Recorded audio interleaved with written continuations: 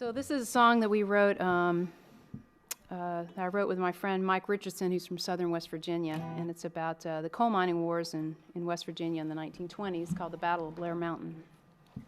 2, 3, 4.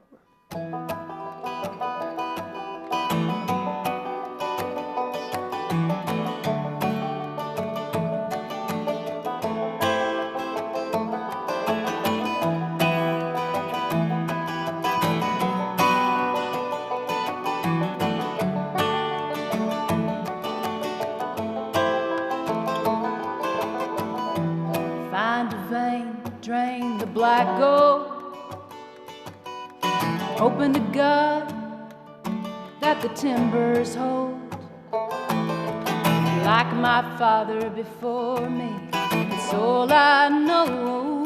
We live only to harvest the coal, harvest the coal.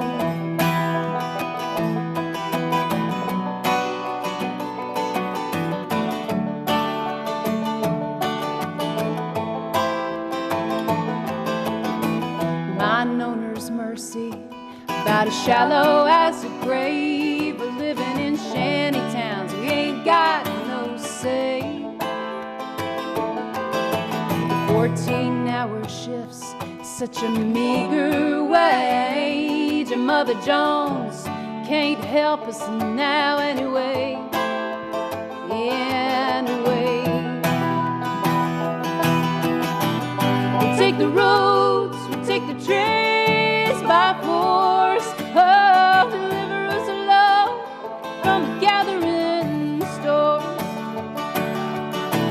Lay down your Bibles, take up your guns. Blair melted, here we come.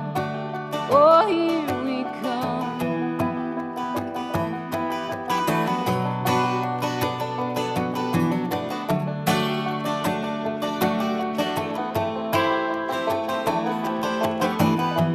Red bandanas that tell us what side you're on. Yeah, we're the rednecks of the Union 1921. We'll leave tonight at 13,000 strong and take the fight to Blair Mountain before the dawn, before the dawn. We'll take the roads, we'll take the trains by force. Oh, deliver us love from the gathering stores. Lay down your Bibles, take up your guns. Blair melted, here we come, oh, here we come.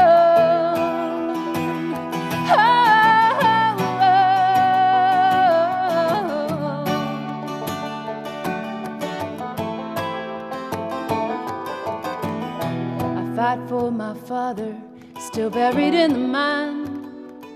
I fight for my son, so he'll have a better life. We're soldiers of a great war, and it don't seem right to treat a man like a dog just to make a dime, just to make a dime. We'll take the roads, we'll take the trains by force.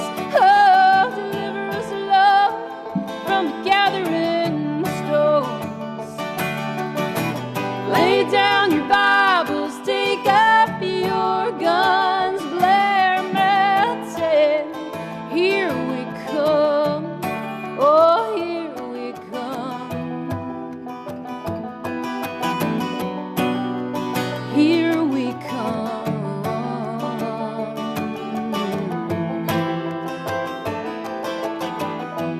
Find a vein, drain the black gold. You better hope to God that those timbers hold.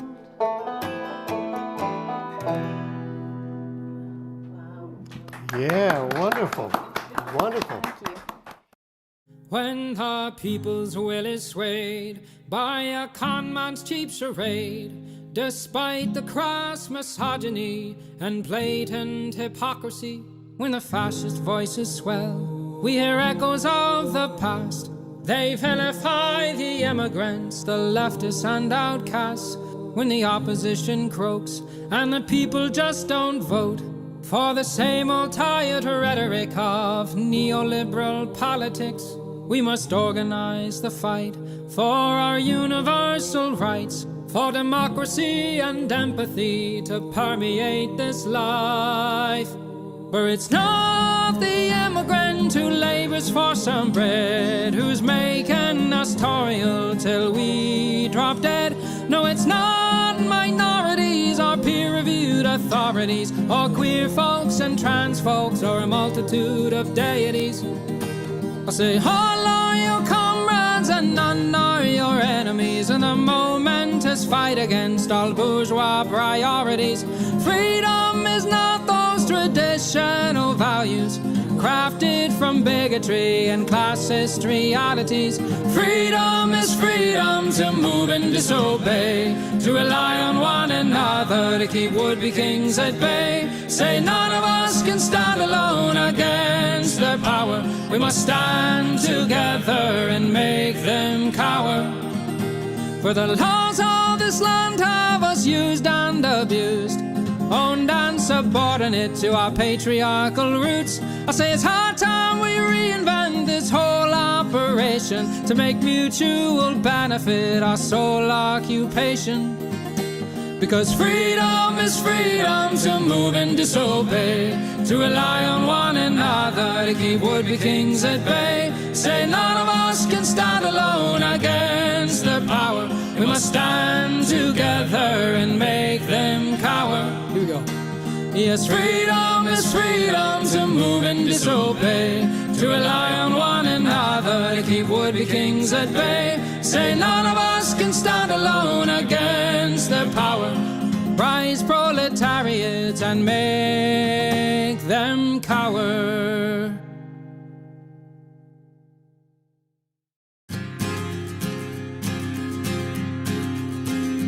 In a pleasant wooded valley lived a huntsman tall and able.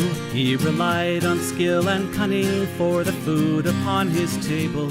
He would walk the forest shadows with his little son in tow, teaching him the archer's art and all that he should know. Keep your eye clear and keen like a falcon on the wing. Keep your heart strong and steady like your hand upon the string. Never bow to a tyrant while your people are laid low, for the highest head may fall to the man who wields a bow. In the valley there was freedom and a man was left to living, but as year gave way to year the ruling men grew less forgiving. On a day as black as death a governor to rule them came, turning landsmen into slaves, and Gessler was his name. In the center of the village Gessler set a lofty pillar, and he ordered every subject, be he serf or be he miller, to do homage to the hat that Gessler placed atop the pole, or to forfeit to the crown his life if not his soul. But the huntsman William Tell came into town the morning after. William heard of Gessler's order and could only roar with laughter. Honest men should hold a rank above a petty autocrat. I would never bow to him, I'll not bow to his hat.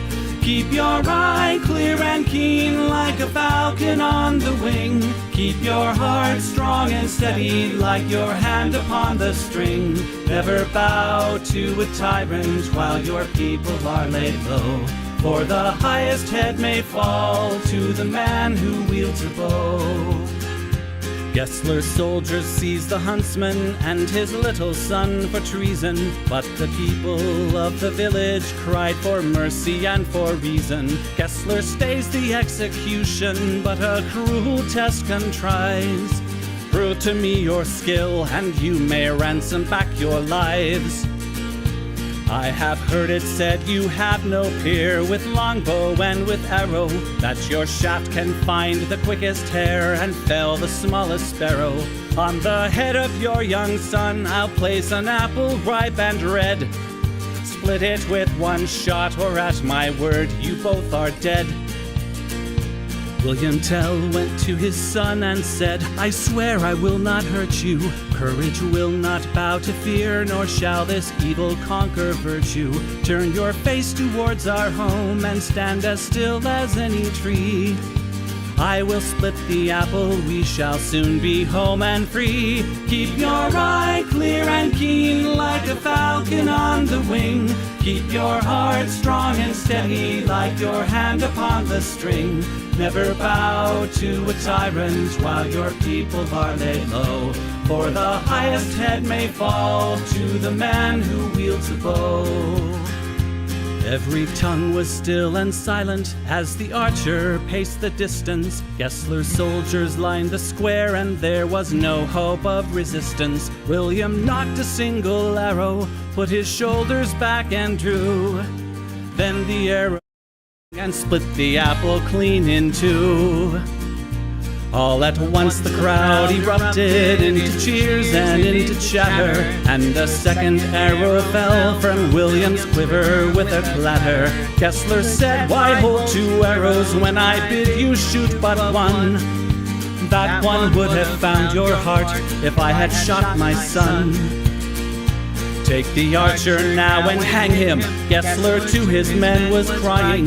But before the soldiers moved, the archer and his son were flying. From the shelter of the wood, the hunter loosed a final dart. Gessler died with William's arrow buried in his heart. Keep your eye clear and keen like a falcon on the wing.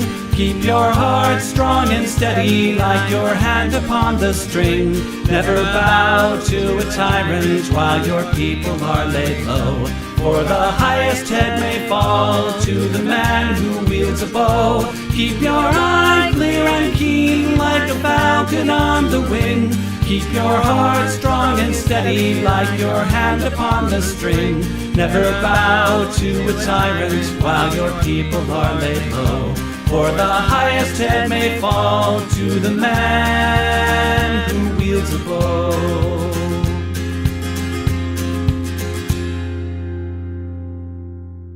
Hello, everyone. How we all doing? Hello, Meowing Star. Hello, Sweet Blasphemy. Hello, Cliff. Hello, Zalman Moose. Hello, Salty Turtle Cupcake. Hello, Small Frog. Hello, Metal Kitty Mom, the metalist kitty we know. Hello, Forlorn 79. Hello, how we doing? Neuron. Hello, Zot. You almost got me twice, Salty Turtle Cupcake. Hello, Matatiatahu. Hello, T-Lave. Hello, Screech. Hello, Sylvie0512. Hello, Bindrong. Hello, Polaire. Hello, Machine Doll. Hello, Failsafe. Hello, Evelyn M. Hello, Queer Devil 666. Hello, Simric D. Hello, Jenny Hello, Cute Dark Arts. Hello, you were almost late because you were watching anime. Hey, fair reason. Hello, Coder Joe. Hello, VBM. Hello, Ransom Ballard. Hello, Kiva Indefer. Hello, Ralphus Simpsonicus. Hello. I don't know why that name tickles me quite so much. Hello, Ectobiologist. Hello, everyone. Hello, Quiet Kitsune. Hello, Anime Sidekick Gal. Hello, Irascended Kitten. Hello, Banana Brains. Hello, Iverxer. Hello, Max Danger. Gotta hop in the shower because I'm disgusting. Hell yeah. Hello, Gamer G. I know. I tried to get started earlier today, and I still missed the boat. Hello, Lady Raincloud. Hello, Blueberry Bumblebees. Hello, Chemizon. Whew. Also, Lady Raincloud saw what you've been up to. So fucking cool. The boat can't be missed. It's running 24/7. So true. Hello, Mr. Malachite. Hello, Loquification. Hello, everyone. You have a Spelunky addiction? It's quickly becoming a problem. Good problem to have. Hello, Nocturnal 8999. Hello, everyone. Hello, hello, hello, Liz Galahad. Hello, Big Jim. Not to be confused with Little Jim. Hello, Sage, Sage, Sage, Sage. Hello, Annalise Azura. Hello, the Rust Bard. Hello, Comrade Girl 2018. Hello, Peace Earth 661. Hello, MS Kitsch. How we all doing, everyone? Hello, a commenter 69. Nice. Putting together a 6-city trans rally across Ohio. We're targeting May. Oh shit, that's so cool. Yeah, let me know what I can do. Sparrow in the Snow, hello. Hello, hello, hello. Hello, Chicky Puffs. How we all doing, folks?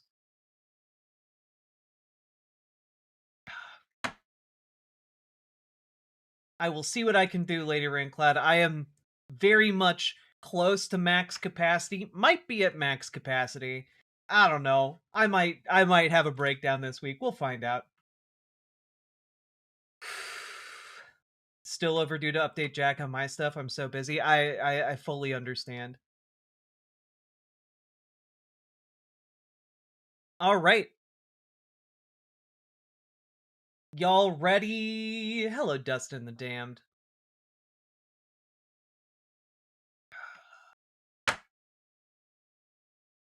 You already did? I feel that in my bones. I feel like so many of us are currently at max capacity. It's rough. Oof.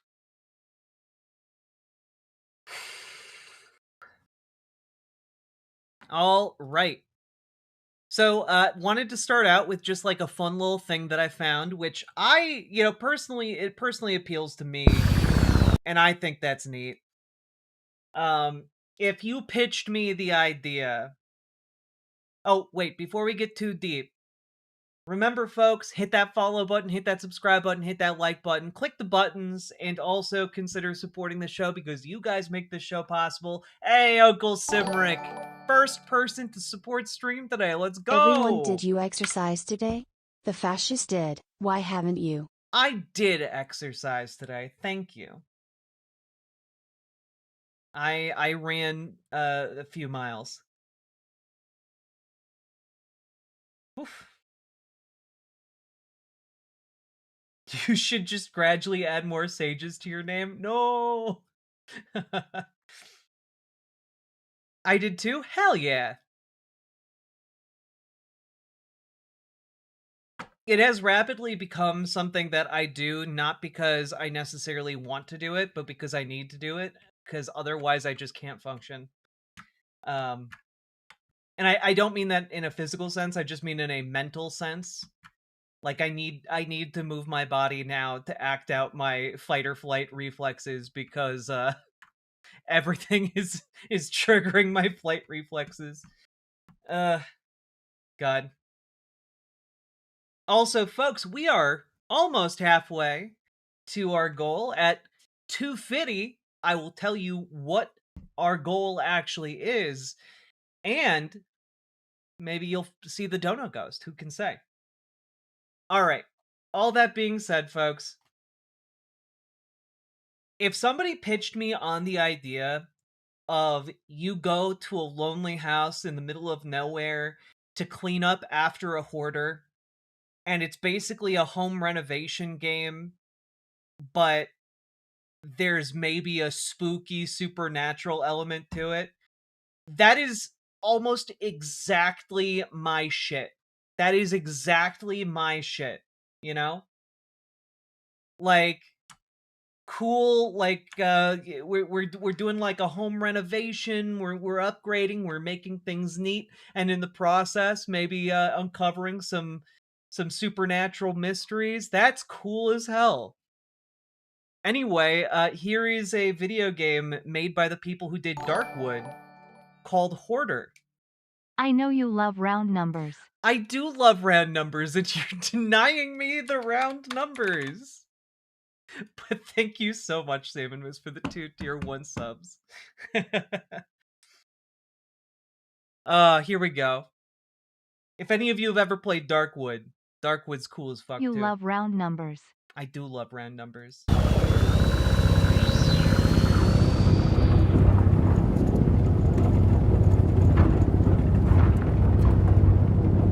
Oh, from the co-creator of Darkwood.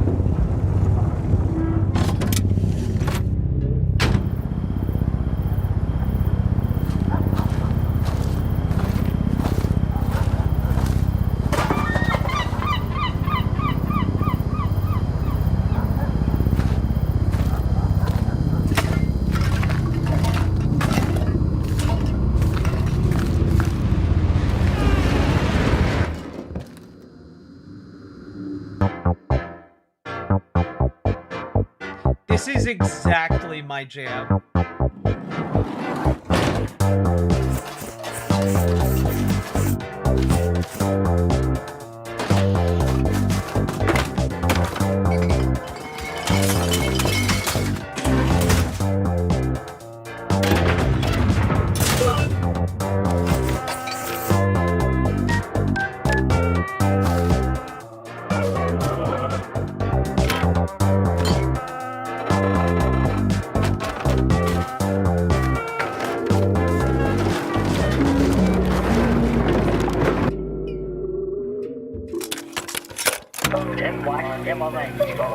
Za oknem naszym zjawiły się dwoje panów przybyszów. Rosło na 2 metry, odziane w kombinezony śliskie. Spróbuję się porozumieć i wywiedzieć, czego im potrzebne.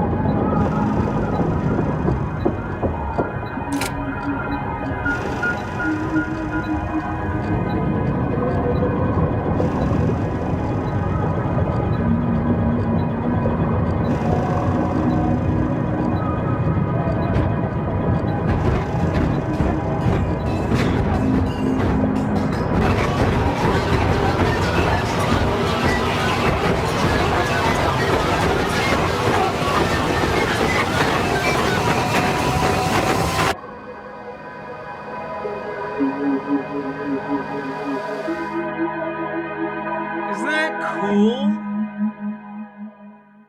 Isn't that fucking cool? Yeah, like you got home renovation.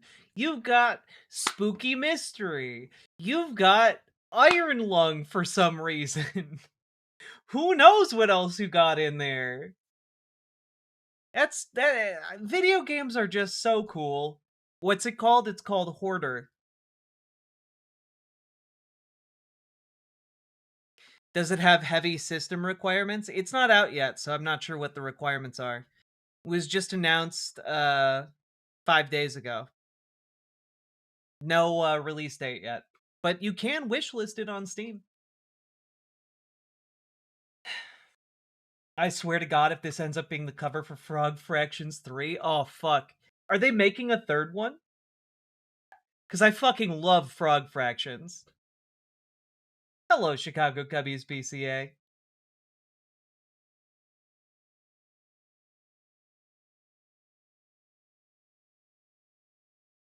Hello, Mabs Alicorn. Hello, Fixer at Home.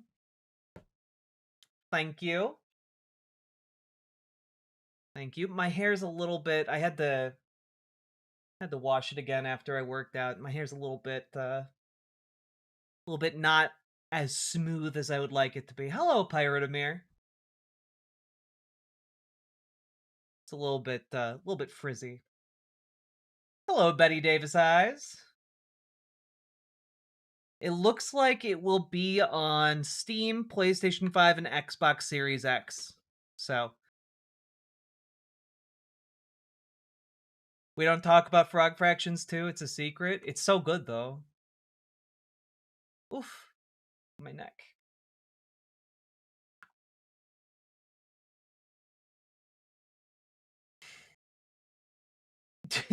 Jack looking beautiful and as always acting the savant. the idiot savant of your dreams. How we all doing, folks? Hello, Fawn over fun. Is your neck okay? Yeah, I just have I've been so stressed my back is really sore and like a muscle in my neck is like frickin'. Is your neck hurting you? Just a little bit. Also, this high crop sweatshirt situation is like the best thing I've ever gotten as a fashion item. Like, holy shit, I look so cool.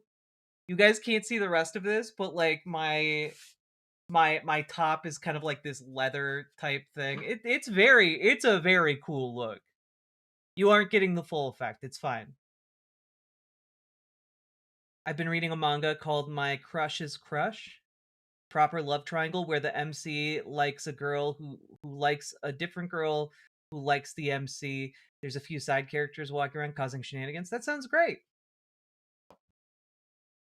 So tired, won't be here too long? Hell yeah. Get some sleep. Get that sleep. All right. You guys ready? Let's just jump right into the show. We're only starting like an hour earlier than yesterday. Shame on me. I wanted to get started so much sooner. All right. On that note, folks, remember to click the goddamn button. Here you go.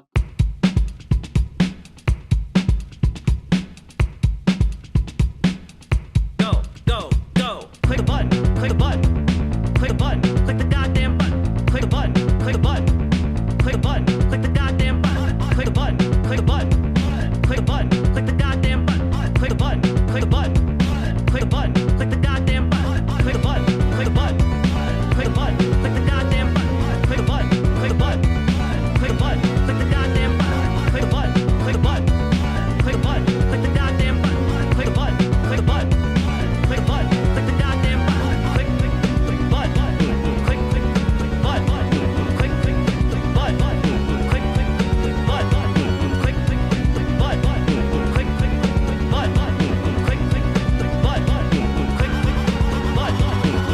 Hell yeah.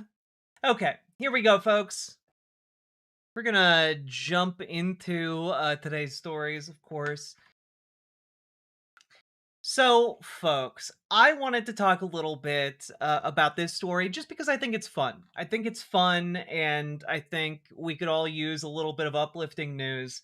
If you're a bit worried about how politics are going here in America, and you know, fair, you should be, but it should be spurring you to action, not like freezing you in place, not spurring you into inaction, right? Because there was a special election down in Florida.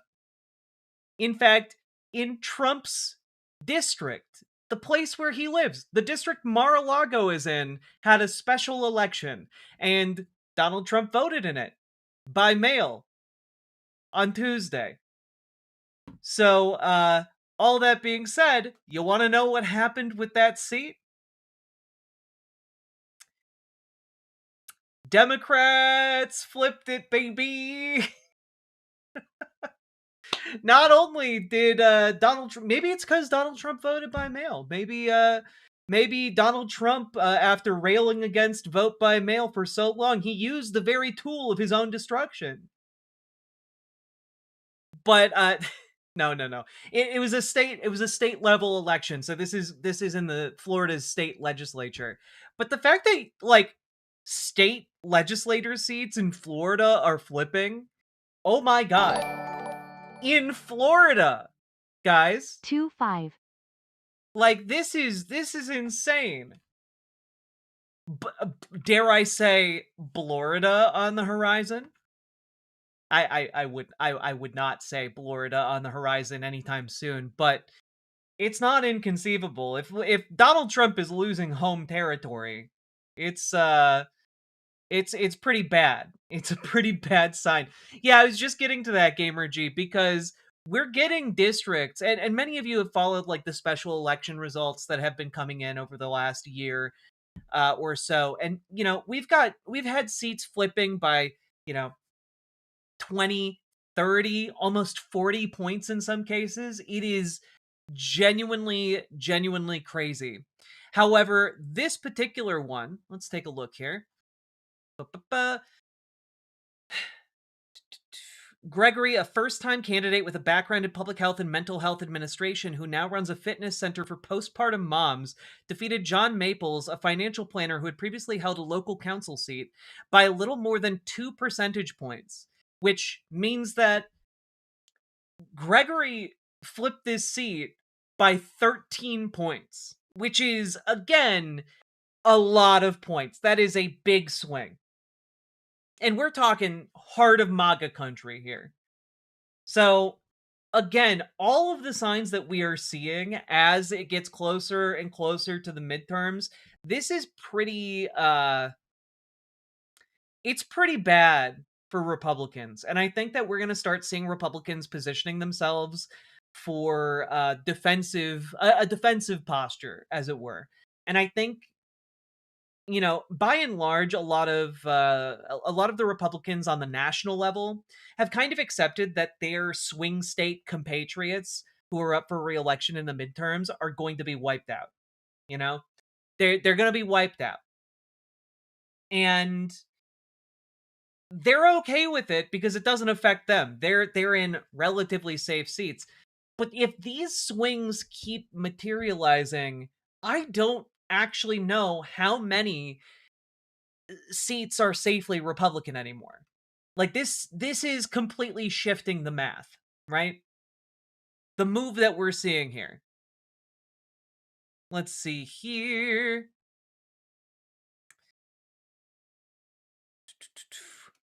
Back in 2024, the GOP incumbent, then State Representative Mike Caruso, won House District 87 by 19 points.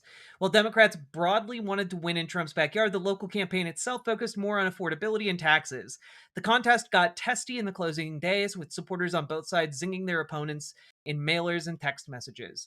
The win continues a series of blue special election wins and overperformances in Florida since Trump comfortably won the state in 2024. Basically, Donald Trump won by colossal margins in a lot of these red districts. Like they are comfortably red Republican districts. And he won by pretty significant margins when it comes to like Republican territory. But what is happening here is that he has, in the past year and some change, pissed all of that goodwill away and heavily mobilized Democrats.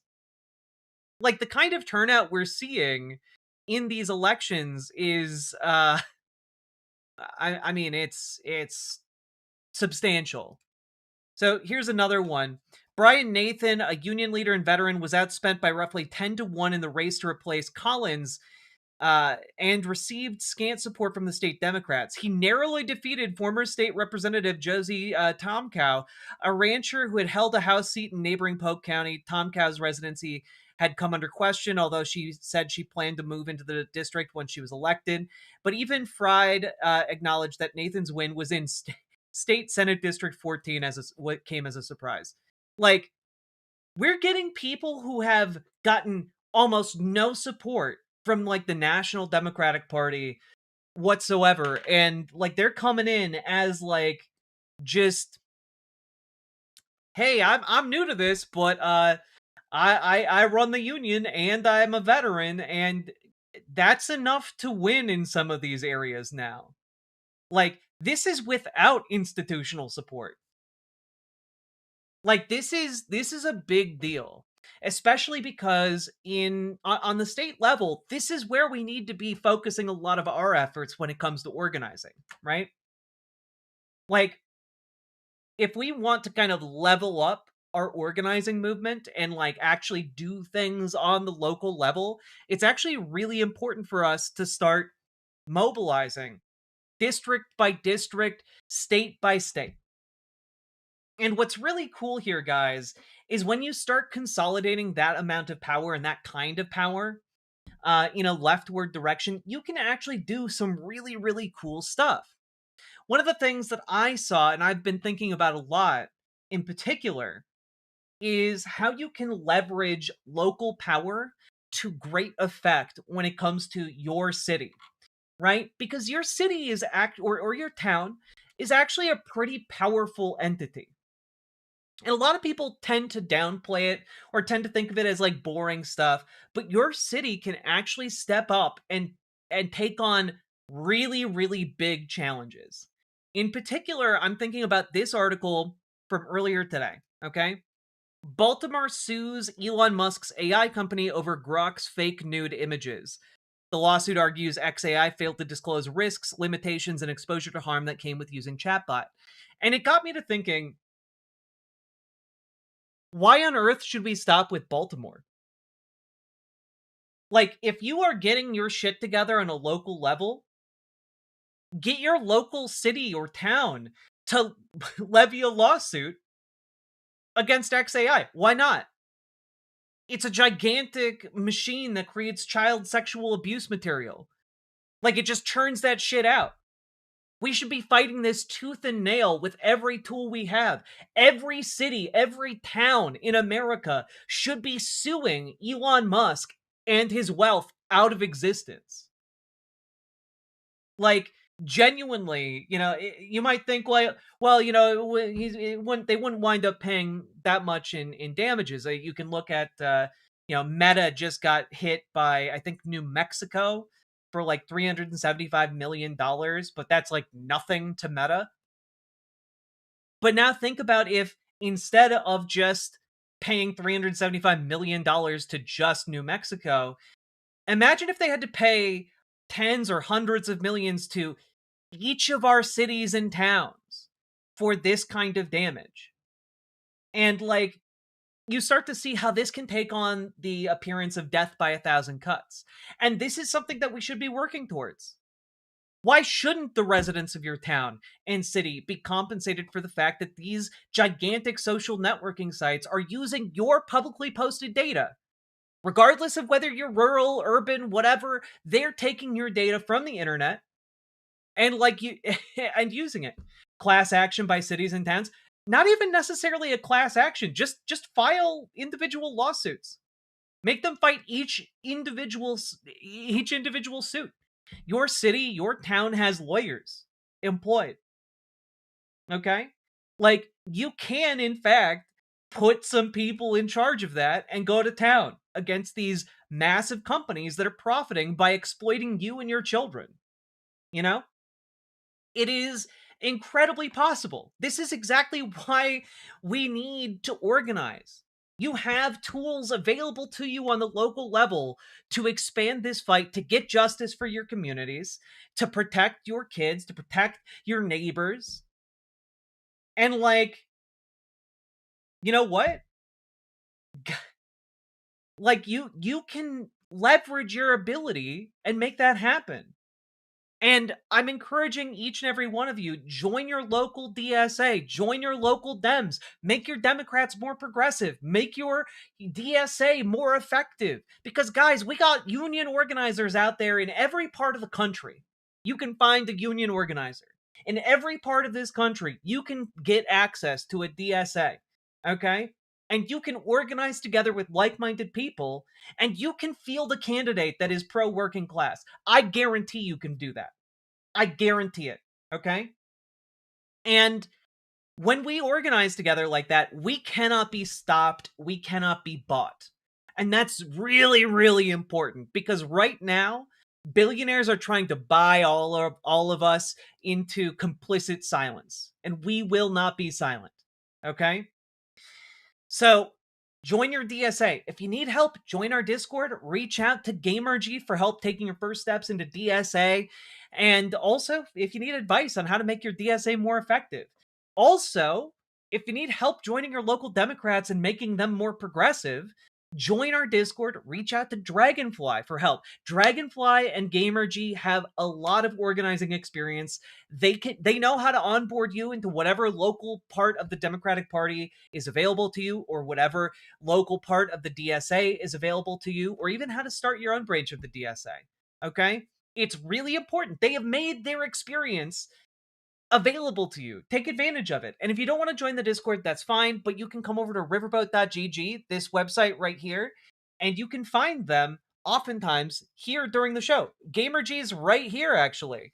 So you can find them. We want to onboard you. We want to make our skills available to you. We want to make your town, your city organized, because organizing is vitally important. It is the lifeblood of us being able to change this country for the better. If we don't do it, if we don't step up, no one will. So I implore each and every one of you to get involved however you can. Okay? And folks, by the way, when you get organized, you can start doing cool shit. Like cool actual shit on the local level. It isn't just limited to, lawsuits. It isn't limited to flipping Senate district seats, or, any of these state level races. But it also comes down to, how are you going to protect your own community, right? How are you going to protect people from ICE when they come patrolling? And I wanted to point this out. This is in Northeast LA, where a woman organized a run club. And in that run club, they map their runs so as to patrol for ICE, to be on the lookout for ICE, to keep their community safe. You can do shit like that when you organize with like-minded people. Get out of your social shell and also, do good for your community. Check this out. Manila Patrol Runners are people from the community who like to run. Our priority when we're running is patrolling. We're looking out if there's any ICE vehicles or ICE agents in the community. And the communities that we're focusing are El Sereno, Lincoln Heights, Cypress Park, and Highland Park. We meet up at 6 a.m. Runners already wake up that early, and that's the time a lot of people are taking public transportation to go to work, and a lot of vendors are setting up. When you're out running, you get to observe what cars are familiar, what cars are not familiar, what people are regulars, what people are not regulars. You get to see if something is off.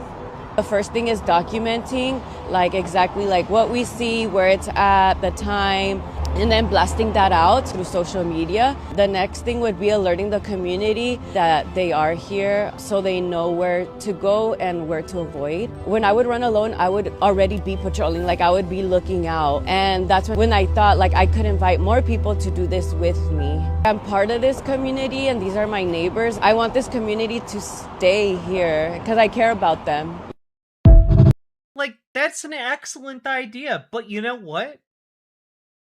You can organize with other like-minded people in your community by going to your local Democratic Party, you're going to your local DSA meetings and talking with people. That's what organizing is. It's just showing up, listening to people, talking to people, and agreeing to do stuff together. This is your way out.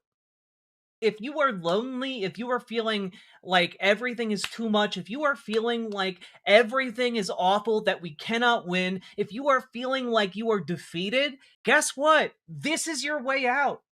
Organizing, joining your local like-minded groups, and doing shit with them, that is what spurs hope. Hope is not just something that happens to you, it is an active choice you make. You must act to have hope. Without action, hope is dead. And so, if you're feeling like everything is too much, overwhelmed, doomery, get active. Go do stuff. Okay? It's very, very, very important. Citizen patrols disguised as jogging clubs is genius, actually. It's not even that they have to be disguised as jogging clubs. It is just a jogging club that also looks out for the neighborhood. Wonderful idea. Wonderful idea. And ideas like this, I guarantee you, they're out there. Other people in your community have great ideas like this and can do other things like this. This is a wonderful thing about working in community. People bring their own ideas and we can figure out all kinds of different cool things to do. Like Brutus Magnuson here. Damn it, I forgot I was going to start a martial arts club in my local DSA. Excellent idea. Wonderful idea. When we get together, we can make community and organizing the same thing. And that should be our goal. To build up our communities, to organize our power, and to bring that kind of energy, that hope, that creativity, not just to the city level, not just to the state level, but to the national level. And I guarantee you, you guys are brilliant. You have so many good ideas. Just get out there and tell people about yourself and about the things you think and about the ways you think can be organizing can be fun and cool and effective and do more. Okay? I believe in you guys. I believe in the power of community. So get organized, join your local Dems, join your local DSA, and hey, we can flip not just Mar-a-Lago's state level county district, we can also flip the entire goddamn nation. And I think that we can actually change this by holding on to one another and loving ourselves, our neighbors, our communities, and beyond. So all that being said, get organized. And if you got anything out of this, hit the like button, hit the subscribe button, and leave a comment longer than 8 words. Really helps in the algorithm. And also, folks, last but not least, check out ImogeneOlivia.com. Gender euphoric lingerie designed from the ground up for trans femmes, but also tested with cis men, cis women, non-binary folks. Everyone who's tried it thinks it's great. It fits. It is non-tucking lingerie. Whether you need a wider band size or a wider gusset just for comfort, it is comfortable, sexy, elegant. Check it out, ImogeneOlivia.com. Link down in the description, and let's keep on going, folks. Woof. Apes together, strong indeed. Radicalize the bicycling club, radicalize your bowling league. Hell yeah. Hell yeah.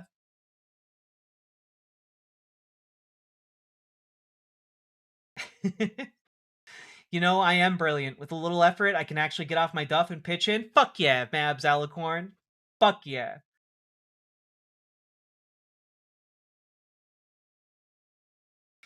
Thoughts on Eric Swalwell as California's governor? Looks like he's the only Dem that has a shot. Sucks he takes that APAC money. I think that as we get closer and closer to 2028, this is another story I was going to talk about a little bit, but we got sidetracked into community organizing, and I don't feel like going super deep into this. But basically, right now, the message that has gone out to any kind of Democrat who hopes to have a national level profile is that they need to stop taking that fucking APAC money. A lot of them are scrambling, and also worth noting, a lot of them aren't actually going to distance themselves from APAC. A lot of them are going to try and figure out how to take APAC money without calling it APAC money. And so we need to be on the lookout for that kind of shit. And my guess is that Eric Swalwell is going to be one of those guys who tries to take APAC money without taking APAC money, if you know what I mean. So, you know, it's gonna be important to pay attention to where the money is coming from in 2028, especially whether people are running for governor or people are running for, you know, president. You know, they have dark packs to hide it in. Exactly. So they know APAC is bad and still take it. Yeah, because they want money.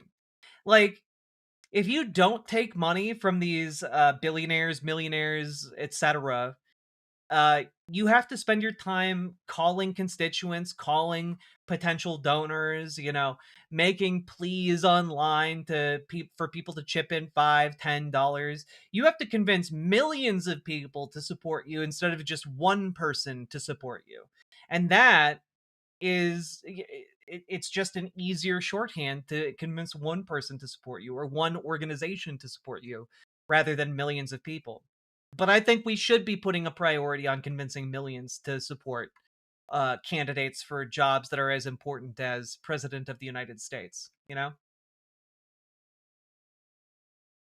It's basically crack to these loot bags. I like the I like the term loot bag. I like it a lot. Hello, Amber Brains. Oof. We started off strong on the Hopium Core. Folks, hit that like button, hit that subscribe button. We've actually been going for over an hour now, believe it or not. Or almost an hour now. So, you know what? Fuck it. I'm going to click this button. And you should too! Go, go, go. Hello, Click Story the Bard. Click the button. Click the goddamn button. Click the button. Click the button. Click the button. Click the goddamn button. Click the button. Click the button. Click the button. Click the goddamn button. Click the button. Click the button. Click the button. Click the goddamn button. Click the button. Click the button. Click the button. Click the goddamn button. Click the button. Click the button. Click the button. Click the goddamn button. Click the button. Click the button. Click the button. Click the goddamn button. Click the button. Click the button. Click the button. Click the goddamn button. Click button. Click button. Click button. Click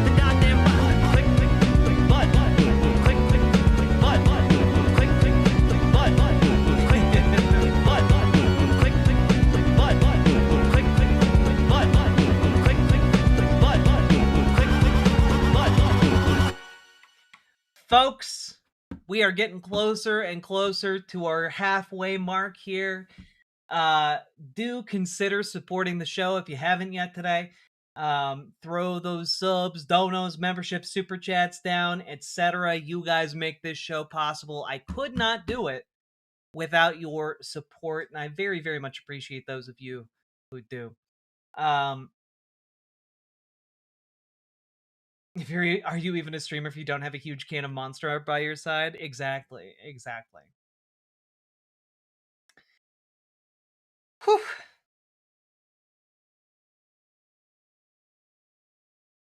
Hello, the Finn Rainbow. I just need some. I need some random millionaire to give me money. Same. All right. Anyone else excited for the No Kings on the 28th? Hell yeah, that's gonna be cool as fuck. Hello, Quentin Hachnebom.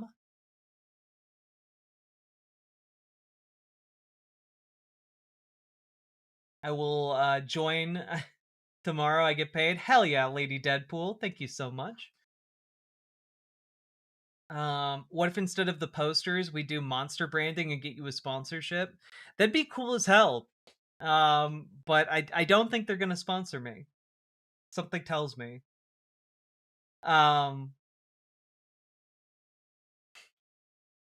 Yeah, the rumblings around No Kings on the 28th is that Indivisible has managed to organize over 3,000 events, which is 1,000 more than the last No Kings.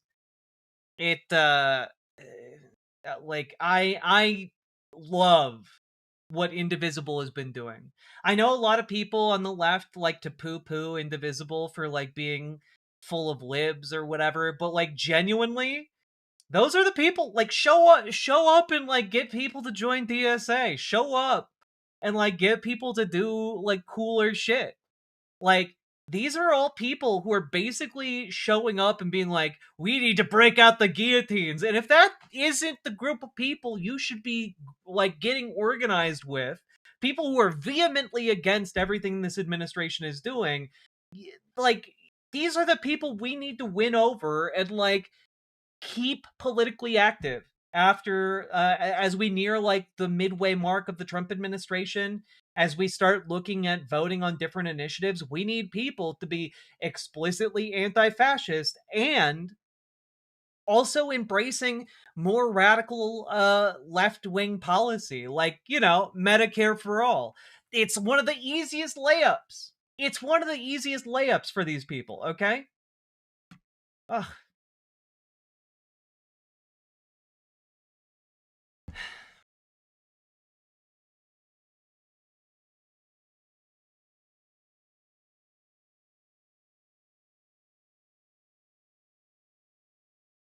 they're not libs. They at least believe in social democracy. Yeah, but I'm talking about like your average liberal wine moms that are showing up to most of these indivisible events. Like the people who are turning out on No King's Day aren't sock dems. Like they just aren't. They are normie liberals by and large. And they probably don't know how to fully articulate their political points of view because they're not thinking about this all the time. But they are angry, they are motivated, and it's like a perfect opportunity to like talk to people. Yeah, they're your mild-mannered geometry teacher, exactly, and your 80-year-old margarita drinking grandma, you know?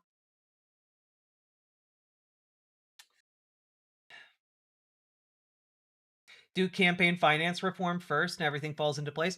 I don't think look, I get frustrated with the idea of like what order of operations to do things in because there's so much to do. And I think that we need to do all of it all at once. Like it can't just be like we're going down our checklist.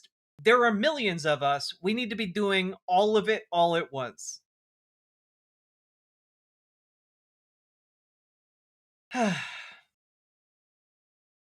My 80-year-old Democratic chairwoman is going to be there Saturday. None of us have an excuse if she's in the mobility scooter. Hell yeah, Fighting Hobbit. Love to hear it.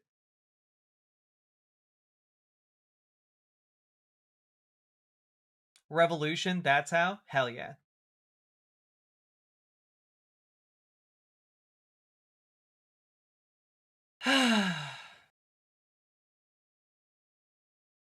Just got done on Jimmy's stream, went scrolling through the verticals, found this. Hell yeah, J. Don Child. Coming on over from Jimmy Snow. Hell yeah. All right, folks. I do think it's funny that Cory Booker thinks he has a shot at winning the presidency in 2028. I do think that's funny. Cory Booker sucks. He sucks so hard. And the fact that he's trying to like play it cool is very like he's been on that APAC kick for a long time. The fact that he's trying to be like, no, I have no relation to it now is very funny to me. Good night, Gamer G. Get good sleep. Anime Sidekick Gal, thank you for subscribing with Prime over on Twitch. Very much appreciate your Bezos bucks. Oh god, we have to deal with him in 2028. We're gonna have like a fucking like just a fucking palooza of people running in 2028. This Politico article alone talks about Gavin Newsom, Cory Booker, Ruben Gallego, Josh Shapiro, Andy Bashir. Like we're taught like right now we're so far out from anyone actually announcing that they're gonna run, but a lot of people sure look like they're getting ready to throw their hats in the ring, you know? And to be clear, most of them are probably not going to announce until after the 2026 election. So probably not until like January, February of 2027.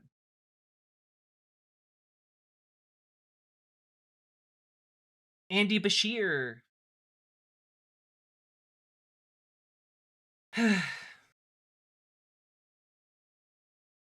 Yeah, I gotta be honest, the Democratic field right now is pretty bleak. The one exception is potentially AOC getting her shit together to run, but you know, I need to see that before I start believing in it, you know?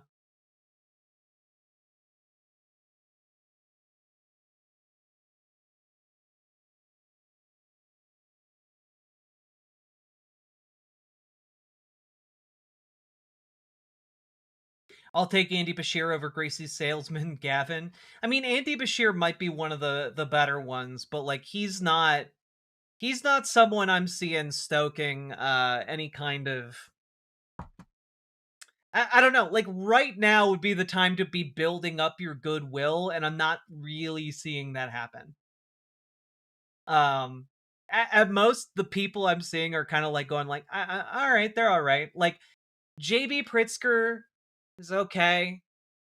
Andy Bashir is okay.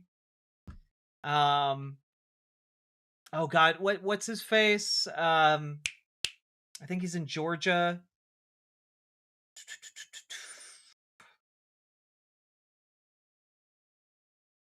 God, he looks like a Kennedy. What, you guys know who I'm talking about, right? Fuck, I'm having a mind fart. Yeah, John Ossoff. Thank you, John Thomas. I knew I could rely on one of the Johns to have me covered. John Ossoff. I think John Ossoff is kind of like a dark horse candidate who could really sneak up in any kind of primary.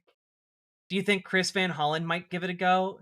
I mean, Chris Van Hollen might give it a go. I would be surprised. And I could see him having enough institutional support to pull it off. But, like, the only person I'd really be excited for is AOC. Like, I'm not... Is Ossoff cool? I mean, Ossoff's fairly lib-brained, but, like, he's been speaking in a way that indicates to me he might be taking a shot at higher office in his public appearances. We'll have to see. I do think Pritzker is going to make a go of it. He's been on that Ozempic kick for a bit. He's apparently lost just a ton of weight, and I think he's trying to make himself ready to run in 2028. Ossoff would be Obama again. That's my fear. I think that might be a well-founded fear. Isn't he a Zionist, though? I don't know if John Ossoff is a Zionist. I do think he takes that PAC money, though. AOC versus Pritzker. And again, I'm not sure what AOC's plan is here. I do know that, like, in 2028, I think she's going to gun for a higher office. I just don't know if she's gunning for Chuck Schumer or if she's gunning for president, you know? What, is losing weight a presidential requirement now? No, but, like, it's a move to try and look better on camera, you know? And not that Pritzker has ever had a problem with that in the past, but I think it's part of his game plan to give himself a presidential demeanor.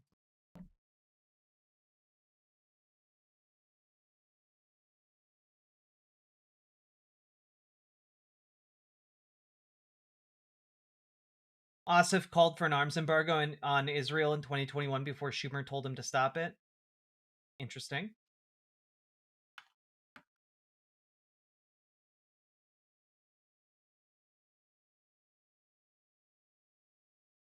So stupid that people need to do appearance to run, just be themselves. I mean, the problem is, like, you have to do media appearances, you know? Like, if Abraham Lincoln ran today for president, people talked about how screechy and scratchy his voice was. It'd be a really big problem in an age of, like, visual and audio communication, you know? I wish Tim Walz would run. You know, if Walz had responded better to, like, the fraud allegations going on in Minnesota, I'd be right there with you. As a Minnesotan, I'm a little bit peeved that he capitulated and, like, dropped his bid for governor in response to, like, fraud allegations. I felt like that was particularly weak.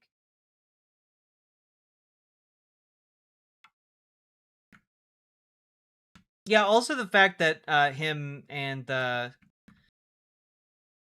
what's his butt, the mayor of Minneapolis, have just been dropping the ball in terms of ICE response.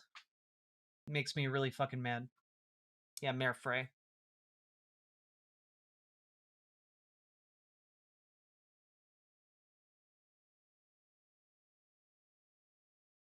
All right.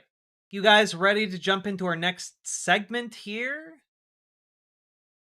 We're going to talk a little bit about James Talarico. All right.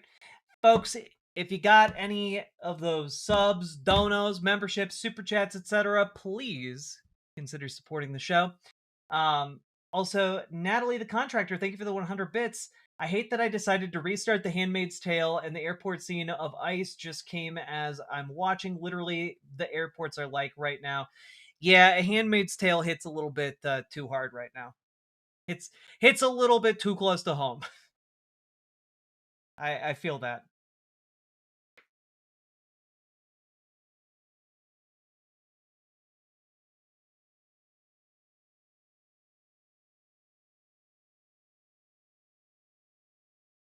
Okay. Here we go. So, folks, we are going to be looking at a clip from the Michael Knowles show here, wherein Michael Knowles argues woke religion has gone too far. And this is from a lengthy 42-minute long video. And it's him sitting down and talking with Dr. Jeremiah Johnston, who, as far as I can tell, is like some kind of mega church hotshot religious guy who made a name for himself by being a doubter of the Shroud of Turin and then miraculously discovering that it is completely legitimate. Oh my god! He had a come to Jesus moment about the Shroud of Turin. And so Michael Knowles is all over this guy, but I thought it would be interesting to look at their reaction to a James Talarico sermon in particular, because I don't know. Number one, I think it'd be interesting to see, what they are continuing to say, especially after Pete Hegseth's pastor called for James Talarico to be killed, unironically. The far right evangelical nationalist movement in this country is absolutely going insane over James Talarico and the fact that his Christianity is explicitly anti-Christian nationalist. So let's take a look at this appearance, and I just have to say, if you imagined in your head a guy who was just the real world version of one of the Righteous Gemstone boys, you basically know already what Dr. Jeremiah Johnston looks like, because oh my god. Oh my god. Who is this? We've never heard what have this you to do before. with us? Yes. Yeah. That's my response. Okay, next one. Christian nationalists walk around with a mouthful of scripture and a heart full of hate. Oh my goodness. Don't tell me what you believe.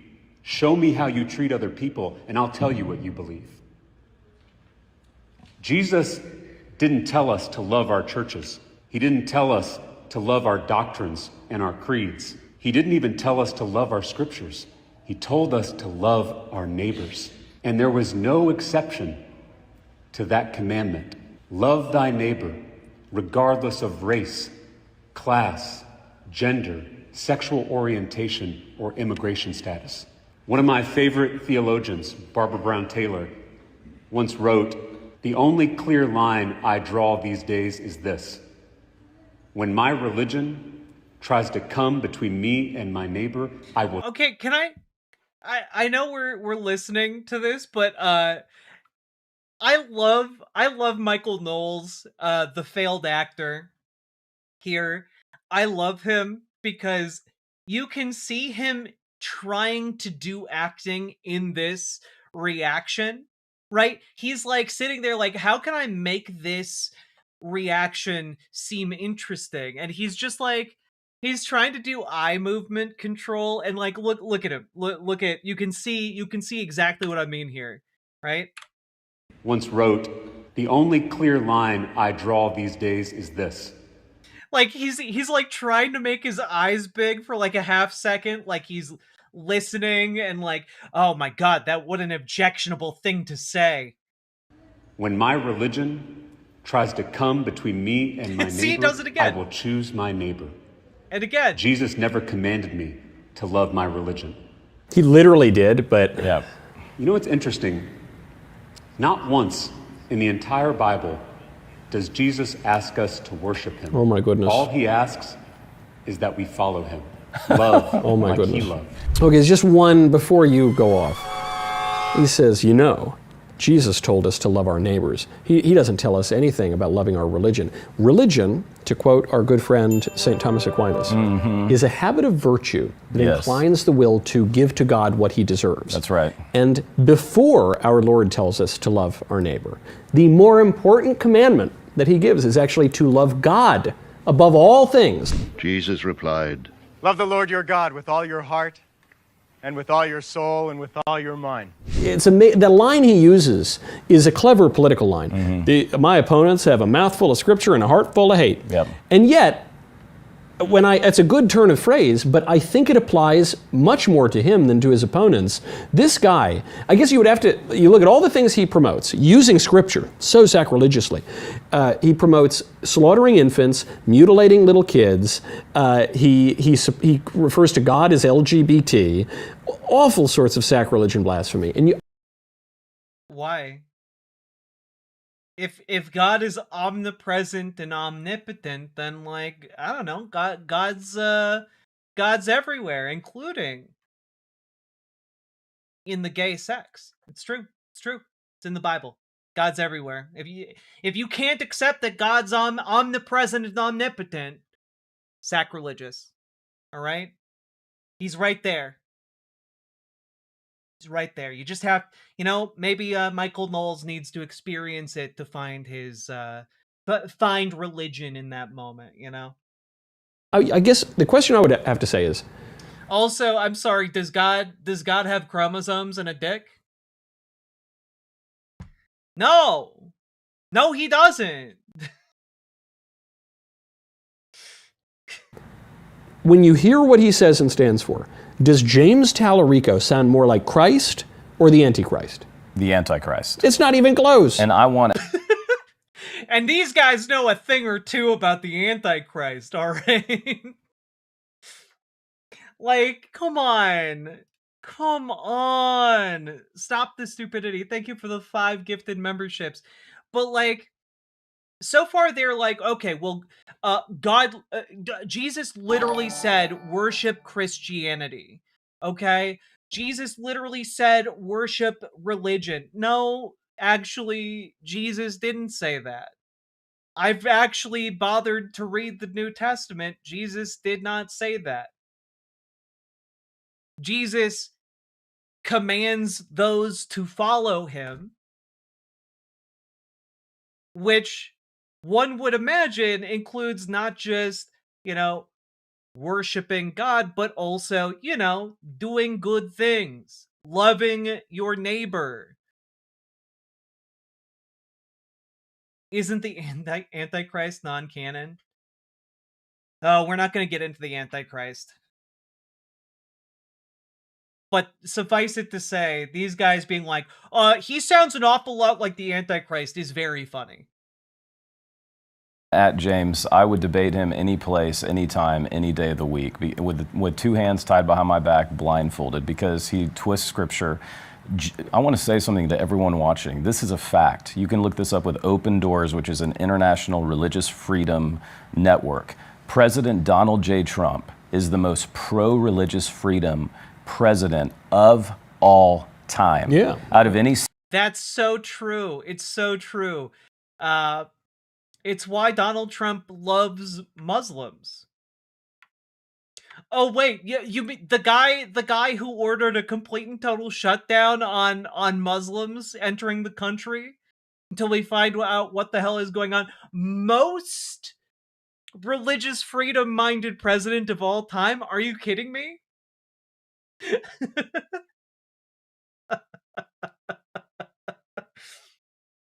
Yeah, the guy famous for his Muslim ban? That guy? Okay. All right. I mean, I think when he says pro-religious freedom, he means Christian nationalist president of all time.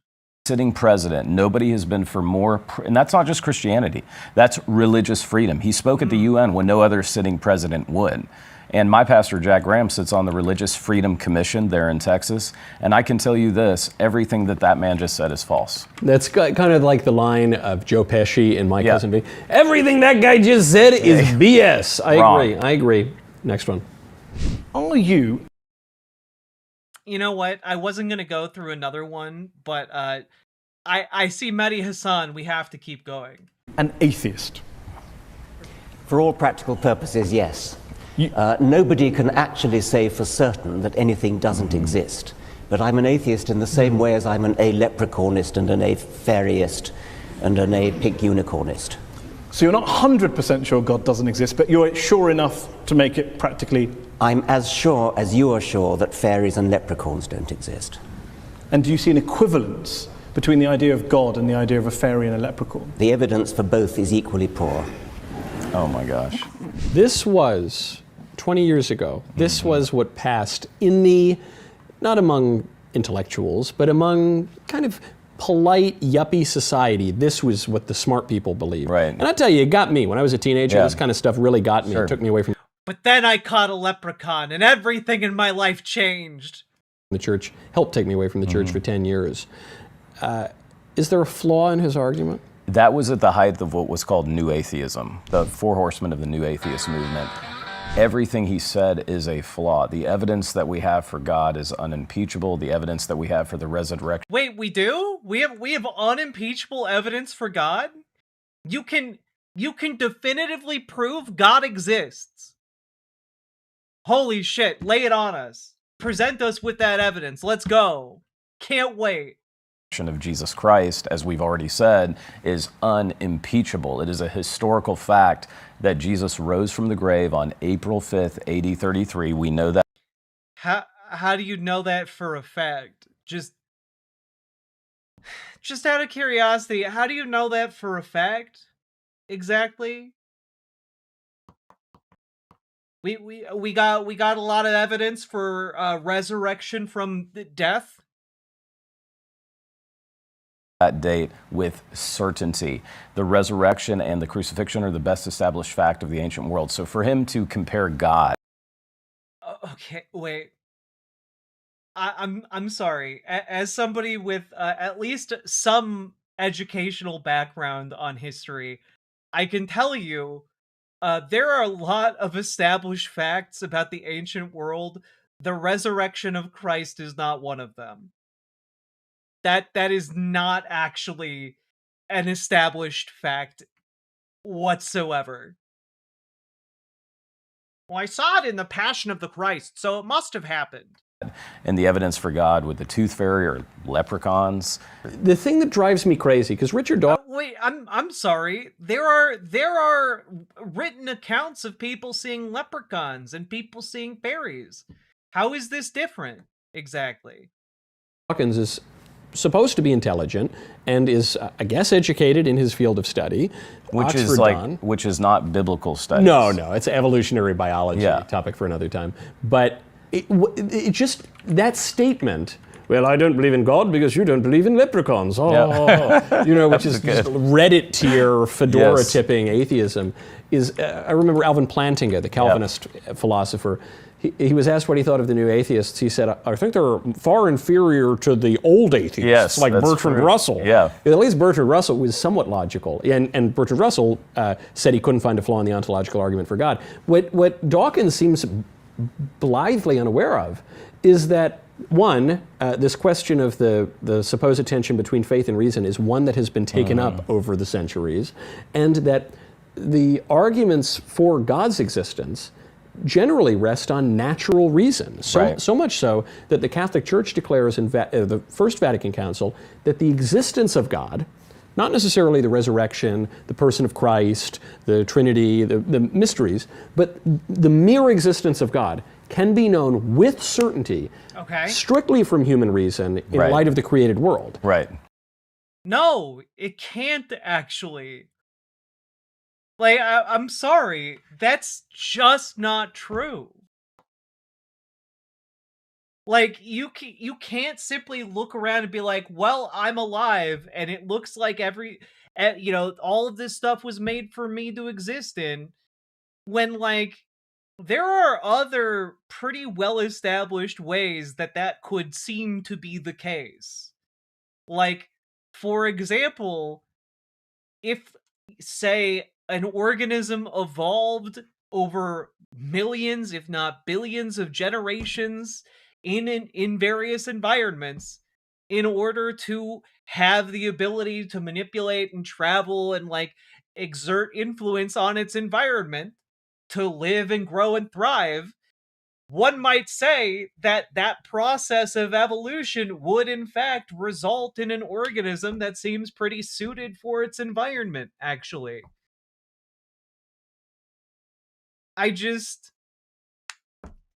This is not like when they are like, well, you can know by just looking around that, like, God exists. No, you can't, actually. It is not, in fact, a logical leap to look around and say, ah, yes, I have the ability to manipulate my environment very well, and therefore God must be like a supreme being must have put me here.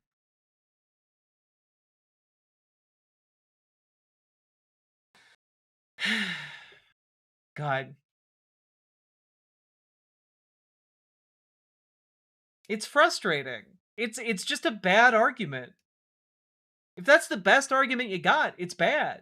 St. Thomas Aquinas famously has his 5 ways. One, his most famous and his favorite one rests on empirical evidence, right. Observing change and motion in the world. But there are many, many other arguments, and you just think teleological argument, design, yes, the ontological argument, all of it, cosmology, yeah. Purpose, meaning, and I want to say something. My heart does go out to purpose, meaning. You can have purpose and meaning without God entering the equation at all. Like, I have nothing against people who, like, believe in a higher power or anything like that, but, like, the idea that they're looking at this and being like, yes, it is a definitive fact that God exists, that's a strong statement. Like, I can take the idea that people believe things on faith, and that faith is a particularly important subject and thing that people operate with when it comes to their religious predilections, right? But you can't say there is empirical evidence for God and then your argument is actually not empirical evidence of God. Like, that's deeply frustrating to me. Richard, I have a book called Unimaginable: What the World Would Be Like Without Christianity. In part 2, I studied these atheists. And without getting into terrible detail, he had some serious childhood trauma. Serious. And when you look at the new atheists, most of them have broken relationships with their dads. Well, Hitchens was public about this. Why does the other guy look like Guy Fieri's less accomplished brother? That's Guy Fieri if he didn't use spices. Right. I mean, his mother called him. He missed the call, and then she stuck her head in an oven. Exactly. So, There's you're right. trauma, I do and they same with Bart Ehrman, a problem of an experience of evil, suffering, and pain. So I don't want you to think that he doesn't believe in God for an intellectual reason. It's an emotional reason. Well, that's a good. Oh wow.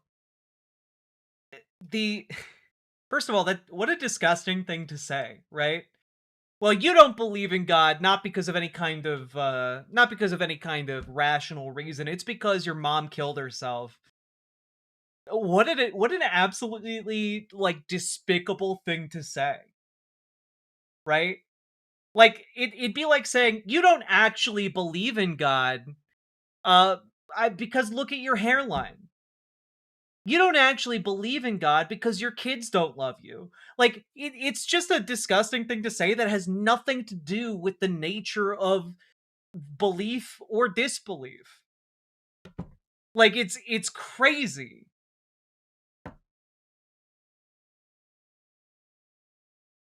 If there was perfect, unimpeachable proof of God, there'd be no need for faith. Exactly.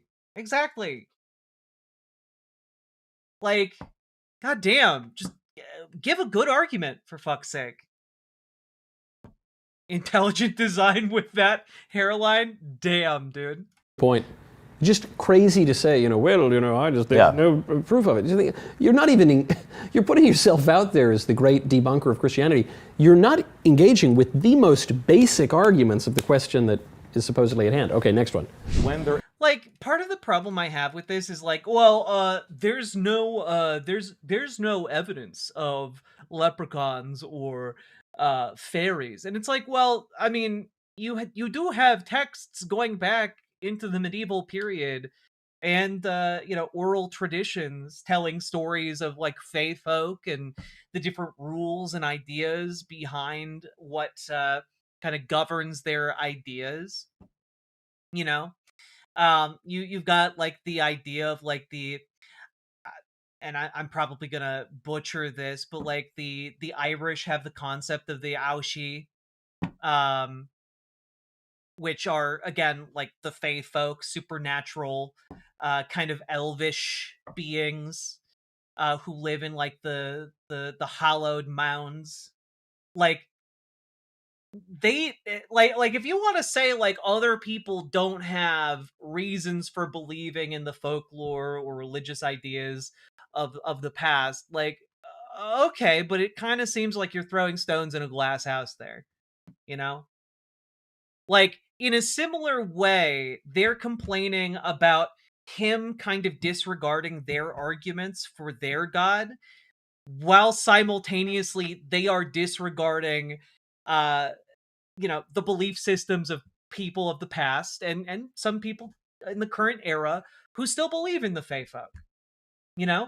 Like it would seem to me that like if you want to take an issue with his argument, then you might want to seriously engage with the argument that he also made against other other creatures like the fairies or fae folk. It just seems to me like very hypocritical, very much throwing stones in glass houses, etc. It's very frustrating. We're not going to continue down this road. This would be a very deep rabbit hole to go down. But I thought that the issue that they brought up with James Talarico, basically just saying, oh well, he's the Antichrist because he's talking about loving your neighbors instead of loving your religion. And like, I gotta be honest.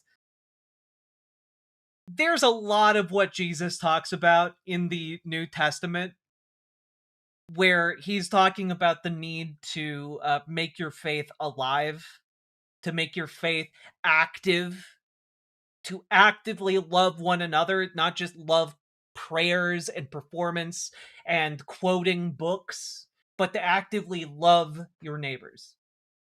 There's quite a bit of it, actually, that is in the text specifically. And these people are just like, well, no. You shouldn't love your neighbor. That's of the Antichrist. You should be, you don't love your neighbor. That's of the Antichrist. You should be loving your religious beliefs above all else. And in fact, who do we have to thank for all of our religious freedom right now? Donald Trump. That's right. That's right, folks. Don't love your neighbors. That's of the Antichrist. Love your religion and love Donald Trump. Is in like that's what they're actually arguing here when it comes to James Talarico. And I find that absolutely fascinating and such an indictment upon both of their professed religious belief. God, the way the far right has been attacking James Talarico is just utterly insane. Utterly insane. That guy is literally made. The guy literally made of gold. Yeah. The guy who shits on a gold toilet, he's your god now. God. It really is amazing, Hypervisor. It really is. Anyway, that's about as deep as I wanted to get into that. I just wanted to look at their take on James Talarico. We got a little bit deeper than I intended, but the desperation they attack Talarico with tells me he was the correct choice. I do think he is making good on his promise to basically be a knife in the heart of Christian nationalism. and his brand of Christianity that he is bringing with him, I think has the capacity to utterly dissolve the hatred with which Christian nationalism has risen to prominence in this country. And I think it is a great service he is doing in that endeavor. So, all that being said, folks, if you got anything out of this, hit the like button, hit the subscribe button, leave a comment longer than 8 words. Apparently helps in the algorithm for some reason.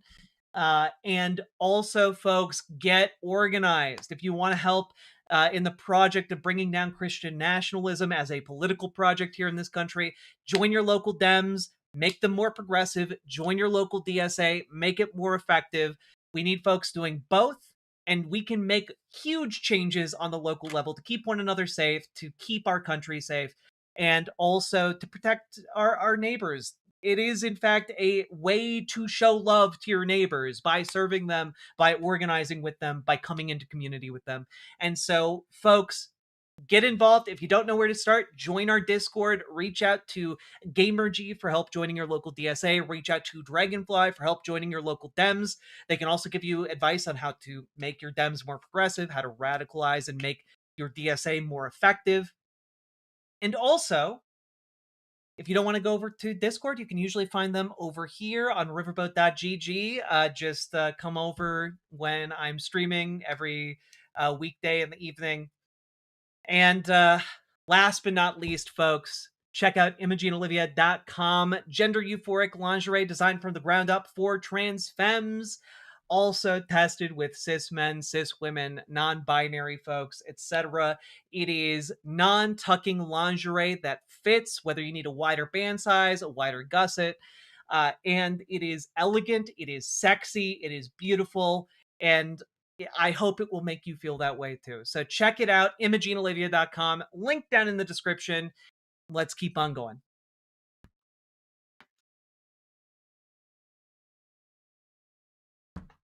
Oof. Baby Bat 65, you are very welcome. They do call me Streamboat Jack sometimes. Non-tucking people, it will give you superpowers. True. True. Like a saying. True. Not backed by the FDA, but true. So, folks, we have done it. We made it through. We did the thing. Just want to say, Coder Joe, thank you for gifting Story the Bard a sub. Have some garments, friendo. And also, again, Stop the Stupidity. Thank you for the 5 tier 1 subs. And Kaylin Lee, thank you for the $5 super chat. If there's perfect unimpeachable proof of God, there'd be no need for faith. Shake my head. Exactly. Whew. There we go. Folks, we are slowly inching up towards our goal. Do we got any BWA energy out there to take us even closer to it? At 250, I will reveal what our incentive is here, folks. Very excited to talk to you guys about what we're going to be covering if we hit 500. I'm an ex-Catholic, but I still care. Similar boat, ex-evangelical fundamentalist, and it is frustrating to see religious belief mangled like this. I'd probably describe myself as like an atheist, or maybe a agnostic, but it's still frustrating to a certain part of me to see these people like going through and being just snide assholes about the entire thing.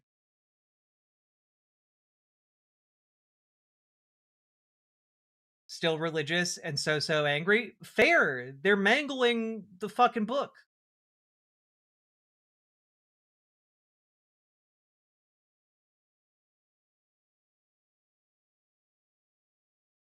My union is going to be in the next No Kings. Fuck yeah, Stygian Skunk. Let's go. Nothing from the vending machine on this restock, but I did have lovely small talk with the checkout lady, and I have an ice cold Mountain Dew. Fuck yeah, Max Danger.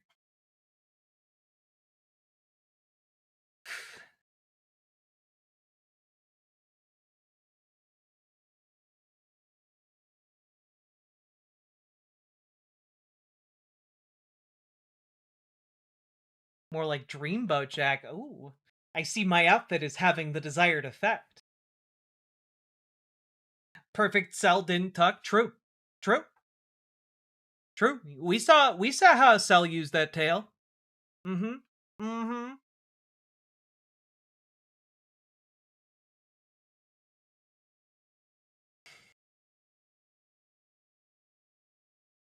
I can't do no kings working. Sorry guys. Guess I'm a fed now. You're with us in spirit.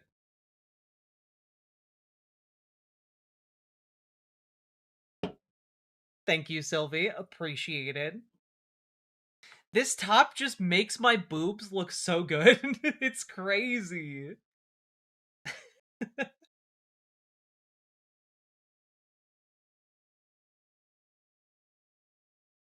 IMHO Cell's tail sucked. It looked gross. It was very gross. I thought you shrank your shirt somehow. Nope. Leather top is peak. Thank you. Isn't it though? It's so good. No, it like literally sucked. Oh, gross.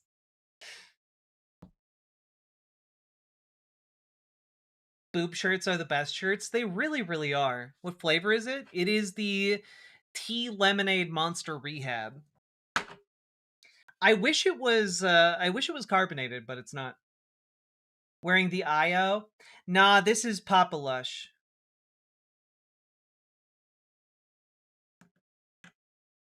But I would wear IO under this if I could fit it. But as you can see, it's a very tight top. So Imogene Olivia does not actually fit underneath this this tight of a piece of clothing. That it has a built-in kind of bustier. Think the carbonation would ruin the tea? Maybe. She's an inch away from the stereotype. Want to hear a banger? Nani? 1, 2, 1, 2, 3. Oh, that is a banger. I have heard that. When that man is dead and gone, absolutely. Absolutely, Fighting Hobbit.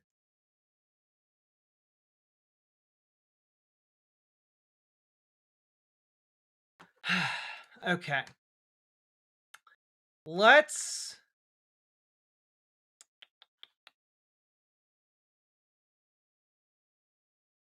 You know what? Let's just, you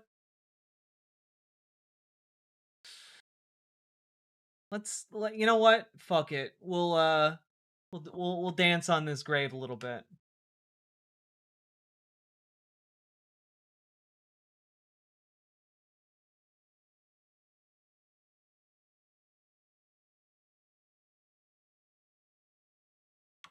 So, folks, let's just talk a little bit about the fact that OpenAI has officially shut down its Sora, generative AI film generator, whatever you want to call it, I guess. But it's very, very funny. So basically, the AI film industry has been dealt a colossal blow. And Northern Fox, thank you for the gifted membership.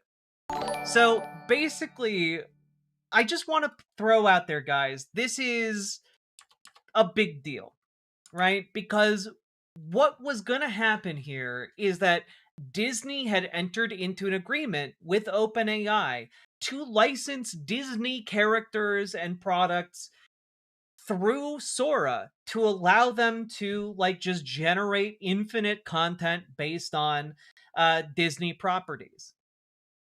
And for this, it was basically a $1 billion investment into Sora.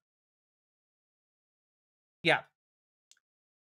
Disney pledged to invest $1 billion into OpenAI and Sora in order to make this happen. And that happened last year. Since then, I don't know if any money actually changed hands, but this basically is killing OpenAI's attempt to break through into motion graphics, film, whatever you want to call it. I feel like using these terms, the reason I'm kind of stumbling around what terminology to use is because it feels weird calling AI film or anything like that. It's just generated garbage, essentially. And what we are now seeing is the implosion of Sora because it cannot sustain itself. Like, to kind of get an understanding of what was going on financially with Sora, they were asking people to subscribe for $20 per month to generate AI videos.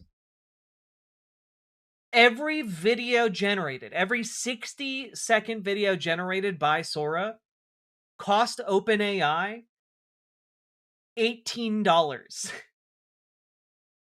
And so if you have users who are only paying $20 a month, they are costing you like almost as much money every single time they use your product. This was not sustainable. This was not sustainable whatsoever. And so without this $1 billion investment, Sora just was an expensive money pit. That's all it was. And, you know, you have to imagine that the premise of Sora was that they were going to just use this at a loss as like a marketing gimmick in order to try and get companies like Disney to heavily invest in it, improve it, etc., and like win over the entire Hollywood industry to be paying into Sora as the actual way that the company made money off of this. And it turns out Hollywood was not too keen to give up their IP rights and allow people to infinitely generate content using Sora. And this was, in fact, a majorly doomed endeavor. So the company put out a statement saying, we're saying goodbye to Sora, to everyone who created with Sora, shared it, built the community around it. Thank you. What you made with Sora mattered, and we know this news is disappointing. We'll share more soon, including timelines for the app and API and details to preserving your work. The Sora team. It's like people, to really put a cap on this, people were saying this was the future of cinema. This was the future of everything. And like, it just wasn't.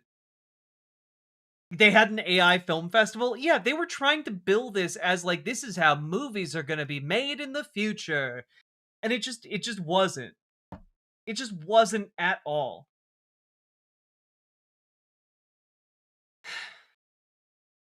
You ask Disney, the company that ruined copyright law just to keep a cartoon from entering the public domain as long as possible, to give up their IP rights. I mean, yeah, that's essentially what it means to have your products and ideas and properties put into and up for grabs in a film generator. You're basically just giving up the rights to all that shit because infinite things can be generated out of that, you know? And it's wild. It's just wild. I don't think Sora, I think, only launched like last fall, so it's been less than a year before they have to shutter this. Which also means that the amount of money being hemorrhaged by Sora just alone is probably astronomical. We might never know how much money was flushed down this pit. It is incalculable. Incalculable. And I just also want to throw out there that the fact that this failed when it was one of the premier efforts of OpenAI indicates exactly where the AI industry is going. They couldn't make this profitable. The entire AI industry itself is not profitable. There is nothing going on in AI right now that justifies the level of investment that is returning profits to those who are using it. Like, it is genuinely just the circle in the drain here. And my hope is we're going to start seeing more and more of this because clearly Disney did not believe in this once they started looking at Sora in depth, right? Like, Disney backed out of this deal and I assume are saving most of their $1 billion.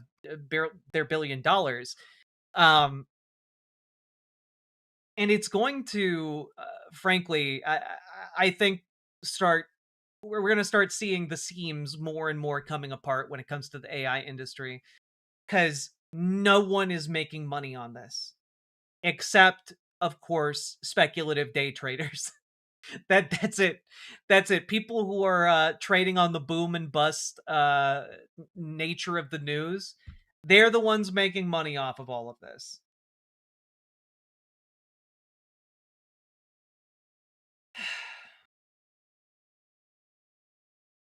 It doesn't matter. There are open source video generative models that if you have the hardware, you can run it. I mean, look, you can certainly try and run this yourself, but the issue is it's always going to remain shitty. The only way that this technology gets better is with trillion-dollar AI data centers. And even with a lot of those being built, the technology still sucks. It still sucks. So, like, what's going to happen here is you're just going to have shitty clones and copies of Sora bumping around. It's not going to be that useful. It's just going to get worse as people copy and copy and copy and lack with every iterative copy the actual training data for these models. Is the bubble popping? Are we free? You know, I would argue that it is potentially possible that this is one of the early signs of the bubble popping, especially given oil costs going up as a result of the Iran war. And I think we could be seeing the bubble pop, especially if energy prices go way up. So we'll have to see. But I do find this all very, very funny. Do I need to stock up on potatoes now? I mean, I bought a bunch of beans and rice. So that's my take, all right?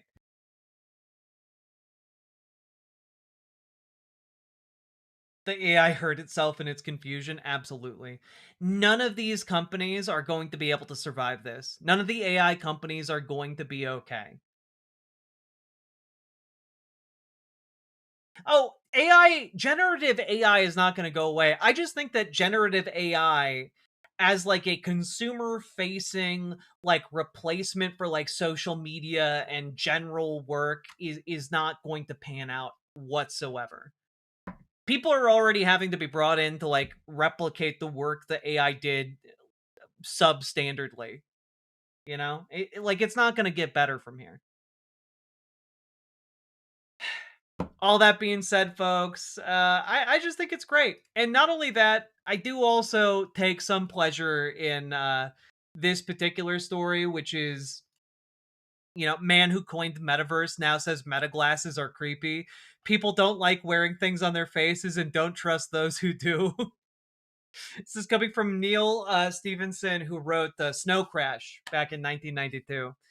And I think it's very funny in a dark way that the guy who basically wrote the book on, hey, don't do Snow Crash, don't make a metaverse, this is a bad idea, has lived to see his idea completely and utterly vindicated by the worst megacorps on the planet. And not only that, his main takeaway is people really hate shit on their faces. And the people who show up at your parties wearing these things on your face, on their faces, are creeps and weirdos and are not to be trusted. It's incredible. It's incredible.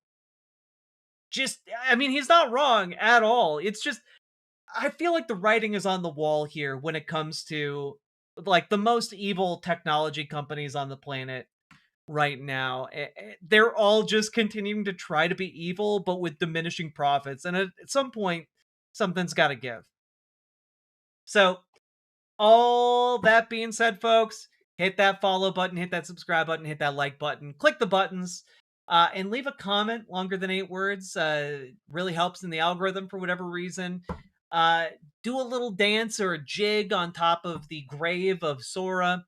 And folks, last but not least, check out ImogeneOlivia.com, gender euphoric lingerie designed from the ground up. Don't know why I said ground so weird.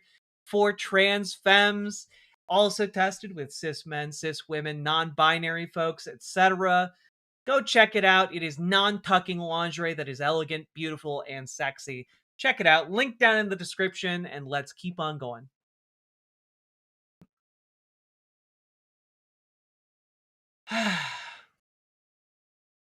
The fact that VR chat outlasted the metaverse and like a $1 billion campaign to do what a bunch of gay furries were able to do, like, incredible underdog story, perhaps quite literally. Hello, Dragonfly.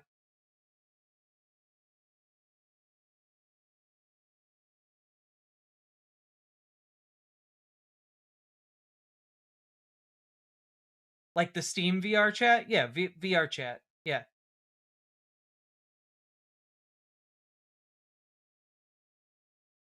May I send you this YouTube clip? Sure. You're welcome to send me clips, of course. How about Second Life? Second Life's been around forever. I've been rewatching The Office and saw the episode of Jim and Dwight making characters in Second Life. It was pretty great. All right, what is this? Oh, this is what I wanted to show. Oh, this is all I love. This is the best. I read this aloud this to myself. This is the best sequence of events. Friday's press gaggle, barely exaggerated. Oh, I did see this exact post, actually. It's fucking insane. At 12:03 p.m., President Trump told reporters he wanted a ceasefire with Iran. At 12:05, he declared victory. At 12:07, he announced he was sending Marines. At 12:08, he said no boots on the ground. How do you do that in 60 seconds? At 12:11, he said he did not want a ceasefire. At 12:16, he declared victory again. At 12:17, he asked for a ceasefire. At 12:23, he told NATO they were cowards. At 12:29, he said Iran was begging for a ceasefire. At 12:31, he said everything was perfect. At 12:36, he said $500 oil was a good thing. At 12:37, he demanded Iran open the Hormuz. At 12:39, he said Hormuz was never closed. At 12:41, he said the U.S. was not at war with Iran. At 12:42, he declared victory in Iran.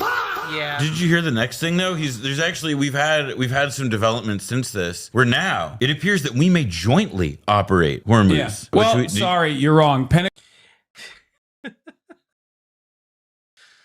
Oh God. It's so stupid. It's so fucking stupid.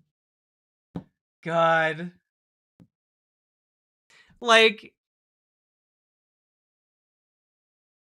I think it's pretty clear that to anyone who is actually bothering to pay attention to Donald Trump on any of what he's saying regarding Iran, that he has no idea what he's doing. He's desperate for a way out of it and is trying to declare victory so he can like leave this situation, but simultaneously it's like watching his ego and his base political survival instincts fighting for dominance.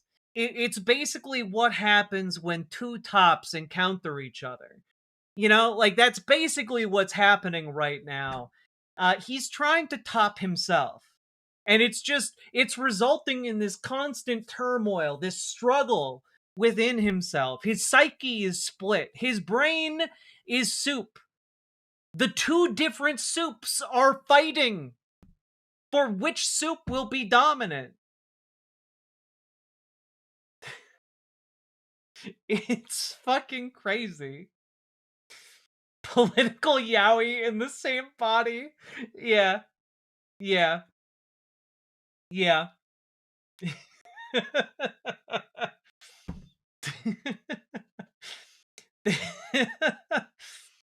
Oh god, everything is so stupid. Brave, brave, brave, brave Sir Robin, banjo Brave, emoji. brave, brave, brave Sir Robin.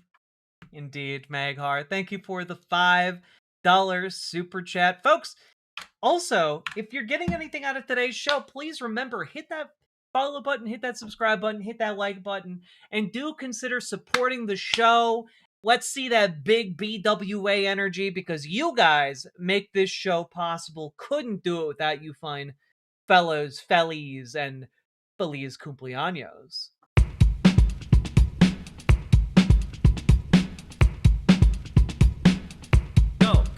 Go. Click the button. Click the button. Click the button. Click the goddamn button. Click the button. Click the button. Click the button. Click the goddamn button. Click the button. Click the button. Click the button. Click the goddamn button. Click the button. Click the button. Click the button. Sexist. Click the button. Click the button. Click the button. Click the goddamn button. Click the button. Click the button. Click the button. Click the goddamn button. Click the button. Click the button. Click the button. Click the goddamn button. Click the button. Click the button. Click the button. Click the goddamn button. Click button. Click button. Click button. Click button. Click button. Click button. Hell yeah. How we doing on likes? Do I have to berate you guys some more to click the button? You know, we've got like over 400 people watching right now. All right. Folks, if you're getting anything out of this, hit the like button. The fact that we have like 400 people watching and we only have 206 likes, those are rookie numbers. I believe you guys can hit 300 likes. I believe in chat. Don't make me regret believing in you, okay? Also, we're at 211 out of 500 subs, on our way to our goal. Again, at 250, I will tell you what our goal is. And I think you guys will enjoy it, or at least find it somewhat interesting. Max Danger, thank you for the gifted membership. Very much appreciated. Let's go. Balls Deep 6969 has become a member. Fuck yeah.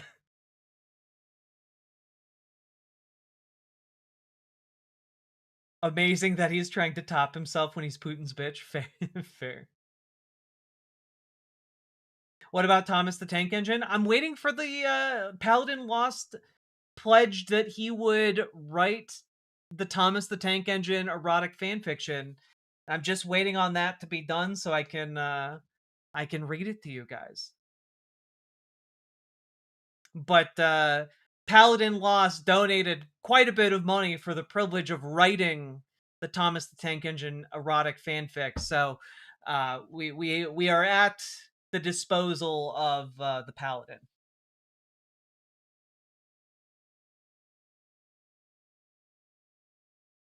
I hope it's extra erotic. Cupcake Chaos, thank you for subscribing with a Prime membership. Let's go. All right. Oh, we don't want this right now. All right.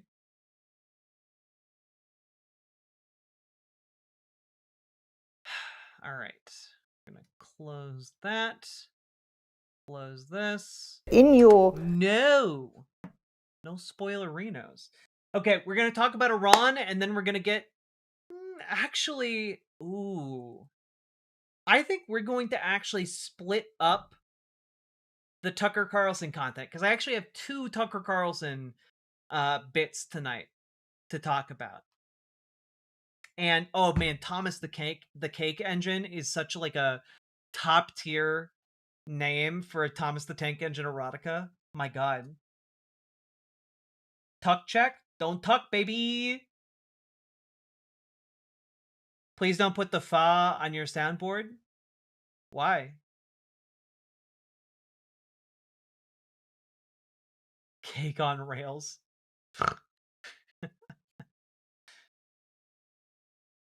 All right, we're going to move Iran in between the 2 Tucker Carlson segments. I must. No, stop it. Stop it, Michael Knowles.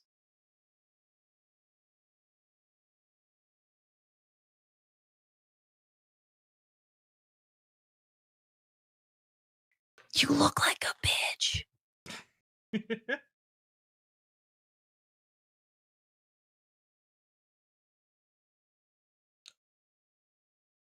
Oh no, wait. Okay. I thought that I accidentally turned off my headphones when I bumped into them. Was that Frantifa? Yeah, we got a lot of different sound clips. My favorite might still be the Sake Tanuki edition of the whenever an NPC type of person is talking, you know, just like a boring, conservative, disgusting piece of shit.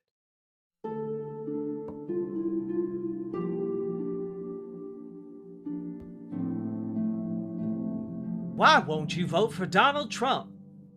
I just don't get it. I was out in my orchard the other day and thinking about how great MAGA is. Don't you love being MAGA? Stop right there, citizen.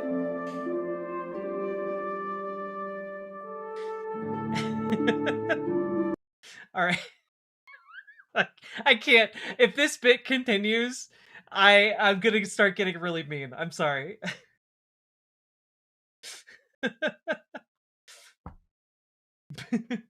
I saw some ice the other day. Horrible creatures.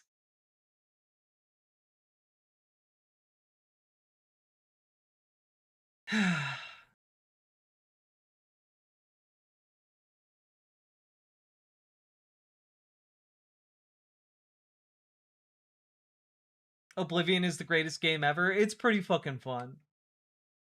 Playing Tamriel Rebuilt Morrowind right now. Did a double take when the audio file started playing? I'm sorry. Granola Pancake, I do apologize. All right. Are you guys ready? We're going to jump in some Tucker Carlson. Okay. Here we go. There we go. Are you guys ready?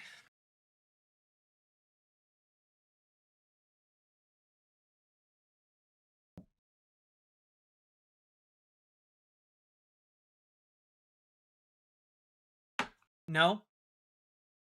Do I have a Tucker? Of all the voices I have on this soundboard, I don't think I have any Tucker Carlson sound clips. Huh.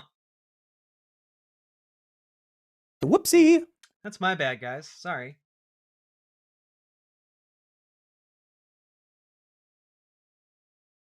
Like, I have so many great clips. Yeah, I just really like girls.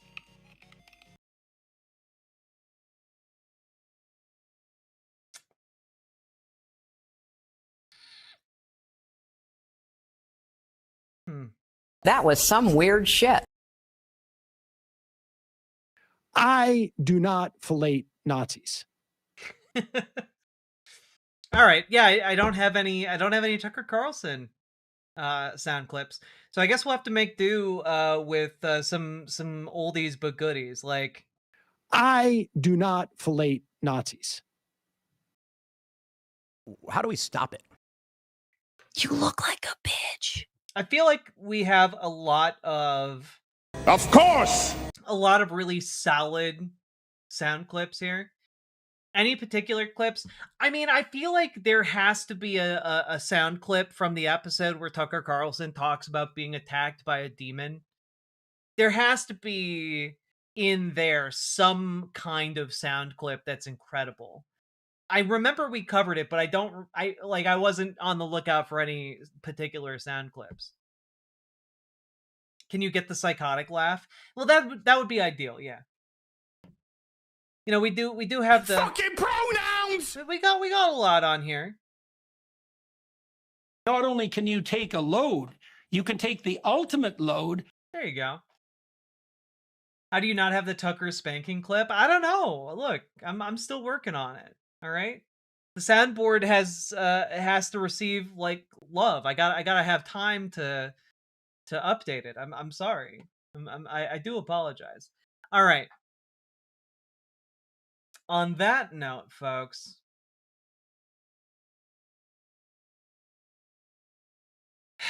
let's jump into it.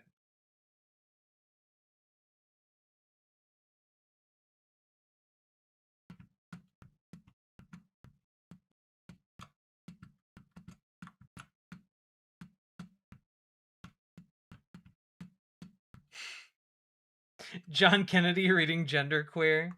Yeah, this is the only one I got. The next time you get in trouble, call a crackhead. Oh, God. All right. Here we go, folks.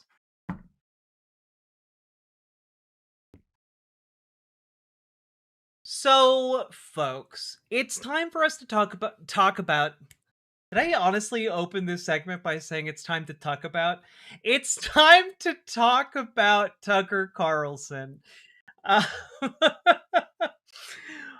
And I have to say, it's been really disappointing to see a bunch of people, you know, from Mediasan to other folks in like the leftist, like streaming content creator space, talking about how like Tucker Carlson is doing a great job. Like, look at him. He's an anti-Zionist. He's against the Iran war.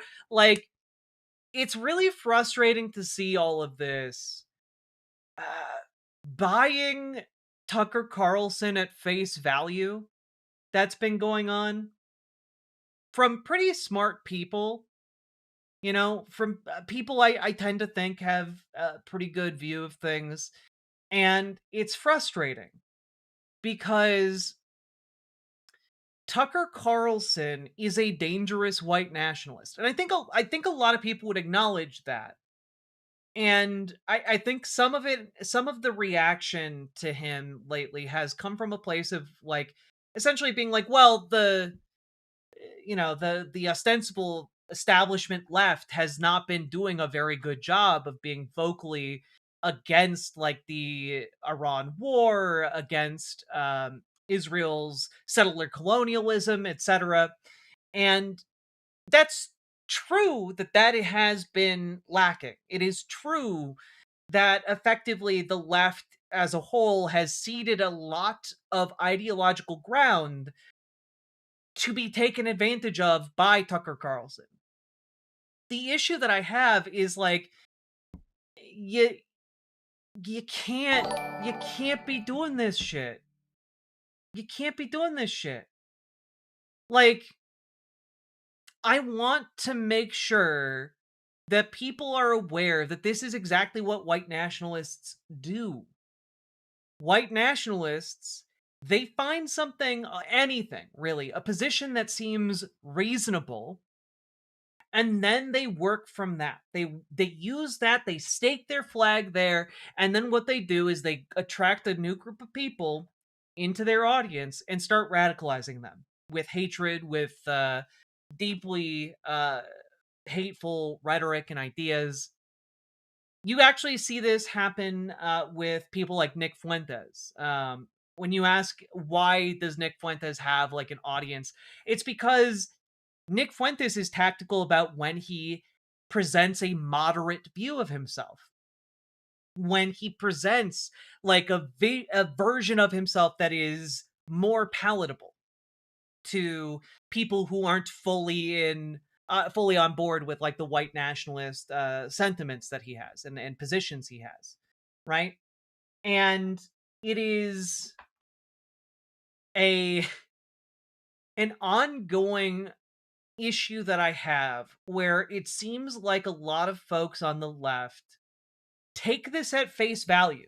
And in right now I'm thinking about like people like the Young Turks in particular, who have been taking this kind of anti-war woke right narrative and kind of running with it as if the idea of like being anti-war in this particular context is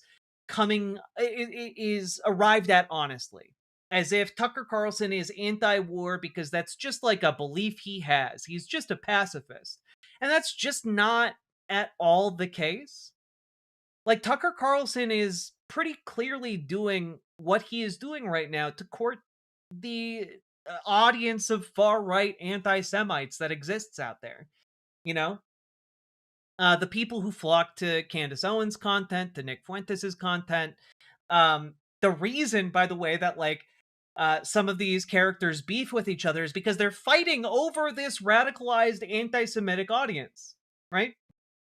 And that isn't to say that being anti-Zionist is the same as being anti-Semitic. It's just that in this particular case, the left has left the ideological battlefield too vacant. And conservatives like Tucker Carlson are moving in to try and take advantage of that, to stake out this anti-war position as like a something that makes him stand out as a reasonable individual while pushing his white nationalist ideas. And that's really dangerous. And in particular, I wanted to focus here on a clip that was posted by The Economist. Now, The Economist interviewed Tucker Carlson a few days ago, and a lot of people have been latching onto this as like, oh my God, look at that, Tucker Carlson. He said it. He said the quiet part. He said the quiet part out loud. We need to be against this. Like, oh my God, the center left has lost on the issue of Israel. And like, I want to look at this with clear eyes and like kind of help everyone here understand what's happening. So let's dive into it. In your copious podcasting about this in the last 2 weeks, you have made the argument very strongly that the United States has been pushed into something not in its own national interest by pressure from Israel and the lobbying power of Israel. Well, it has been. The question is whether the person who makes the ultimate decision, who would be President Trump, should have pushed back. That's it. Of course, Trump should have pushed back. As previous. And again, this is what allows him to look reasonable, right? Where he's like, of course Trump shouldn't have taken us into this war, because that is a correct position to have. The issue is he is coming at this to court an audience of people who believe that Jews control the world, that Jews are behind the machinations that have convinced Donald Trump to go along with this. Like, that's what he's doing here. He's good at switching codes to speak to moderates. Exactly, Max Danger. Exactly. And what's the difference in them covering a Tucker or Nick elevating their voice and you covering them on your streams? Is it simply in the type of framing? I think so. I think you need to cover this as a white nationalist who is that's what he's doing. He's going here as a white nationalist.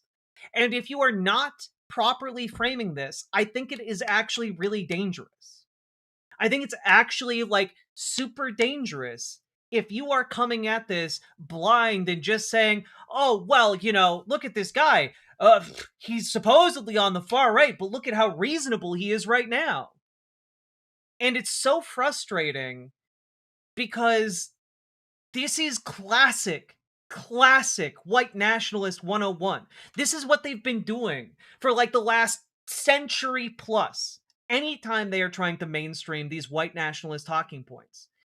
Tucker Carlson has been a white nationalist like his entire existence at Fox News. Like his entire existence post Fox News, he got even worse. And like ignoring that part to simply be like, look, he's right, look at him, whoa, how could someone who's far right be right about something? Ignores the fact that the reason he is right on this issue is because he's pushing something else, something hateful. All right? And I think that it is important to point out here what he is doing. As presidents have done. To some extent, some very limited extent, George W. Bush didn't push back. We wound up in the Iraq War, and now everyone pretends, oh, that had nothing to do with Israel. I was there. I was talking to Bush. That's not true. That's a lie. And that's why it's so important, from my perspective, to say out loud what is true before history is rewritten and disappears. And it's lying that gets us here. Because we say, oh, no, lobbying efforts had no effect. Really? We say that about our pharmaceutical policy? No. Everybody understands. And this is again a part of it. Like, lobbying efforts had no effect. We all know that's not true. Like, everyone who thinks about it for even half a second knows that that's not true. Like, he is putting up a straw man to enable himself to make white nationalist talking points. This is what he's doing. And like, it's deeply frustrating to see people take the bait on this and treat him as if he is coming at this as a good faith actor. He's not. He's not good faith at all. Understands that every policy a large government makes, including our... Charlie Kirk did this. Most of the prominent white nationalists in like the far right circles do this exact thing. And Mouse 0101, we're actually going to be taking a look at that as our next piece on Tucker Carlson's white nationalism. So yes, you are correct. And we will be taking a look at that later tonight. Is influenced by various stakeholders who were affected by that policy. But this is the one area we have to be like, no, it had nothing to do with the fact that his biggest donors were pushing him to do this, or the BB visited 7 times in 1 year. Are you joking? I'm not going to play along with the lies anymore. I don't hate Jews. I don't hate Israel. I love my country. This has happened. You know, it's pretty like this is the thing that's pretty interesting here, right? He is first and foremost says, I don't hate Jews. I don't hate Israel. Do you know what the number one thing that white nationalists say as they spew their racist rhetoric and hatred for the world to see? Anytime you talk to a white nationalist, anytime you see them trying to make themselves sound reasonable, they will say, I'm not racist. I'm not racist. I don't hate black people. I don't hate Jews. But like, that's what, like they say that, but then they like go into how they believe in ethno-states, right?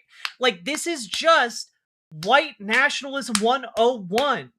Like, you can go back, exactly, Brutus Magnuson, I was just about to bring up Richard Spencer. You can go back and look at Richard Spencer talk, and he will straight up be saying this.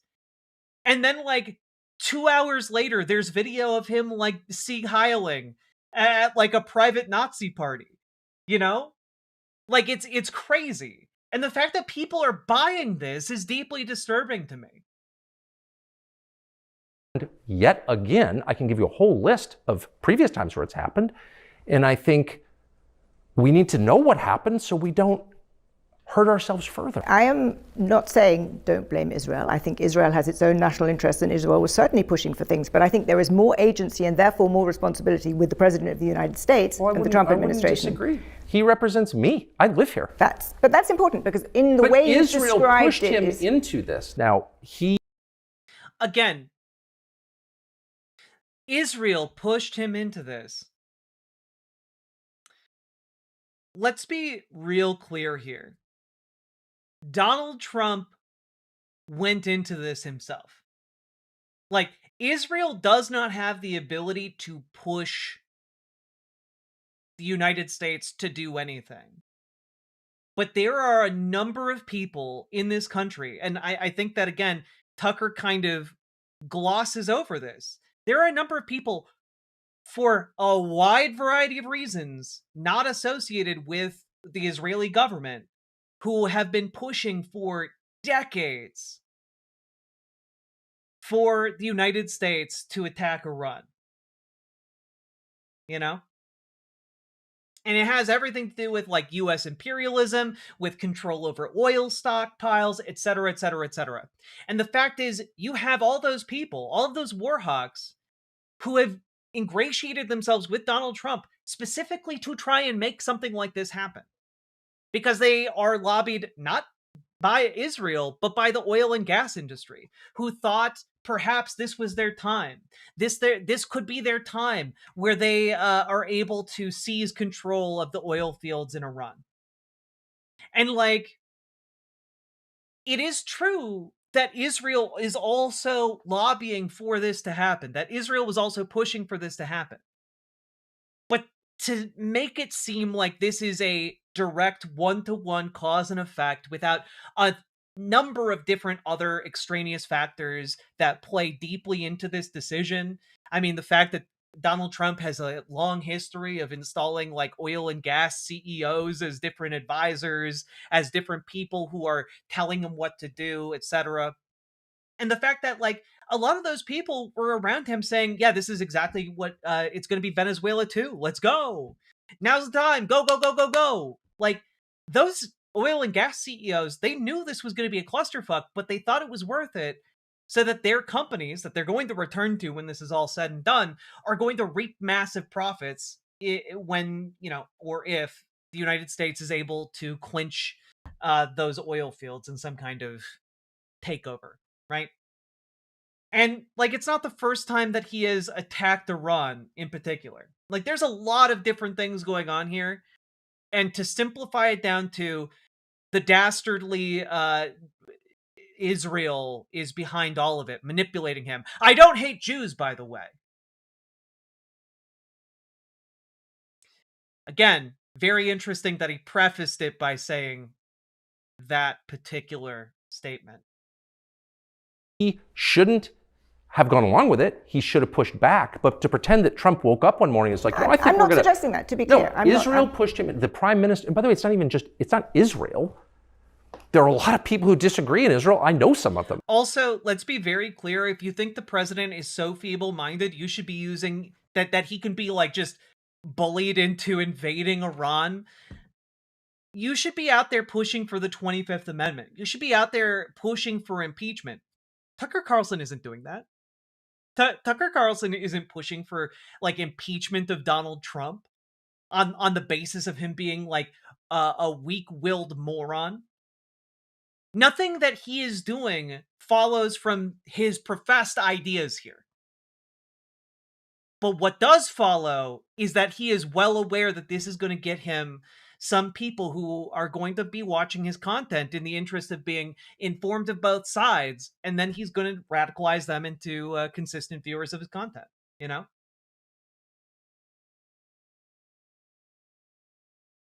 It was the prime minister of Israel, Benjamin Netanyahu, who pushed our president into doing this.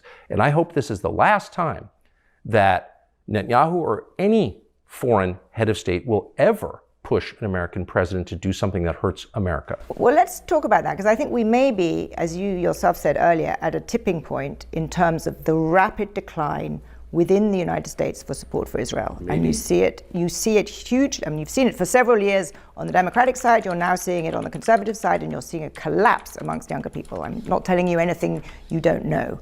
How quickly is that going to change the politics of Israel in the United States? I mean, it's hard to know. There doesn't seem to be a direct connection, not just on Israel or foreign policy, but on almost any issue between what our leaders believe and do and what the public thinks and wants. The public begins to believe in their frustration at their declining standard of living, for example, or declining birth rates, or whatever it is that's getting worse, and a lot is, that there's no way to use legitimate means. I'm sorry. I'm real sorry here. Like, at their declining standard of living, for example, or declining birth rates, or whatever it is that's getting. I'm sorry, normal people who aren't white nationalists aren't sitting around worried about declining birth rates.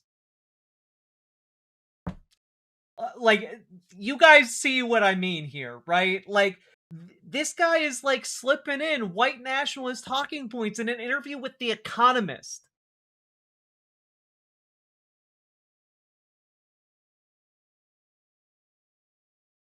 It's so frustrating to see people like speaking well of this interview or any of his recent criticism of Israel, because you can find people who criticize Israel on, the national stage who are not doing this white nationalist shit.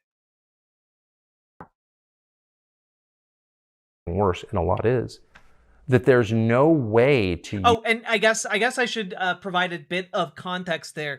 The idea of declining birth rates is like this white nationalist fear of like, well, the population is going to decline because white people aren't having enough babies, and whatever are we going to do about it? Eventually, the humanity will cease to exist because people will stop having children, and it's an argument essentially against a couple of different things. One, it's an argument against immigration, because their arguments are, well, if we're, reinforcing our workforce with immigrants, what we really need to do is end immigration and incentivize, the whites to have more babies, right? And it's essentially like a dog whistle for great replacement theory, right? And number two, which also notably an anti-Semitic conspiracy that alleges that the Jews are facilitating immigration in order to replace the strong, vibrant white people with, degenerate, weak, non-white people. It's disgusting. It's a disgusting anti-Semitic conspiracy theory, right? And it is also pushing the idea that, like, essentially, you should be worried about the birth rate because, hey, your luxury life that you're living has made you soft and weak and unwilling to like have babies, and we need to return to when women's livelihoods lacked autonomy and they were forced to get pregnant and give birth, and that will boost the birth rate. And you know what? Hey, maybe we need to make the working conditions of people in this country worse and worse so that it resembles more like it did when birth rates were a little bit higher. Hey, maybe we should embrace Make America Healthy Again and this anti-science boom so that we can, in fact, increase child mortality to encourage people to have even more children in case, one of them dies early. Like, it is one of the ideas here that is behind a lot of different movements that have currently, wrapped around our country here, like a python squeezing the life out of it. It is a disgusting set of beliefs, and Tucker Carlson just casually throws it in there, because not a lot of people are so politically brained as I am, where I watch this stuff and pay attention to this stuff nonstop. And like, it's crazy to me. It's crazy to me. I did a video a while ago about this birth rate stuff. I think it involved the couple that looks like their brother and sister who go to like the pro birth conventions that are held by rich white people. It's very, very weird. I recommend you check out that video. All right. Use legitimate means to change it. Voting doesn't work. If they believe that, then they will by definition find other ways, and those ways are destructive, and I don't want that. So I think it's very important. Also, Tucker Carlson is very much playing for the masses here, which is why his voice is very carefully modulated in like this faux concern troll tone that he's doing right now. Like, I don't want people to get hurt. Getting hurt is bad. Like, it's such an affected demeanor that I find it makes my skin crawl. Like, I find this all deeply hateful. And those ways are destructive, and I don't want that. So I think it's very important that a government, even a non-democracy, even a monarchy, respond to the concerns of the population. You can ignore them for a while. If you ignore them for too long, you get overthrown. Let's talk, though, a little bit more about how this declining support for Israel, which I think is one of the most significant political shifts in the United States in recent years, how is that shaping the MAGA movement? I mean, are you now seeing... Yeah, it's the reasonable man voice. It's all cake. Exactly. Like, well, you know, I'm just a simple man. I just want good things, and I don't want bad things. Like, it's weird and off-putting. I mean, when I look at the opinion polls, I'm told that there's 100% support amongst MAGA or 95% support for the war. On the other hand, you're clearly a man with a large number of followers who is making a very, very different argument. I was standing next to Trump at his house when he got elected. I've known him a long time. I talked to him a lot. So, you know, I don't fully understand what MAGA is, but I know that the core... Okay, I'm sorry. You are LARPing as a journalist in 2026. And you're coming out there and you're like, I don't fully understand what MAGA is. I'm sorry. I find this weird as hell. I want to play a clip for you, and I might actually have to cut this from the final video, but I'm going to play a clip for you guys. It's from the television show Community. And very specifically, it's a scene from an episode where they parody and make fun of American politics. And what Tucker Carlson is doing right now is just the white nationalist version of Jeff Winger's political speech here. Next up, Annie Edison! Let me just get the right part here. Here we go.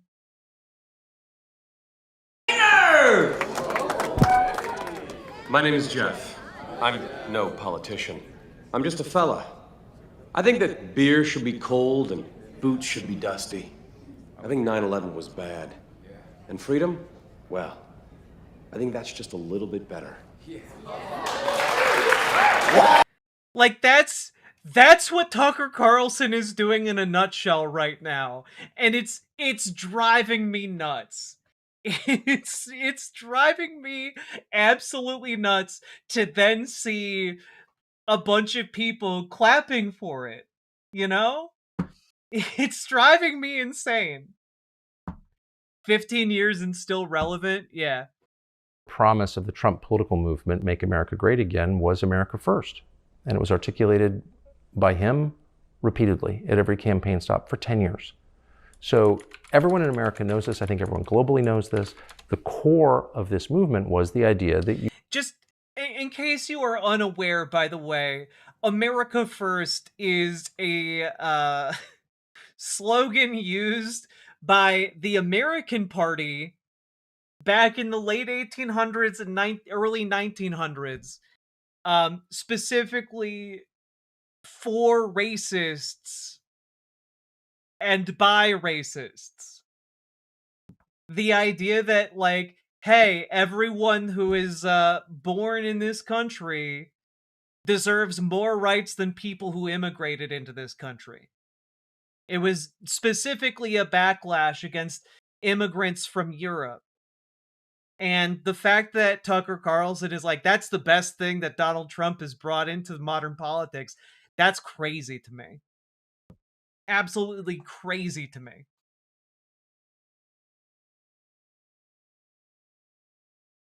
You would, and we could debate about how you do it, but you would try to put the interest of your country at the center of every calculation about how you manage your country and how you interact with the world. It's the single most obvious and single most popular political concept ever devised. It's not. And I'll tell you why. Because the interests of a country, a nation state, are not the same as the interests of the people who happen to live inside of that country. Nation states have very different priorities. Namely, the priority of a nation state is to preserve itself, perpetuate itself, and grow itself. The idea being to build power, to grow, and to encompass more territory. It is an inherently different goal than what individual people within a country have. You know, your individual goal is to be able to, like, make enough money so that you can, like, live, so you can maybe have a family, so you can have a house, so that you can, like, grill and chill, and so you can retire and not, like, live in destitution when you're old, right? And those interests are not shared by a nation state. And I think that, like, the conflation of these two things is really, really dangerous because it is what sets the groundwork for essentially the death machine within fascism, right? It is what essentially puts into motion here the idea that, well, in order to be a true member of society, a true citizen of the nation, you need to be willing to sacrifice yourself for the greater good of that country. And the greater good of that country is not to make sure other people can, like, retire. It's not to make sure that other people can make a living wage. It's not to make sure that other people have rights. It is to perpetuate the power of the state. Nazism, fascism, it requires the subjugation of the individual to the state. And the conflation of these two things, I think, is a deeply dangerous step towards that fascist ideology. America first equals whites only. Well, yeah, and when Tucker Carlson is using America first, he is using it less so in, like, the 1910s kind of American Party nativist sense, where it's like, we don't like all these European immigrants, the Irish and Italians coming to this country. This country is for Americans only. He's using it in the KKK sense, during which America First was used in the 1920s, which, worth noting, the Ku Klux Klan adopted America First as their slogan. So, you know, worth noting in this conversation of Tucker Carlson saying this is the greatest thing Donald Trump has given us. Do you think Donald Trump has betrayed America First? I think that this war is something that he promised he wouldn't do, not once, but countless times. And until YouTube is banned, we'll be able to prove that. And the idea behind it is not only contrary to America First, it may be its inverse. There's no argument that changing the regime in Iran helps the United States. And if there is an argument, I'd love to hear it. And by the way, if that argument is sensible and convincing, I will support it. Oh, you know, Tucker Carlson, not actually anti-war after all. You know, just give him the right argument, and he'll be super on board with bombing Iran. Yeah, he'll be the first in line to turn into John McCain. The spirit of John McCain is alive and well, I guess, in the MAGA right. All I care about is the United States. But I haven't heard that argument a single time. All I've heard is the kind of tiresome fear-mongering about nuclear weapons, which Iran did not have. It's insulting, actually, even to make that argument to me, that Iran's nuclear program posed such a threat to the United States 3 weeks ago that we had to launch a full-scale war against them. No one's even arguing that because it's stupid. And the fact It is also the case that the Trump administration has not even bothered to settle upon one given war goal with what is happening right now outside of opening the Strait of Hormuz, which was open to begin with prior to the United States attacking Iran. Like, what is happening right now is essentially Donald Trump is attempting to flood the zone when it comes to what the war goal of the United States even is. And it's awful. Everything is awful. facts don't support it. So why did we do this when we did it? Because Israel wanted to do it. They chose the timing here. No one disputes that. And timing. Well, I don't look. I've read a lot about the Iran conflict here, but from what I've read, the decision to carry out these attacks was done jointly, like months ago. So all of the negotiation stuff was pure theater. There was no intention to not attack Iran. And the idea here that, oh, well, obviously Israel chose the date. Everyone should keep in mind that the other purpose of this, besides anti-Semitism, is to build a post-MAGA far-right, since they know that Trump's popularity is plummeting.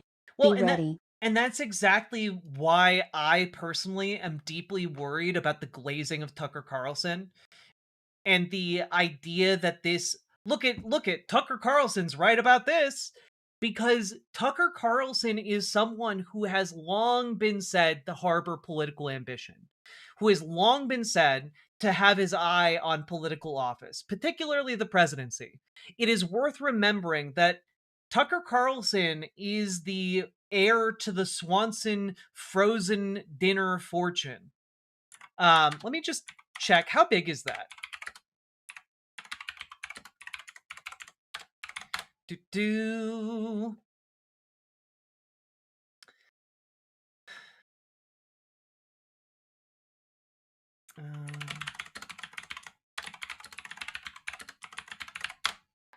Let's see here.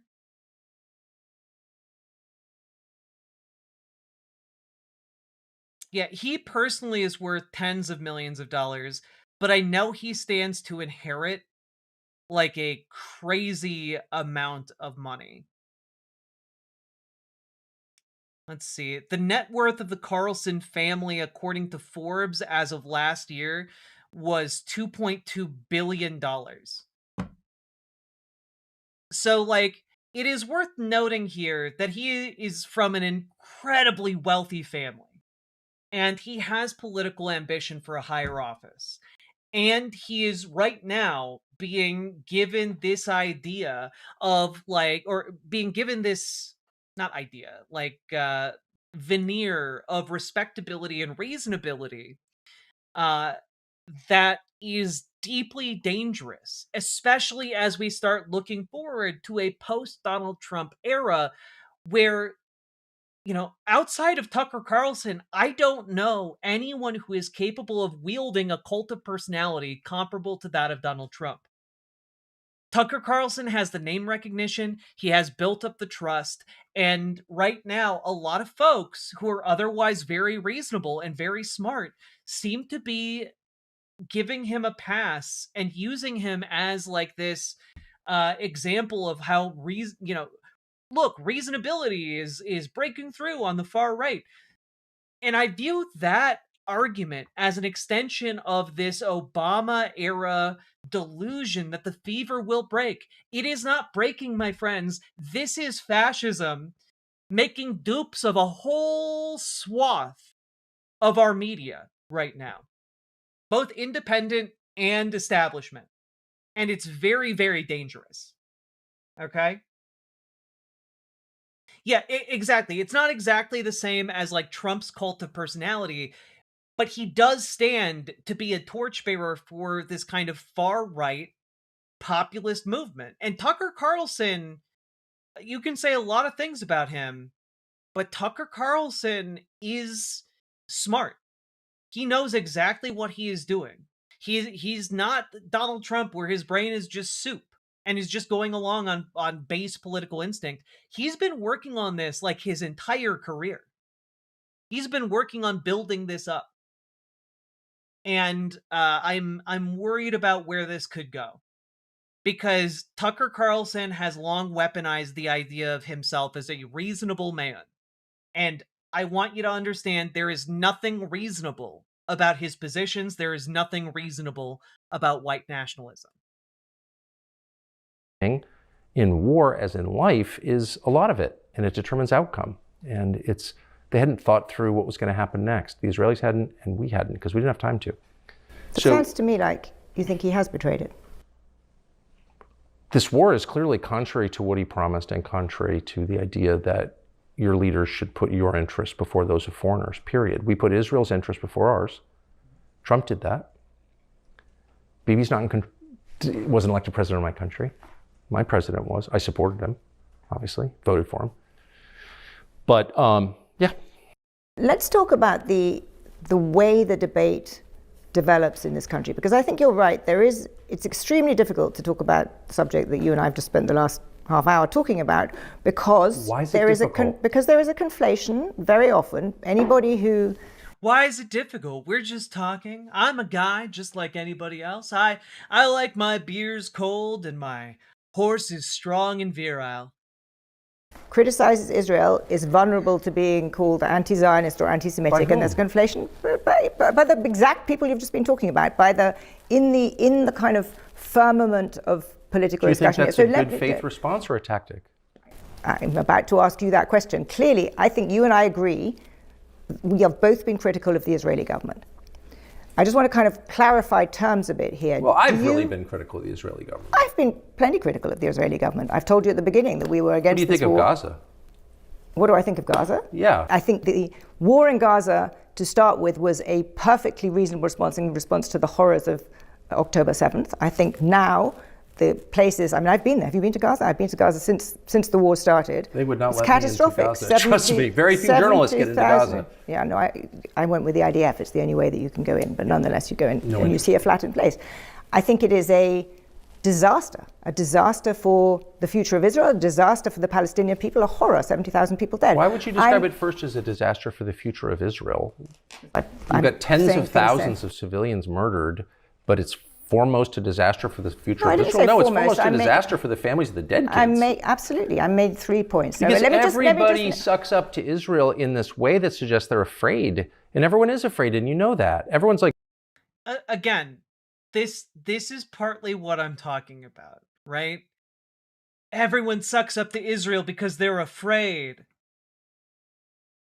You know, because they control everything. We're getting literal, like, on screen, all practically visualized triple parentheses here. It's crazy. And I do not believe for a second that Tucker Carlson makes a distinction between Jewish people and Israel. I think he knows exactly what he is doing here.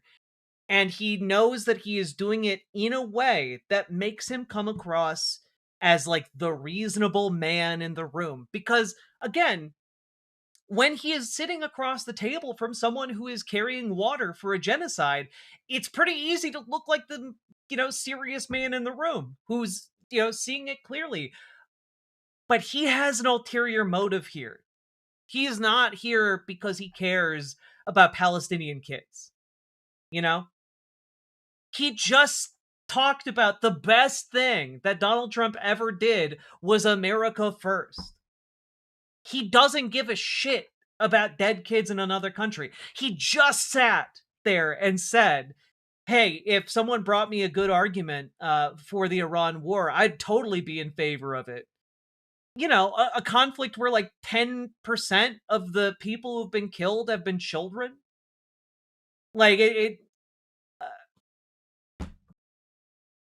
he's so full of shit, and people just aren't closely reading this, and it's so frustrating to me. The real problem is calling people anti-Semites allows real anti-Semites to flourish. It's like, Okay, no, actually the real problem with calling people anti-Semites who aren't is accusing the innocent of a crime they didn't commit. And the real crime in Gaza is killing people who did nothing wrong. So those are the real problems, I would say. But no one can say it because you have to be like, oh no, but really October 7th I don't know what you're talking about, Carlson. We're having a... Everyone watching this knows what I'm talking about. Well, let's get on to that right now. Yeah. Because you are critical of the government of Israel. Do you believe in Israel's right to exist? Would you consider yourself a Zionist in that narrow definition? What does that mean, a right to exist? The existence of the political state of Israel as but it has existed. existed. A right, what does that mean? That you think it should continue in its existence as a state right now. So you do not agree with Iran, for example. Well, let me just ask, since you asked me the question, it's fair for me to get you to define the term so I can answer it. You've asked two questions. The first was, do you believe Israel has a right to exist? And the second question was, do you believe Israel should continue to go on as a nation state? And those are very different questions. So I often hear the phrase... Having been created as a political entity in 1948, does it have a right state to exist? Is that what you're asking? I don't want to get hung up on the right to no, should it continue to exist? That's how I define narrowly Zionism. Because Jesus Christ. This is like just the worst. It's just the worst.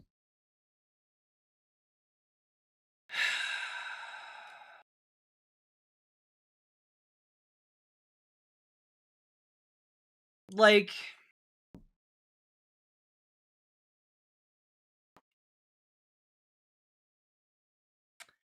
you should not throw in your lot with people who are pushing like anti-war takes predicated on hatred. You know, I have said numerous times on this show, obviously, Israel and Jews, not the same thing. The conflation there is very dangerous. It is very, very dangerous. The problem is Tucker Carlson is not a good faith interlocutor. You know?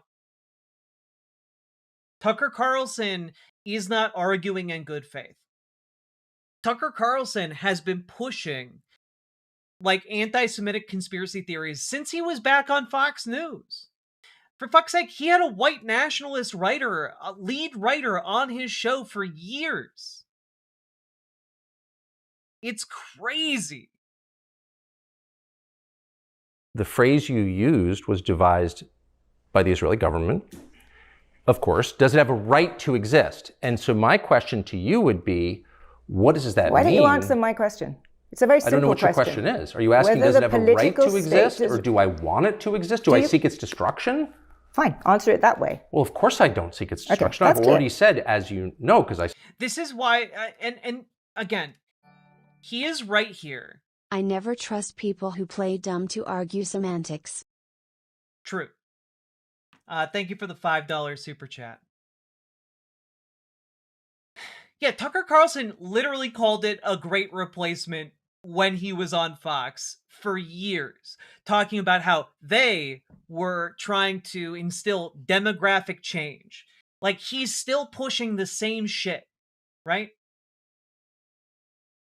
And part of the issue here is that he's right to point out that the question of does Israel have the right to exist is a bullshit question. Because whether or not a state exists is not predicated on a right, it is predicated on power. Nation states are vehicles and structures dedicated to creating and maintaining power, usually with force. And so when we talk about the rights of a nation state, you know, does North Korea have a right to exist? No. But it has the power to exist. So whether or not it has a right is an irrelevant question. It does exist. And it has the force of arms to enable its continuance, right? And when we're talking about this, it is a question of power. It is not a question of rights. And this question does bother me. But the way that Tucker Carlson encounters this question is instead to say, you know, oh, well, obviously I don't seek the destruction of the state of Israel. And I think people taking these fascists as good faith is deeply dangerous. It's deeply, deeply dangerous. Said it to you. I don't want Israel to be destroyed or have to use nuclear weapons. We've established that you are in that narrow terms a Zionist. If that's how I'm we're in going to no define sense a it. Zionist. I don't want any country to be destroyed at all, and I don't want people to die, particularly ones who committed no crime, because I don't believe in killing innocents, period. That's the basis of Western civilization. Eastern civilization is a whole different view. They believe in collective punishment. I don't. So you're in no sense a Zionist. I don't even know what that means. Why don't you define the term, and then I'll tell you whether I am. I've just defined it. What's you a said Zionist? that a Zionist, in my narrow term, this definition is that the state of Israel, the political state of Israel, has the right to continue existing. The right? Where does that right come from? What do you mean? These are like, I'm not being a lawyer about it. I just want to know what you're asking me. You answer the question. Because I don't know what you're asking me. Let's go to the Wait, third. no. And like, it is true that like she has no idea what she's talking about. She has a script that she has used so many different times before, and she's not interested in examining Tucker Carlson's white nationalism. She's not interested in interrogating his claims about demographic shifts or declining birth rates or anything like that. She's not interested in any of it. She's trying to get him on different talking points that are predicated on this kind of bullshit terminology, because she went in assuming a certain frame of reference that she never should have assumed. Okay? Not seeking its destruction is a very specific place for him to lead her to. It's a perfectly deniable statement. He's not saying anything about the nature of Israel or how he feels about the people. Exactly. And he's also not saying anything about any kind, like anything verifiable about any kind of existing power structure or any kind of existing dynamic. He's deliberately trying to simplify this question into an obfuscation, right? And it's very, very frustrating, because I feel like if a journalist who goes in clear-eyed about who Tucker Carlson is, what he stands for, what MAGA is, what MAGA stands for, they go in there understanding what they're dealing with. But very clearly, by just asking this question, it kind of reveals she has no idea how to deal with someone like Tucker Carlson. Like the fact that she's like, well, I went to Gaza, and he points out like, oh yeah, well, you went, you know, and then she's like, well, I went with the IDF. It's like, well, yeah, they, like, do you not think that colored your trip there? like the fact that you had a curated view of the conflict presented to you, does that not tell you anything? Like the fact that Tucker Carlson can take advantage of this at all is indicative of the profound failure in mainstream journalism and mainstream, like the mainstream ideological spectrum here. Like this is in part a failure of the Biden administration, right? When Biden refused to do anything about the ongoing genocide, when Biden helped clamp down on college protesters, it created this specific niche for Tucker Carlson to take advantage of. Like, this is exactly why, well, at least one of the reasons exactly why Biden should not have done what he did to suppress free speech on this issue. And I've talked about this a lot, but fascists love to take advantage of ideological real estate that is left vacant or unused. And that is exactly what Tucker Carlson is doing here. He is within like this establishment media space, carving out this niche for himself. And it is deeply dangerous, because there are going to be some people who see this and think, ah, yes, this is the reasonable conservative. And I feel like in the time we're about to go into, as we near a kind of post-Trump shift, that is a deeply, deeply dangerous place to let him reside and grow power. I'm really worried about his ability to command a MAGA audience. I think a lot. You don't want to define your question, and I don't know why. I don't know what you're asking me. I've already said I don't want Israel to be destroyed. I don't want anyone to be killed. And you've said, does Israel have a right to exist? Does it have my question is, what right are you talking about? Does Britain have a right to exist? Does the United States have a right to exist? There was a world order built up after 1945 which suggested that aggression should not be condoned into countries. Now that countries with borders have the right to continue. I totally agree with that. Okay. Which is why the first thing that Israel did within 2 weeks of this war starting, which is supposedly existential for them, was take southern Lebanon, take someone else's country, as they have done repeatedly. And no one even mentions that. And so I guess I would be opposed to that because I think Lebanon has a right to exist. I thought Gaza had a right to exist. But I noticed that as soon as we start apportioning rights, only one country gets them. No, I did not say that. You're absolutely putting words into my mouth. So because I believe, here's what I do believe, since you asked.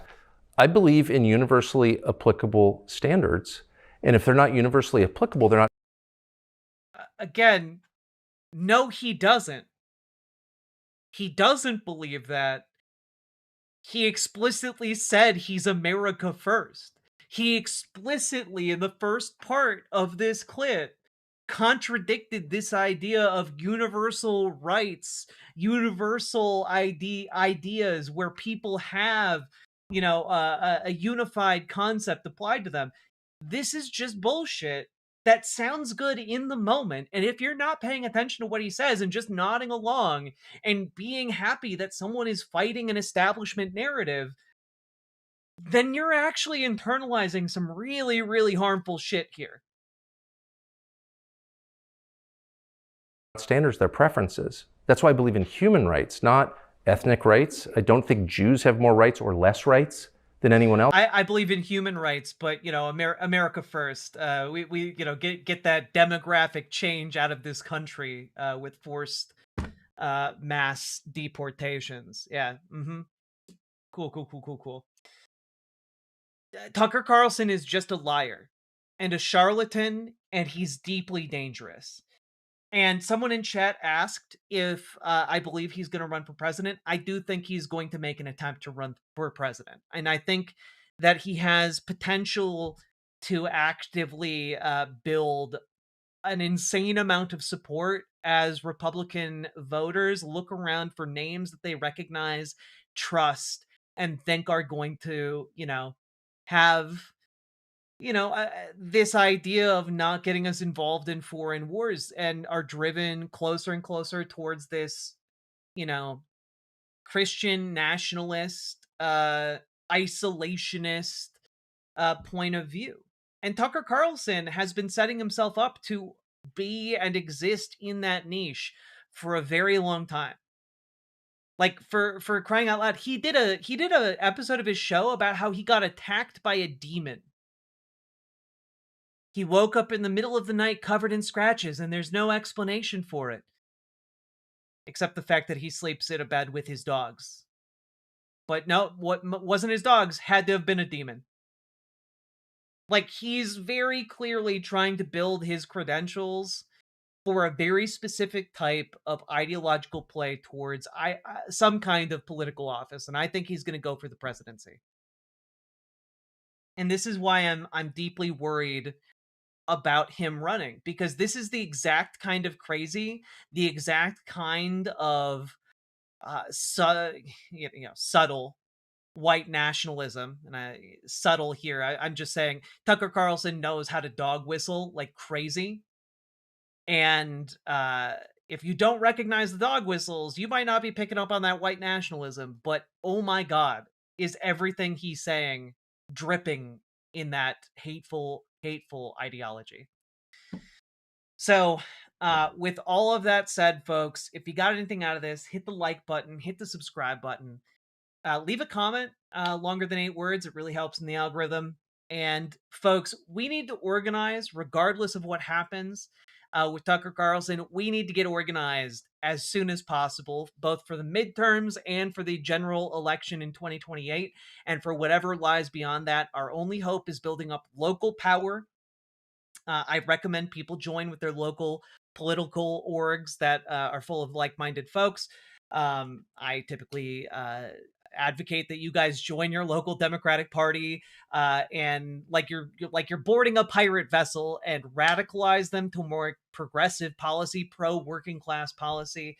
Join your local DSA, organize your local labor sector, get working people involved in the political process. Let us build power here in America on a local level and build upward from there so that we can have a sustainable, long-lasting movement that doesn't disappear after one election cycle. Okay? It requires people to show up. It requires people to be active. Let's kick those corporate Democrats out of politics. Let's take over the Democratic Party for working class people like it was meant to be. And let's also look forward to the future. Okay? Jack, you're not considering the possibility that one of Tucker's dogs was attacked by a demon. Which is the same thing. What if it was a demon dog? And folks, if you need help getting started, joining your local Dems or your local DSA, we've got people in our community to help you, okay? So join our Discord, reach out to Gamergy for help getting started with your local DSA, reach out to Dragonfly for help getting started with your local Dems. They both have a lot of organizing experience to help you get involved and be successful. And also, if you don't want to go to the Discord, you can come over to riverboat.gg, which is this website right here. And you can usually find one or both of them in the chat. And you can ask them questions, chat with them, etc. And last but not least, folks, please do check out ImogeneOlivia.com. Gender euphoric lingerie designed from the ground up for trans femmes. Also tested with cis men, cis women, non-binary folks. People love it. It fits. And also it is non-tucking, beautiful lingerie, elegant, sexy, and it will fit. Wider band sizes, wider gusset for your comfort. And just try it out. Check it out. We got new styles, colors, and sizes coming in the near future. Check it out. Link down in the description. Let's keep on going.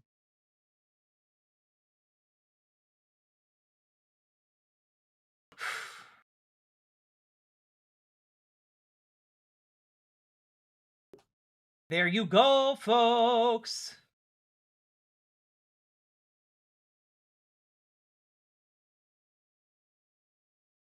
Whew. 2 Spectral Wolves. Thank you for the $5 dono as well. Very, very much appreciated. And folks, if you've been getting anything out of tonight's stream, please consider dropping those subs, donos, memberships, super chats, etc. You guys make this show possible. I could not do this show unless you guys supported my content, because you guys allow me to do what I do. It's really incredible that I am able at all to do what I do with the relative size of this community. You know, we don't have millions of subscribers here, but we do have a dedicated community that shows the fuck up, and I appreciate each and every one of you who come to the table and bring your skills and your joy and your knowledge. It's really wonderful, and I genuinely believe that we can all make a difference together. Making the big bucks of Twitch ads. Yeah, literally made 32 cents last year total on Twitch ads. Fuck Twitch. The company. The people in Twitch chat are cool as fuck. All right, folks. Attacked by a demon video. Do you think the presence of evil is kickstarting people to wonder about the good? That's what happened to me. That's what happened to you? Oh yeah, I had a direct experience with it. In the milieu of journalism, or just? Nope, in my bed at night, and I got attacked while I was asleep with my wife and 4 dogs in the bed and mauled. Physically mauled. I was asleep with 4 dogs in my bed, but it must have been a demon that mauled me. Very well. Thank you for the gifted membership. In a spiritual attack by a demon? Yeah, by a demon. Or by something unseen that left. Is that right? Claw marks on my sides, on my... It's so stupid, guys. I genuinely, I do think this was him essentially testing the waters for how stupid people might buy into whatever he says. Did he shoot that dog? It definitely looks like it, but he didn't shoot a dog. So he left physical marks? Oh, they're still there. Yeah. A year and a half ago. Was your wife terrified? I know you were. I wasn't. I was totally confused. I woke up and I couldn't breathe and I thought I was going to suffocate, and I walked around outside, and then I walked in and my wife and dogs had not woken up, and they're very light sleepers. And then I had these terrible pains on my rib cage and on my shoulder, and I was just in my boxer shorts, and I went and flipped on the light in the bathroom, and I had 4 claw marks on either side underneath my arms and on my left shoulder, and they're bleeding. Wait, they were bleeding? They're bleeding, yeah. No, they're actual claw marks. And I sleep on my side, so I wasn't clawing myself. I don't have long nails. And they didn't fit my hands anyway. But yeah, that happened. So Yeah, that happened. Don't know what to tell you as his dogs walk in the background. I'm not from a world where things like that happen. I never heard of anything like that happening before. I had no idea what that was. I knew it was spiritual immediately. You did? Okay, that was gonna be my question. Yeah. I don't understand to this day. I'm not going to put it. You didn't try to refute the spiritual part in your own mind. You went right into the. Well, it didn't make any sense, and it doesn't now.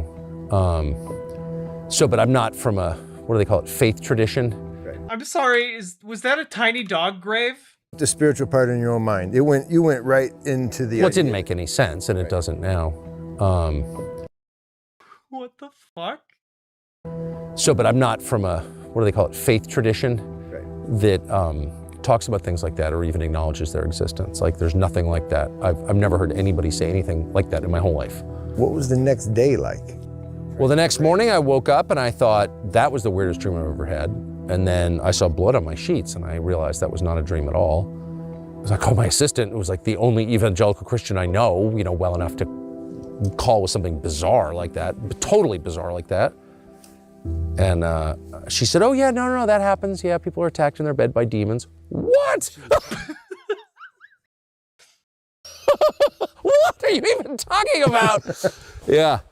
So, I mean, I'm not leaving anything out, and I'm not. What a convincing narrative this is. Pretending to understand that. I can only say what happened to me, and that did happen to me, and then I was seized with this very intense desire to read the Bible, which I then started. He's a simple man. He lives in the woods. He likes his beer cold. Without any study aids or anything. I bought a Bible that didn't have any. I'm not interested in editorializing in the Bible. I just want to read it and see what's in there myself. I have very low levels of trust for Christian pastors, most of whom, I'm just not a fan at all. And sorry to say that, but that's how I feel. And so I don't want to hear other people's opinions. I just want to see what's in there. And so I spent a year and a half reading it, and then I started rereading it. And it was just a transformative experience for me, but I'm not, holding myself out as someone from whom you could get theological advice, because I'm sure, not. Of course. I don't know. But I definitely read all of it. Just don't quiz me on it too closely. And don't ask me any questions about it. I'm a dumbass. But take my word, I definitely read the entire thing. And also, I got attacked by a demon. Also take my word on that. I don't understand any of it. But yeah, that happened. God allowed the demon? I have no idea what happened. All I know is I was dead asleep with my wife and dogs, and I woke up. Wait a minute. Play that back. Play that back. You saw it, right? All I know is I was. Oh my God. In the shadow. 2 demon eyes. Oh my God. Evidence on screen, on camera right now of a demon. Oh my God. His story's true. Dead asleep. Vindicated. With my wife and dogs, and I woke up with claw marks on my rib cage underneath my arms. And it didn't even make sense. My arms would. Anyway, whatever. I'm not. No one has to. Anyway, whatever. I still live here. It hasn't ever happened again. Must have been my faith saved me or something. I don't know. Who gives a fuck? Believe me, I don't care. It doesn't matter. But that happened to me, and so I just was like, wow, that's real. Whatever that is, I'm even not sure what it is. It's very real. And so then that presence of that evil launches something.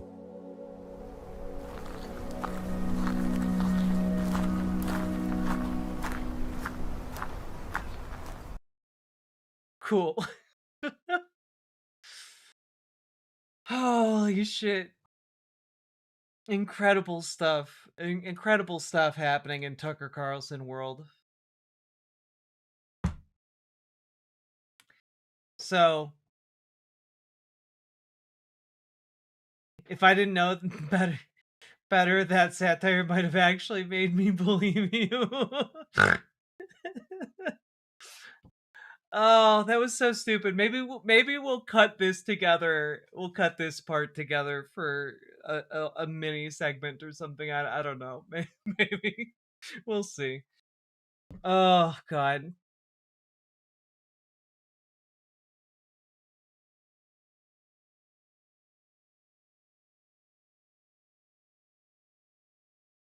Everything is so stupid.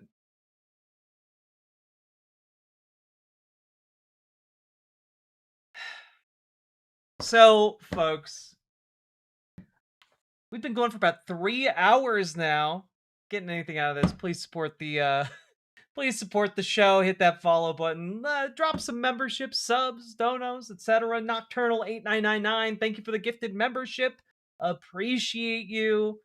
And folks, we got a song to let you know what to do. We've been going for 3 hours. Here you go.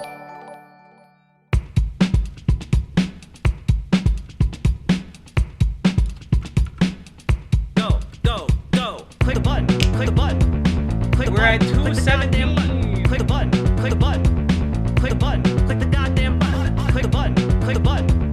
Click the button. Click the goddamn button. Click the button. Click the button. Click the button. Click the goddamn button. Click the button. Click the button.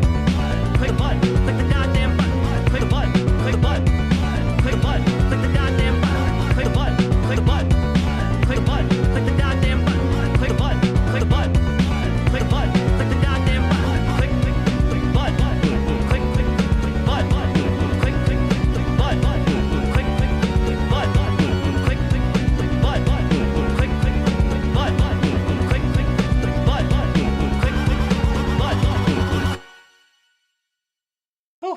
Baby, how we all doing, folks?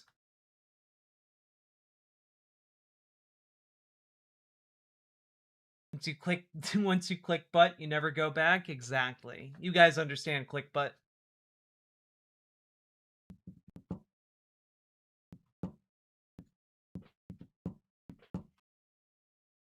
Man, I am really glad that we covered this. Oh, God. One last addendum. I meant to play this earlier. Guys. I think it's fine as is, but hey, editor, if you actually are able to add this in, okay? Just post in post. All right. It is, in fact, actually possible to make anti-settler colonial arguments on mainstream television, to make anti-Zionist talking points on mainstream television, and not be an anti-Semite who's courting, white nationalism. It is, in fact, possible, and we know it's possible because Ta-Nehisi Coates did it, specifically on CBS Morning about, I think, like a year ago or so. So I think the question is central and key. If Israel has a right to exist, and if your answer is no, then I guess the question becomes, why do the Palestinians have a right to exist? Why do 20 different Muslim countries have a right to exist? My answer is that no country in this world establishes its ability to exist through rights. Countries establish their ability to exist through force, as America did. And so I think this question of right to Israel does exist. It's a fact. The question of its right is not a question that I would be faced with any other country. but you write a book that delegitimizes the pillars of Israel, it seems like an effort to topple the whole building of it. So I come back to the question, and it's what I struggled with throughout this book. What is it that so particularly offends you about the existence of a Jewish state that is a Jewish safe place and not any of the other states out there?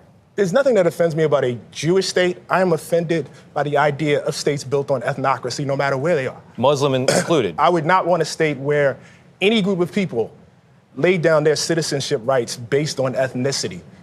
The country of Israel is a state in which half the population exists on one tier of citizenship, and everybody else that's ruled by Israelis exists on another tier, including Palestinian Israeli citizens. The only people that exist on that first tier are Israeli Jews. Why do we support that?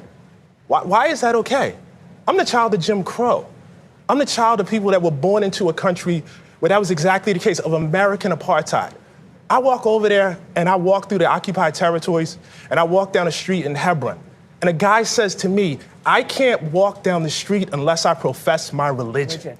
I'm with another path. No. I want to. This is very, very important. It is extremely important. Yeah, lay it down. I'm working with the person that is guiding me is a Palestinian whose father, whose grandfather and grandmother was born in this town. And I have more freedom to walk than he does.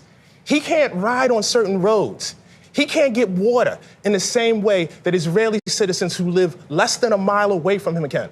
So I think the question... There, look at that. You can do it, in fact, without appealing to anti-Semitism, without appealing to white nationalism, without doing any of this Tucker Carlson bullshit. You can, in fact, just make an argument that ethno-states are bad, that apartheid is bad. It is, in fact, quite easy to do that. And it's telling that Tucker Carlson doesn't make this argument and instead, inserts concerns about birth rates, instead, makes arguments that are riddled with white nationalist talking points. That was dope. Yeah, Ta-Nehisi Coates is cool. People should read more of his books.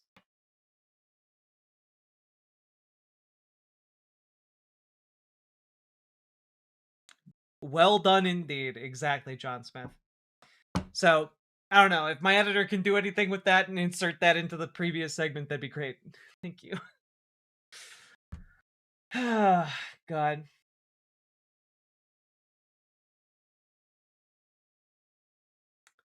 So that's where we're at, folks.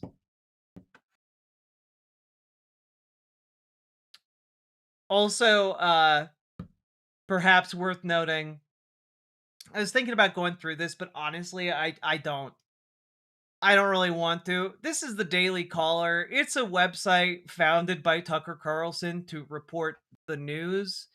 And here's an opinion piece that just ran in it today. In a fairer world, 150 million Americans wouldn't be allowed to vote. Can I just say the quiet part out loud? The libs are right, at least in my case. Way fewer people should vote. Let me rephrase that. Way fewer people should be allowed to vote. Let's get into it.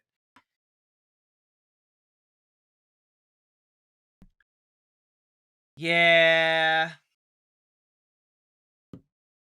Again, the entire argument here, which, by the way, is written by the editor-in-chief of the Daily Caller, is that people are stupid and should be not allowed to vote, generally speaking. Basically, the argument in this piece, to skip through a whole bunch of bullshit, is saying that the Save America Act, it's fine, but it's like the bare minimum, doesn't go far enough. And let's just skip ahead here.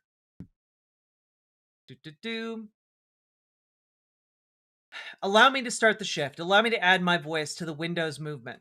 We should do more than just require ID to vote. The SAVE Act is the least we should do. It's rookie numbers. We should do far more. Way fewer people should be allowed to vote. The framers of the Constitution and America's founding documents knew this well. For whatever reason, among the rules we venerate with almost knee-jerk reflexes, the one our founders repeatedly emphasized with regard to voting has magically evaporated. Madison, Adams, Hamilton all supported some version of John Locke's second treatise of government, namely that participants in the political system be independent and, importantly, have some tangible stake in the system. Without a stake in the society, voters might wield power to drain the productivity, wealth, and freedom out of the wider state. Seem familiar? It's almost certainly the case that universal suffrage has set into motion a race to see who can give out the most free stuff to their friends, on both sides of the aisle for that matter. Infinity welfare with no work requirement, no problem. Free housing, free healthcare, free luxury hotels for illegal immigrants.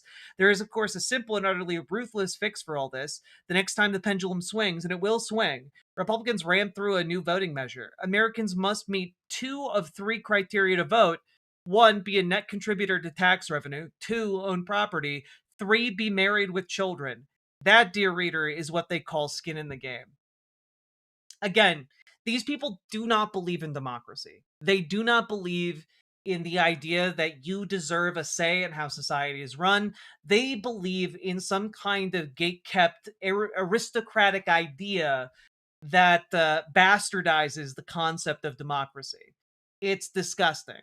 And, Tucker Carlson's own outlet makes it quite clear where he stands on the issue of democracy, which is that he rejects it. And so do the people that he employs there to represent his ideas. When Democrats cave, how much of the bill will remain? Democrats aren't going to cave on the SAVE Act. It's an existential threat to their ability to hold power, even if they're moderate, stupid-ass fucking dipshit Dems.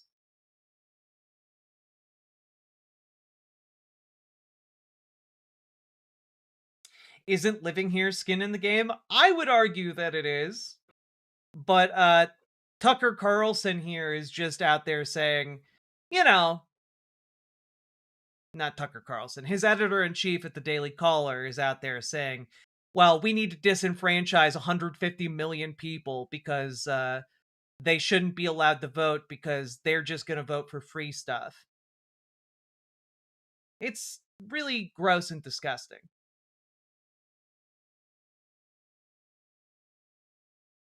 This is a typical fascist argument. It's the typical, do you want the guy pumping your gas to choose your president spiel? Belief in the public's capacity is essential to democracy. Exactly. Exactly.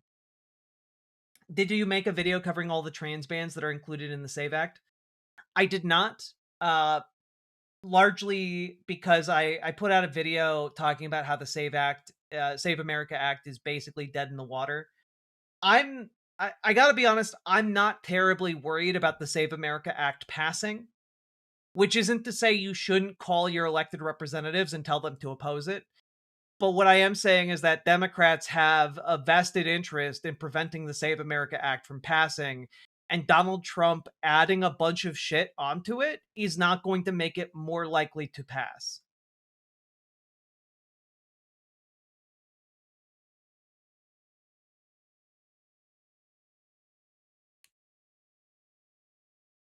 So, the Save America Act was already odious as fuck as an attack on your democratic rights.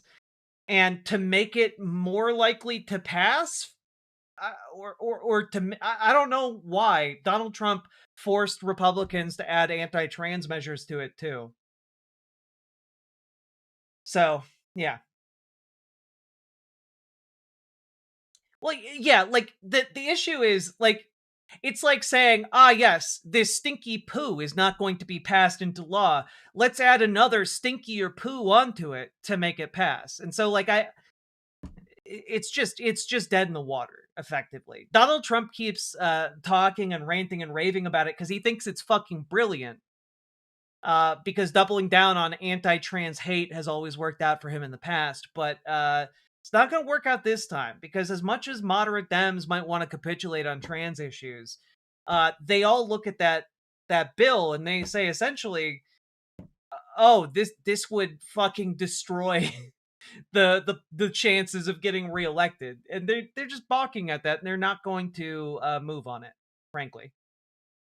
The only other way it gets passed is if Republicans nuke the filibuster, which they are not at all interested in doing because they all see the writing on the wall. They all see that Donald Trump is on his way out. They all see that essentially Republicans are fucked when it comes to any kind of election. And they realize that they are going to be in the minority soon. And so they want to hold on to the filibuster, because if they don't, they're going to really need it to try and block democratic laws. So that's kind of where things stand right now. Short of any kind of major change, I'm not exactly sure how Republicans could sweeten the deal to make the Save America Act palatable.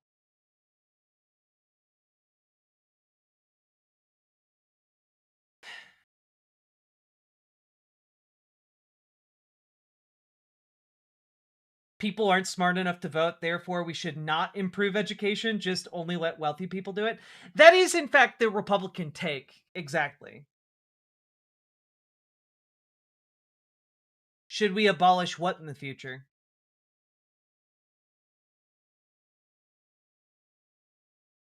Hell yeah, Foxy Cheshire. Congratulations on 8 years being together with your partner.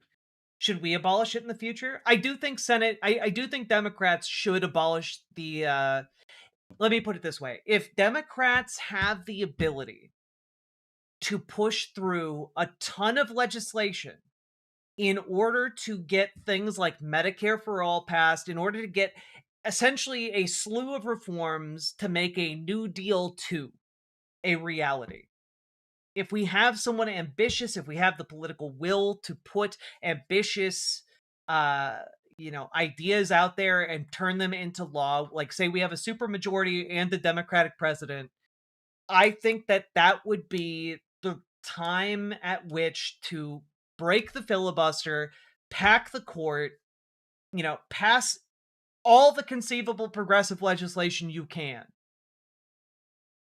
And I think that would be the time to do it. If those conditions aren't right, then maybe not abolish the filibuster, but in a post-Trump world, we have a genuine chance to be able to get some of that stuff,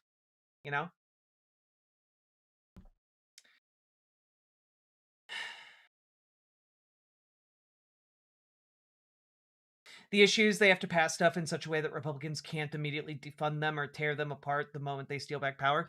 That is also the case, right? Their policies need to be future-proofed, and also, I would argue, need to be popular on a scale that makes it impossible for Republicans to strip away.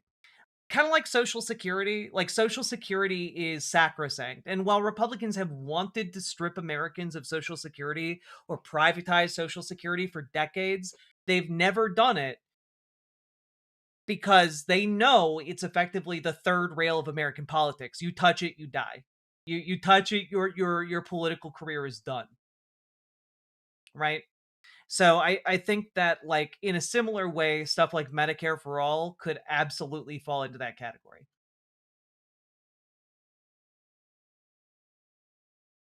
And also, it'd be a lot easier for Democrats to hold on to power, frankly. Do stuff that people like, and they'll keep you in.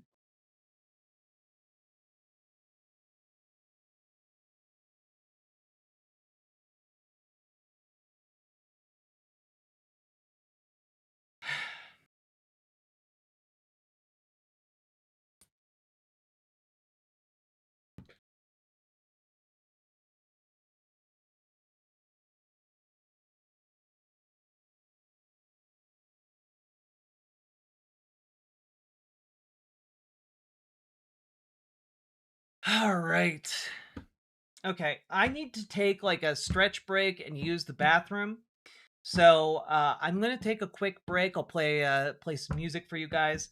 I'll be back in a handful of minutes. Now would be an excellent opportunity to go get a drink, a snack, etc., and come on back. Use the bathroom yourself if you gotta. Poo break. Let's fucking go. And also, folks, do consider supporting the show while I'm gone. Drop those subs, donos, memberships, super chats, etc. We are currently at 217. We're almost at 220, and that is almost 250. So let's keep on going, folks, and I will be RB.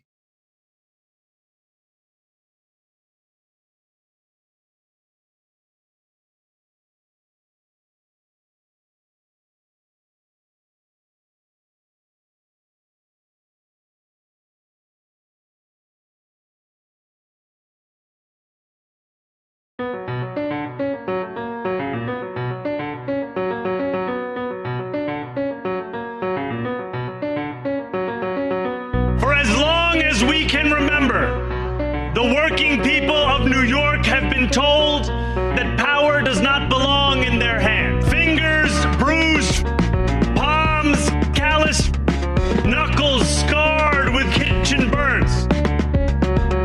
These are not hands that have been allowed to hold power. And yet, over the last 12 months, you have dared to reach for something greater. Tonight, against all odds, we have grasped it.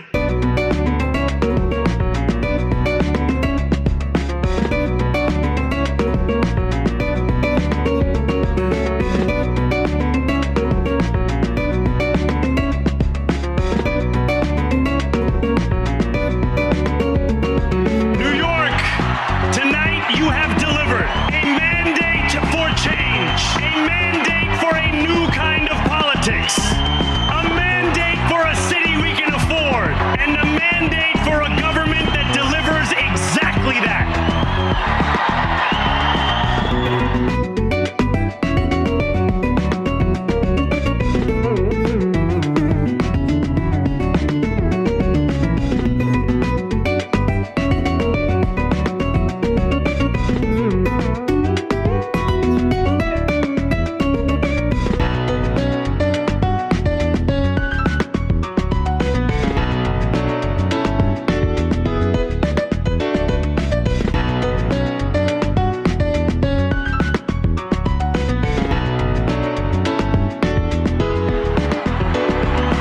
Thank you to those so often forgotten who made this movement their own.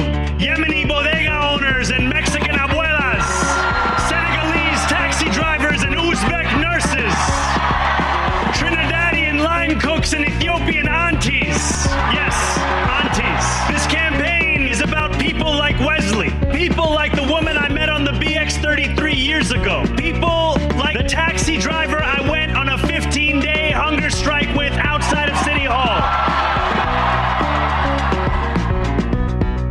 My brother, we are in City Hall now.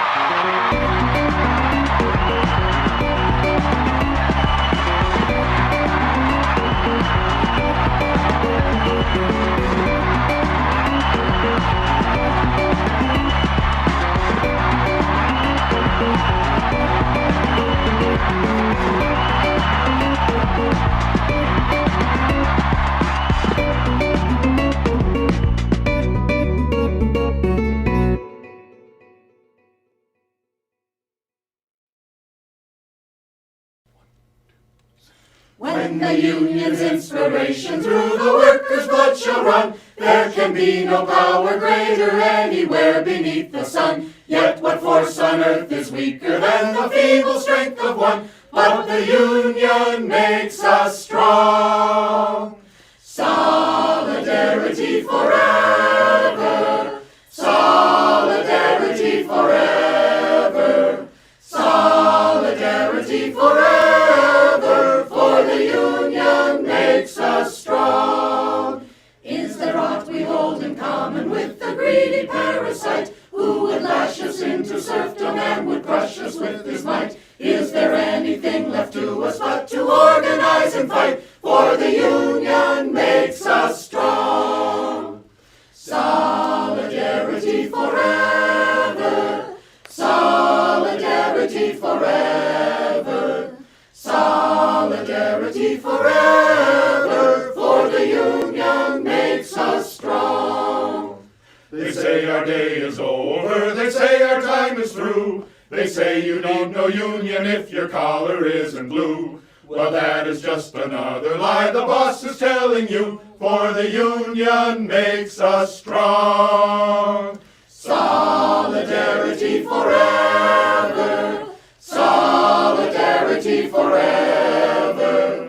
Solidarity forever. For the union makes us strong. They divide us by our color, they divide us by our tongue. They divide us men and women, they divide us old and young. But they'll tremble at our voices when they hear these verses sung. For the union makes us strong.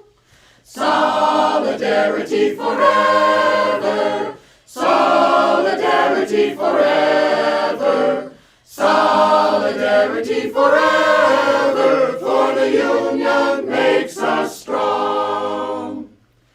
They have taken untold millions that they never toiled to earn. But without our brain and muscle, not a single wheel can turn. We can break their haughty power, gain our freedom when we learn that the union makes us strong. Solidarity forever. Solidarity forever.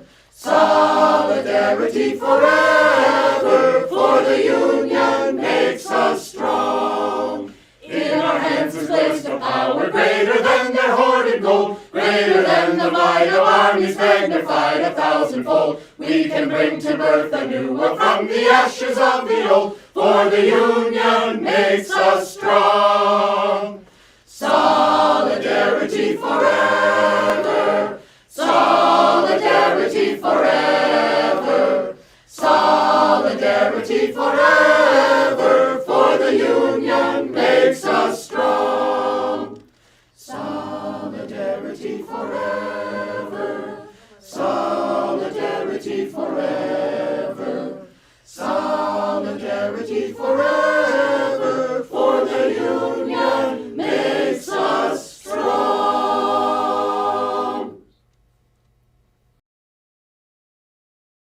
There we go. I'm back, baby. How you all doing? How you all doing, folks?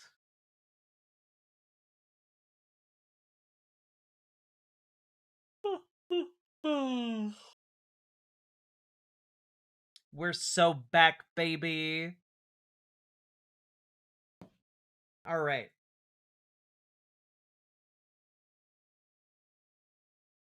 You guys ready to jump into Iran news?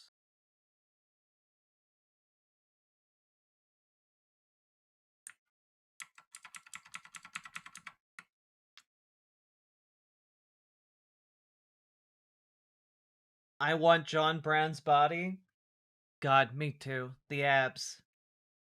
Let's see here. Anyone notice the ICE agents in airports are maskless? Yeah, apparently that comes from Donald Trump. Though I saw a few ICE agents when I was out and about today, and outside of an airport. I was not at an airport, and they're still wearing masks. So super fucking cool. Still in Minneapolis, they're friends. So take care.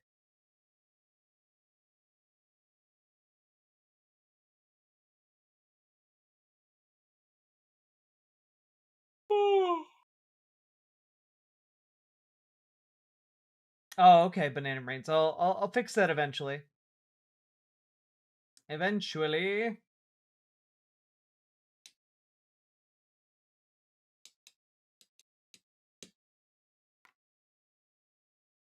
Okay. Well, let's jump into it, huh, folks? Here we go. So, folks, we need to talk about the fact that Donald Trump is continuing to send more and more troops to Iran. That seems really bad, actually. Like super bad, actually. Earlier today, the Pentagon announced that they're sending 3,000 more troops to the Middle East, and now that number seemed like the total number of troops being sent there seems to be, if my math is correct, around like 12,000. So the massing of troops in the area to send boots on the ground in Iran seems to be gathering some steam, and that is incredibly bad. Like, I have described in great detail over the last several weeks why that would be bad, and we seem to be barreling rapidly towards a worst case scenario where American troops are either sent to do war crimes and do the war crimes or get slaughtered. And this is really, I mean, the heinous thing is here that this is happening at all, right? And we've been given no reason, no justification, no war goals, nothing. We've got nothing to go on as to why this is happening. It's just happening. And it's about Karg Island, isn't it? I mean, the intent of this administration seems to be to put boots on the ground on Karg Island, because they seem to think that if they do that, it will be game over and the Iranians will have to surrender, as if Karg Island is the end-all be-all of their entire country, and if you just put boots on the ground on Karg Island, you've captured their flag and you won the game. That's not how this works. That's not how this works at all. At all. It's so many people are going to die. For what? For what? They've been trying to say, oh, well, we've actually been fighting a secret war against Iran for 47 years. That's bullshit. It's just totally bullshit. And also, it's not a war. You're sending 10,000 troops in to invade a country.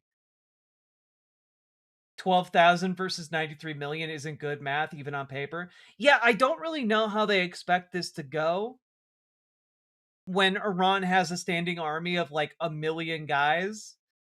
Sending 12,000 people.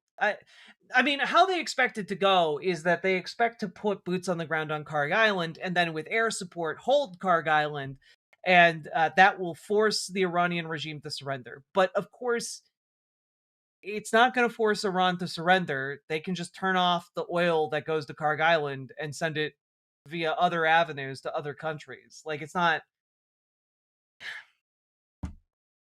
This doesn't end anything. But this all seems to be some kind of absolutely insane plan that isn't going to work. The Nazi door-kicking theory of warfare? Exactly, Von 400. Saw a post shared that the IRGC is ready to fight defending Karg Island. Well, yeah, because they have... Karg Island is positioned so close to the Iranian mainland that, literally any of the mountainous areas around Karg Island for hundreds of miles could hit Karg Island with missiles if necessary. I wouldn't be shocked if they thought everyone in Iran just lived in huts. I mean, we are kind of at that level, right? They keep saying over and over and over again, we've destroyed Iran's military capabilities. And yet, Iran keeps firing more and more waves of missiles and drones at every surrounding country that houses military bases for the United States.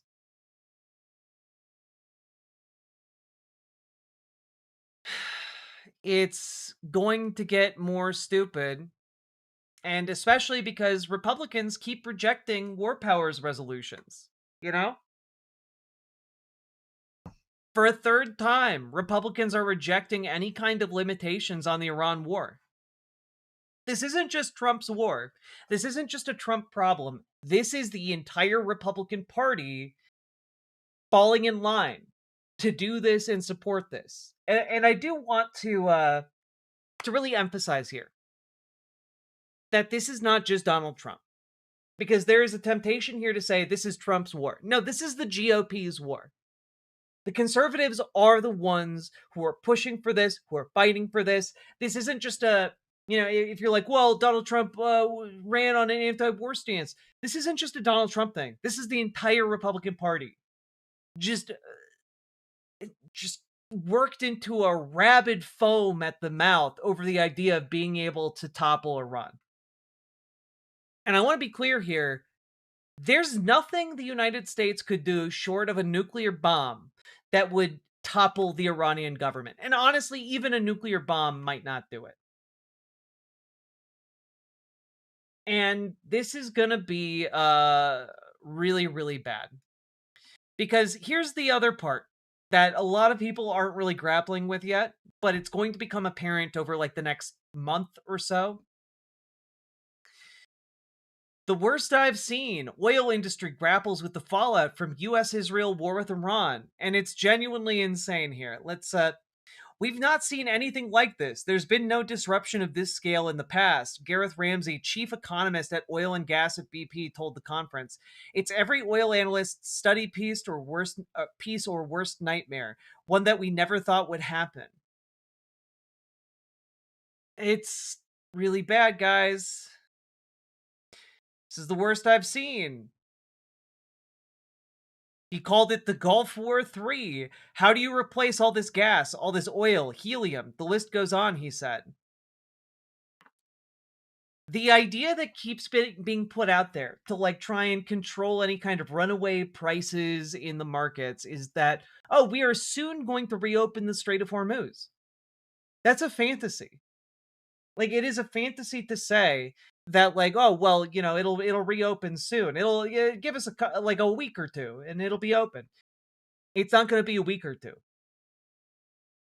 When we look at how this is going to affect other countries, for example, the force majeure that Qatar announced has been expanded to include several European countries as well. Meaning there are entire countries who get like 90+% of their liquefied natural gas from Qatar. They're no longer going to be getting any natural gas from Qatar. And that is going to cause economic turmoil in all of those countries that rely on this going to them. And so, yeah, a lot of Americans right now are sitting back saying, well, we don't feel anything from this, so it must not be that important. But what's going to happen here is it's going to be like a chain reaction that takes a while to really be fully felt here in the United States. And other people are going to feel it extensively first. Okay? It's very, very troubling.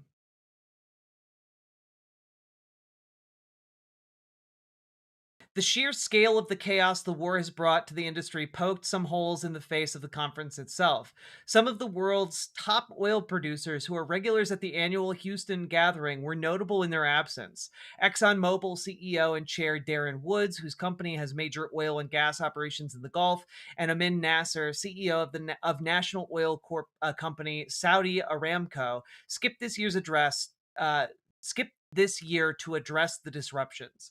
Top executives from the state-run oil companies in Kuwait and the United Arab Emirates appeared virtually. And privately, members of the oil, natural gas, investment, and insurance industries at CERAWeek expressed a mix of disbelief that the Trump administration thought it could quickly hobble Iran, and worries about how it will hurt their businesses and the broader economy. ConocoPhillips CEO and chair Ryan Lance said his conversations with administration officials have focused on protecting oil and gas fields, export plants, and refineries in the Middle East. A lot of my conversations with the administration are really pleading to try and get some extra protections around the U.S.-owned assets in Qatar. So, yeah, basically all of these people are shaking in their boots right now and saying, well, oh boy, this seems like a really bad idea we've stepped into, huh? Oh boy. Oh no. fuel prices are global. As shortages happen elsewhere, it will drive up prices here. Yeah, and like the amount the price can go up is not really reined in here, right? I don't expect the United States to run out and have runs on gas. I do expect for gas prices to catastrophically rise. We could be, right now it's already much higher than it was, but I would expect it to rise to like $5, $6, $7 a gallon. It could even go higher. Like we're in some crazy territory.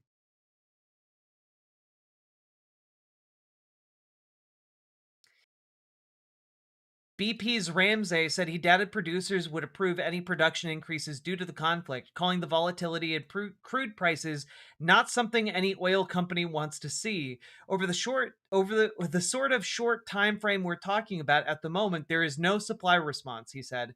There is no potential supply response. So, yeah, there is a potential here. It's already 6 where I live. Fuck, we might be looking at like $10 a gallon prices, which of course is going to affect the price of literally everything else.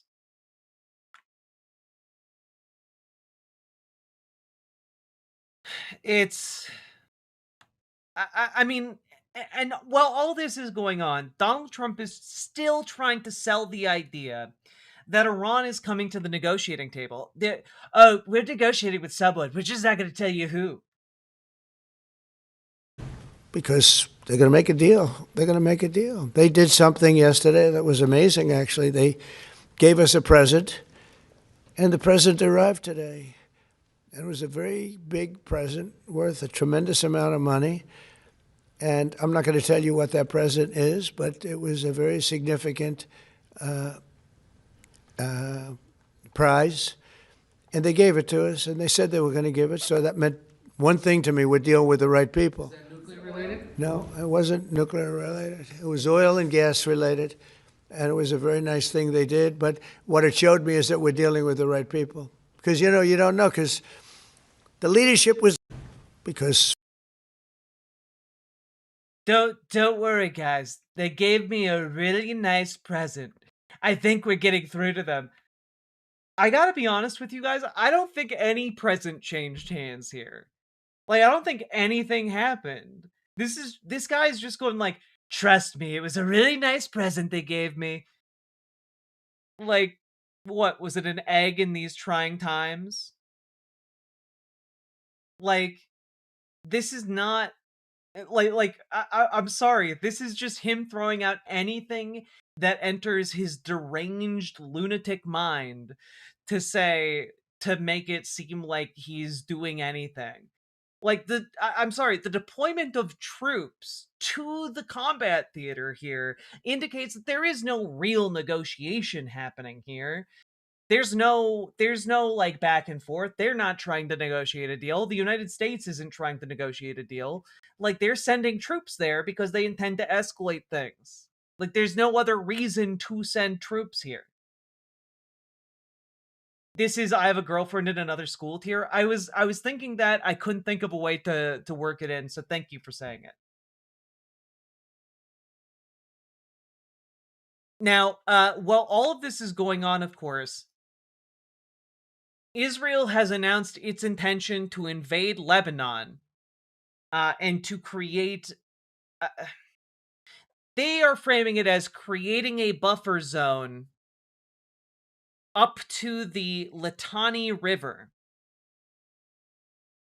And what this actually means in practice is seizing the entirety of southern Lebanon.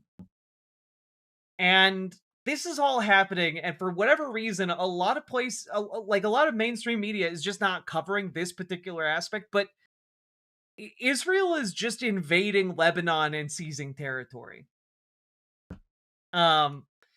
But this is the Litani River. So here you can see the entirety of, like, this chunk of Lebanon. It's a pretty significant chunk here. And the buffer zone would extend this way, I believe encompassing Marjeun. And it's, I mean, actually, I have a better map here. Yeah, this is the buffer zone that they are claiming that they are going to clear of all civilians and, you know, move their troops into in their massive ground invasion of Lebanon. And I fully expect them to announce an annexation at some point in the near future here, because I don't think they're going to be allowing any of the Lebanese people to come back to their homes in southern Lebanon. It's a colossal land grab.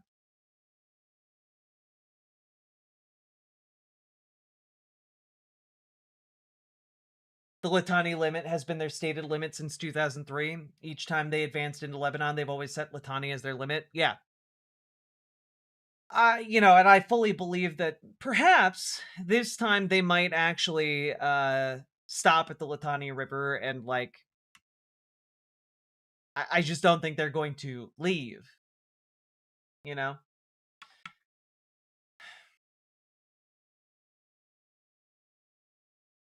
I just... Everything is terrible. Because while all of this is going on, Israel is attacking Iran. Israel is also invading Lebanon. It seems as if the United States might have also expanded the war to include Iraq again.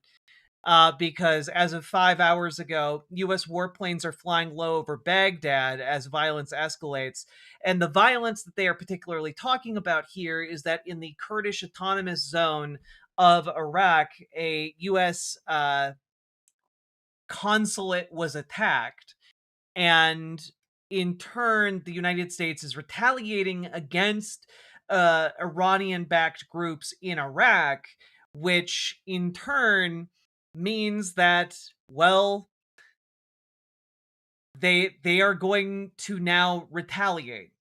And in fact, as of 6 hours ago, Iraq formally granted the paramilitary groups that the U.S. has been bombing the right to respond to said attacks legally. And so what is happening here now, because these paramilitary groups actually possess a significant amount of political capital in Iraq, these groups are now going to be fighting the United States. And like, guys, this is spiraling out of control. It's crazy. There's no reason for this. There is no reason for this.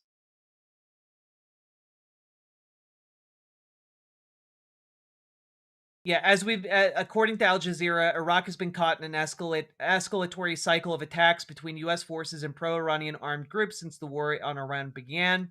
U.S. forces have been striking sites belonging to the PMF, which is part of Iraq's security apparatus, while paramilitary groups have been targeting the U.S. Embassy in Baghdad, as well as other diplomatic and military sites across the country. Like, this is really, really, really bad. So get ready for this war to spread across even more countries as the United States just bumblefucks its way across the entire Middle East yet again. It's deeply frustrating to see it all happening again. And not only that, folks, but again, when I'm talking about, like, the oil and gas shortages, this is what I mean. This is from about 4 hours ago, Shell's CEO. It's a ripple effect, Sowan said at CERAWeek conference in Houston, Texas. South Asia was first to get that brunt. That's moved to Southeast Asia, Northeast Asia, and then more so into Europe as we get into April. The problem is we are more in reaction mode. The best energy strategies are the strategies that actually look 5-10 years out and build resilience from now. So basically, Europe is going to be facing fuel shortages in the near future, in a matter of weeks. And it's like this is all gonna get a lot worse. And I do want to emphasize here, this is gonna get worse in the sense of like there's no easy or short fix. Like he says here, like this kind of logistical planning takes years to reestablish. And right now we have a break in the logistical plans. So this isn't something where like, well, the United States can just back off and then, you know, shipments will resume and everything will go back to being fine again. Like it's going to remain bad for the foreseeable future. And the good news is we now have a plan to end the war in Iran, according to the United States. So let's work through Donald Trump's 15-point plan. It's stupid. I don't know if that's a spoiler or not, I guess. This is coming to us courtesy of the Wall Street Journal. Basically, the United States is going to demand that Iran dismantle its 3 main nuclear reactors, end any enrichments, and also suspend its ballistic missile program and stop its support flowing to its various paramilitary proxies in other countries, as well as fully reopen the Strait of Hormuz. What Iran gets in return for this is a lifting of nuclear-related sanctions and assistance to create a civilian nuclear program. And I just have to say, that's a pretty shitty deal, and it seems to me that Iran actually gets nothing out of that. Actually, like Iran doesn't you don't just go back to normal now after what has happened now. Civilian, yeah, as in like nuclear power or different medical related nuclear tech.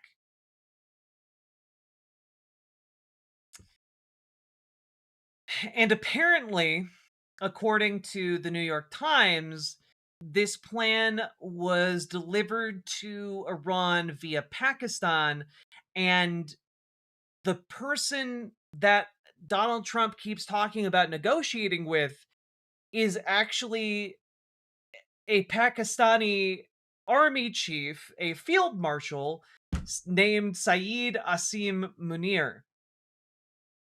So any of this talk of negotiations happening isn't happening with Iran. It's happening through this guy who may or may not, in fact, be in contact with Iran. And Iran may or may Iran has had no indication that they are interested at all in negotiating a single damn thing. Iran is absolutely well within their rights to demand reparations before a single ship moves. And I imagine they're going to do just that, right? Israel also reported parts of this plan as well. And I just have to say,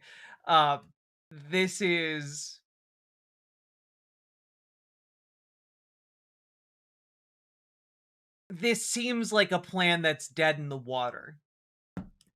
Like, this is a plan one may have been able to secure prior to the bombs being dropped and the missiles being launched. But not anymore. Do Pakistan and Iran have any significant ties? Yes, insofar as Pakistan is a relatively neutral party between these two.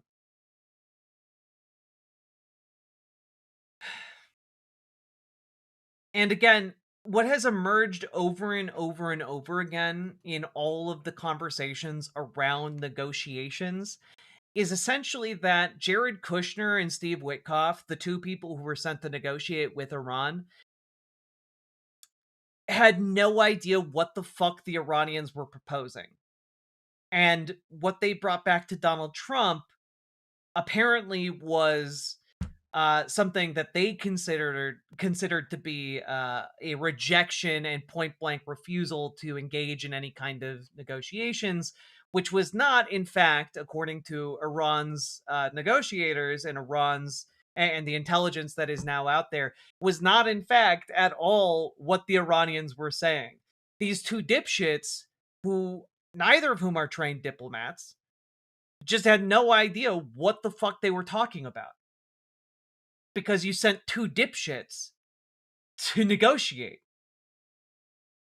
Why is Kushner involved at all? He shouldn't be. He shouldn't be.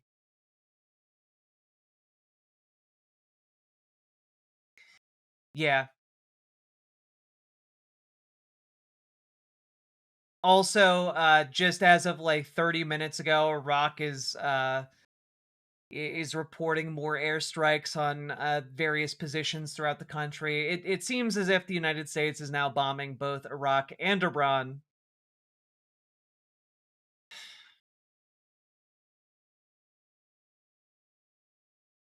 Like, there's no de-escalation happening here. Iran, I mean, guys, I'm just gonna play this real quick. Reports that negotiations are underway between the US and Iran have failed to stop attacks across the Middle East. It's been nearly 4 weeks since the US and Israel attacked Iran, launching a war with global consequences. While all sides initially said there was no room for diplomacy, President Trump now says the US has been negotiating with an unnamed Iranian leader, a claim that Iranian officials have once again denied. Well, overnight, airstrikes hit the Iranian capital of Tehran again. The Red Crescent there says a residential area was attacked. Cool stuff. Yeah, here we go. اسم شکستتان را توافق نگذارید. Do not call your defeat an agreement. The era of your promises is over. Today, the world has two fronts, truth and falsehood. And every freedom-seeking person will not be deceived by the waves of your media. Has the level of your internal conflicts reached the point where you are negotiating with yourselves? There will be no sign of your investments in the region, nor will you see the previous prices of energy and oil until you understand this. Stability in the region is guaranteed by the powerful hand of our armed forces. Stability comes through power. Well, Tahir Asadi joins us live now from the Iranian capital. So what more response have we heard then from Iranian officials about Trump's claims of talks to end the war?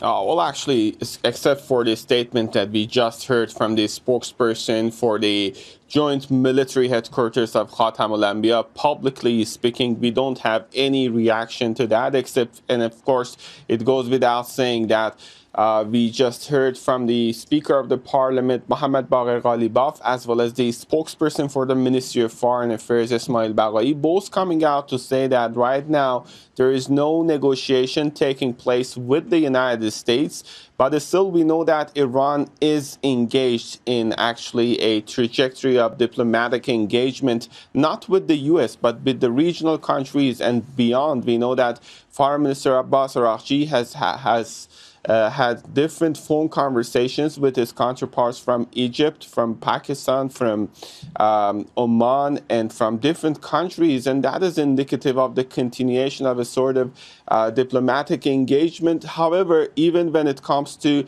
indirect messaging between Tehran and Washington, regardless of the reports about the 15-point proposal by the United States, we don't have any official confirmation in that regard, and we don't know whether something is going on behind the closed doors or not. But still, we have to keep an eye on the context in which these reports are coming out. First, there is this complexity element, juxtaposed to the previous time when the two countries were engaged in negotiation, once back in June last year. And the second one was actually taking place when all of a sudden, just very much similar to June, the country faced a campaign of airstrikes. Now we see a more complicated situation. Yeah. So basically here, the United States deeply fucked up and is now trying to save face by saying, oh, no, don't worry, we sent the 15-point plan over to Iran. And Iran is point blank saying, absolutely, that did not happen. And absolutely, you are essentially negotiating with yourselves. And, to a degree, that's true, or at least it seems to be true right now, insofar as Donald Trump is issuing these statements to manipulate the market. Like, there is insider trading going on. There is this entire area where Donald Trump is just going out in front of the country and saying, no, don't worry, we'll this will blow over. We're not a big deal. And meanwhile, over 10,000 troops are massing in the Gulf for unknown reasons, and the market speculators keep getting insider knowledge, and we can see pre-trading on that knowledge before it becomes public. It's absolutely crazy. Absolutely crazy. And there's no de-escalation happening or de-escalation in sight. There is no off-ramp from this for America to exit or for Trump to exit. This is only going to get worse. And that's terrifying. Iran is... I mean, they're in a very good position to be able to make demands here. And we will likely be paying the price for this for quite some time, whether it is at the pump or as reparation payments. But until then, suffering continues, needless deaths and tragedies continue to occur, the war continues to widen, and the region becomes less and less stable by the day. And that's where things stand right now, because the United States saw fit to put a madman in charge of one of the biggest and most well-funded militaries on Earth. And Republicans love it. So I guess we'll just have to wait for America to start feeling that economic pain and hope that that spurs some kind of political change. Until then, folks, we got to organize. Join your local Dems, join your local DSA. Let's kick those corporate Dems out. Let's kick those Democrats out that are salivating over this war. We should have no patience from warmongers in the Democratic Party. They should be excommunicated, and we should excommunicate them proudly. So join your local Dems and work together towards that goal. Join your local DSA, organize labor in your area, make the political system in this country work for working people. And if you need help getting started on that journey, join our Discord, reach out to Dragonfly for help with your local Dems, reach out to GamerG for help with your local DSA. And also, folks, getting anything out of this, hit the like button, hit the subscribe button, leave a comment longer than 8 words, really helps in the algorithm. And last but not least, check out ImogeneOlivia.com, gender euphoric lingerie designed from the ground up for trans femmes. It is sexy, elegant, and will fit. Also tested with cis men, cis women, non-binary folks, and we got new colors, new styles, and new sizes coming in the near future, so stay tuned for that. Check it out, link down in the description, and let's keep on going.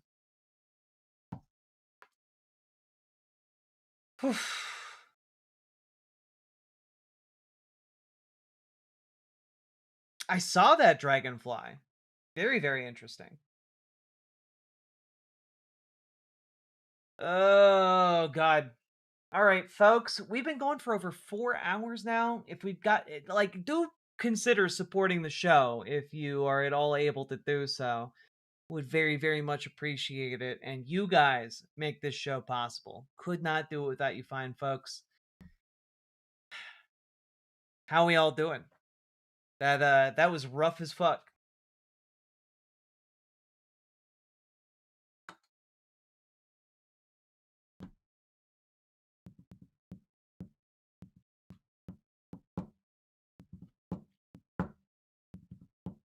I'm all right. Hell yeah. I don't know why. It feels like chat seems quieter than usual on all the fronts. My risotto is almost ready. Oh, fuck yeah.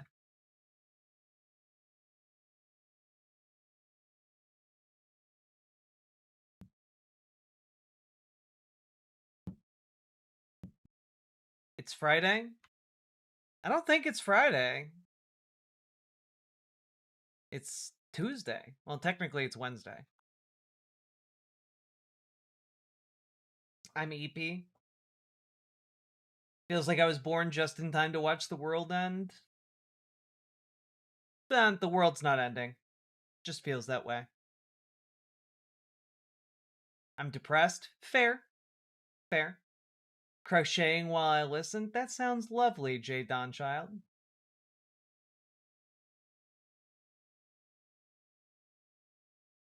Gay there, did it start back up again? What? Just sulking quietly to myself? I'm sorry.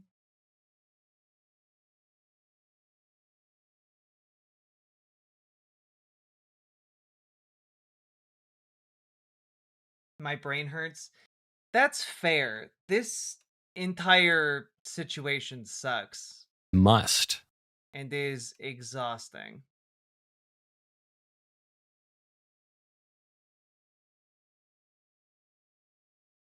Honestly, been too depressed. Ow. Did I just get a splinter from my desk? What the fuck? Too depressed for anything recently, but Disco Elysium is reinvigorating me a bit. Hell yeah. Hell yeah. Thanks for being our buffer for the insane BS. I appreciate it. And I appreciate that you guys make it possible for me to function as that. Hell yeah. You get a refill tomorrow on your meds? Hell yeah, Max Danger. Waiting for my popcorn chicken. Last thing I get to eat. Got another back injection today. Oof. Good luck with your injection.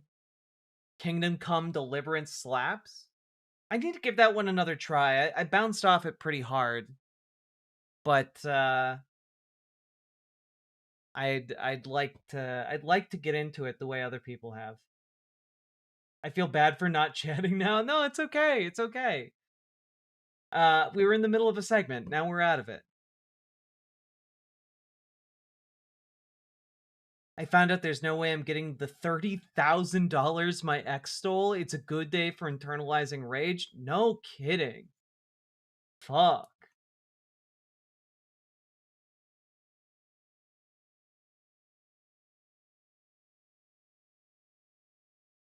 I like cannabis? Fuck yeah.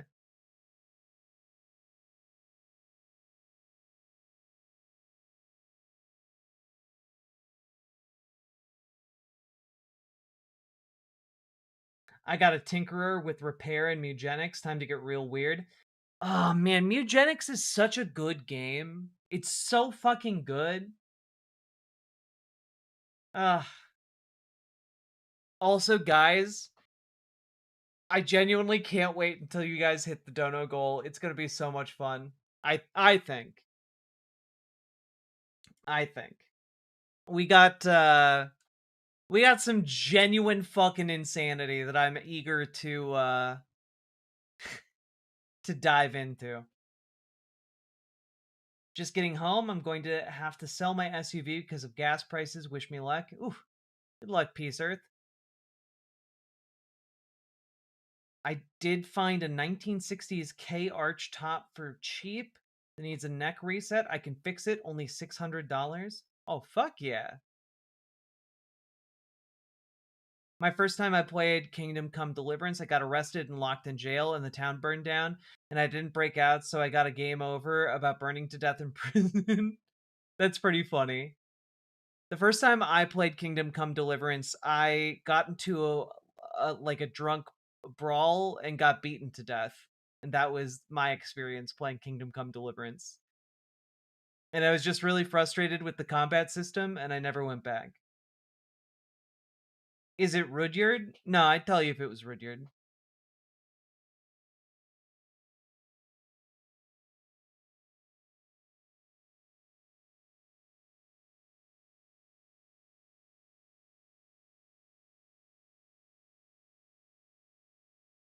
Max Danger, thank you for the gifted membership over on YouTube.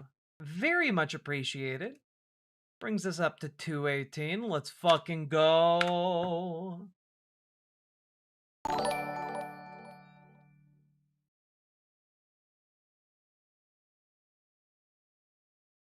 Nocturnal 8999. Thank you very much for your gifted membership as well. Look at you guys go. Could we do a deep dive into the bad Nigel Thornberry racist YouTube guy? You're gonna have to be more specific, sadly. Ethan Johnson, doing my best. Is it the latex stream? No, I'd also tell you if it was the latex stream. This is something new. Also, latex stream is gonna be lit. It's gonna be good.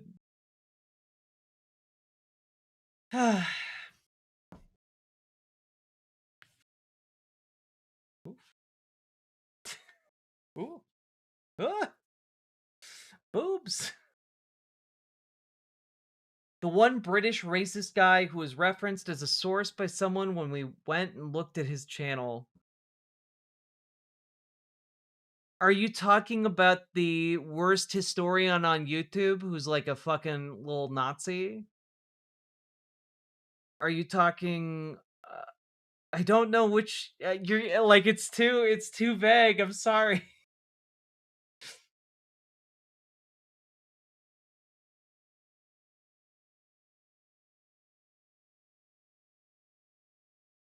That's a lot of YouTube historians? Yeah.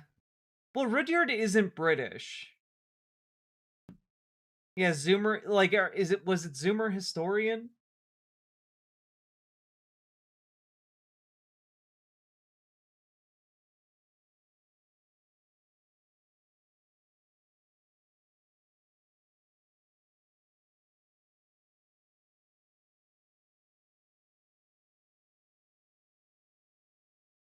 Are you gonna watch the newish Contra video? Pixel made it about 5 minutes in. Wait, what? What do you mean Pixel made it about 5 minutes in? 5 minutes in before it, like, got content ID'd? Like, what? Or has Contra, like, fallen off? I don't know. I don't follow a lot of folks on YouTube anymore. Yeah, before noping out. She doesn't like gore. Oh God, okay. I will not watch that then.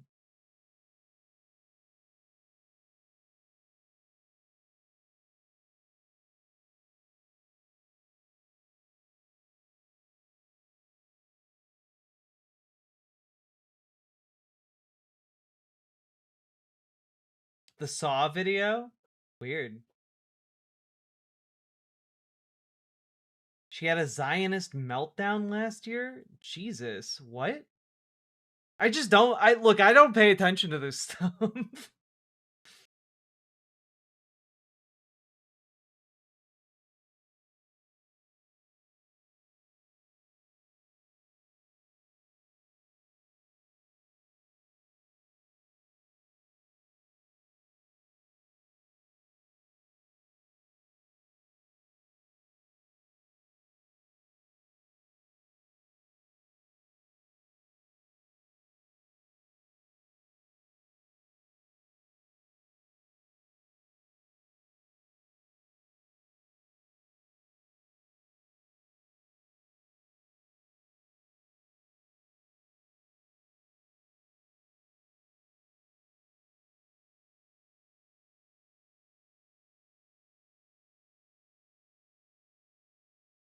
Contra's just hella libbed out and has weird takes on revolutionary politics. That's fair. That makes sense.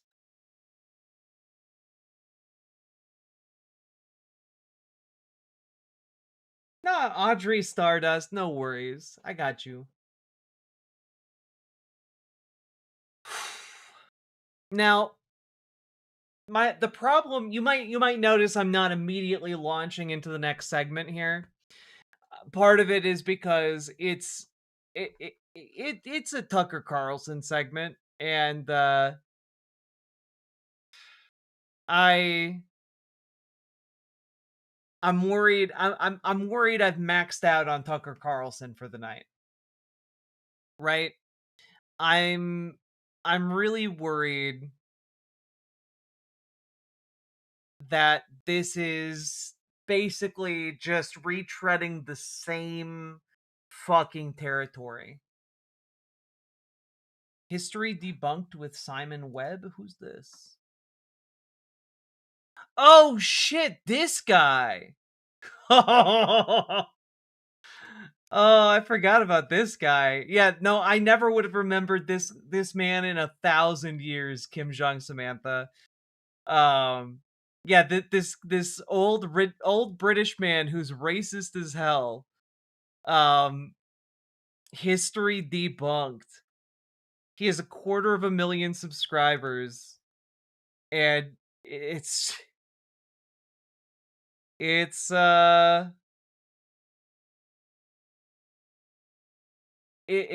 pretty wild.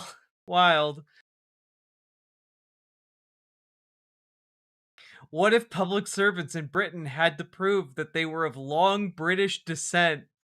This guy just like chills in front of his shitty. No, it's so, his videos are so bad.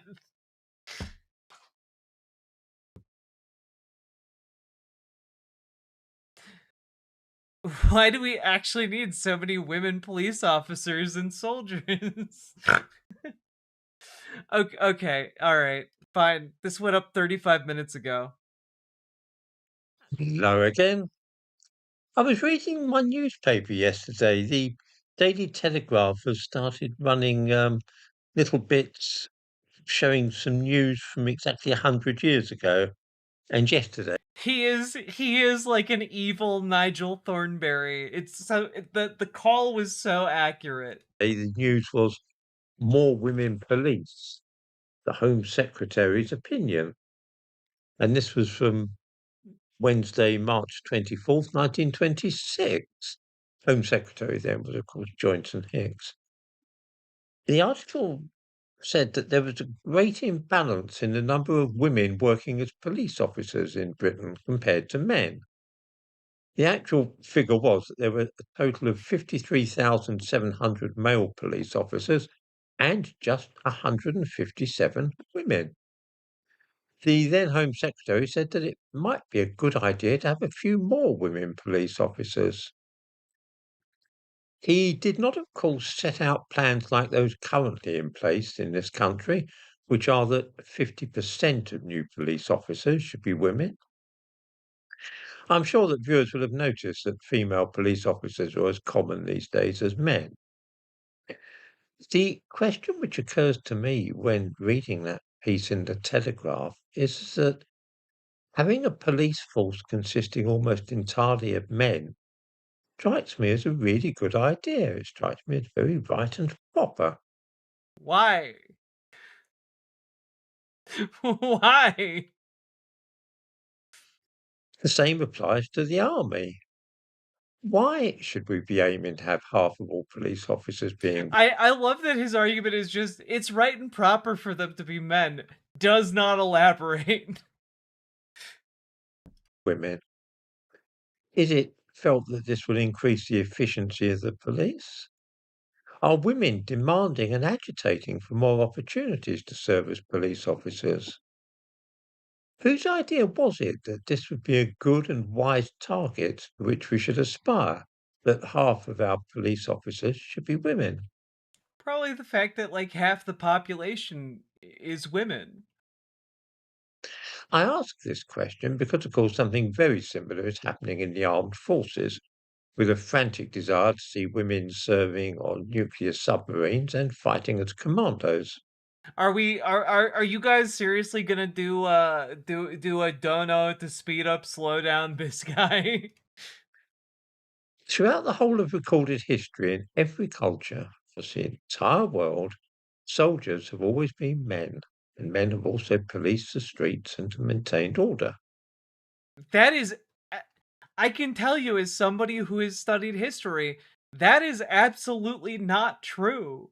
That is not true at all. This has been the case for the 5,000 years or so that we know of since writing enabled us to see records of what was actually going on in ancient civilizations.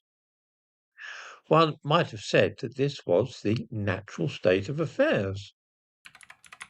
In the last 50, 60 years or so in Western Europe and North America, it has been Also, just as an FYI, policing itself was only invented in the 1800s as an institution.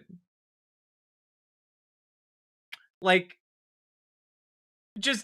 but for 5,000 years, men have been doing it. Okay. All right. God, it's all so stupid. It's so stupid, guys. The Finn Rainbow, I don't know why it didn't pop up, but thank you for the $10 dono to slow it down. I will accede to your demand out of pure curiosity about how deep this will go. All right.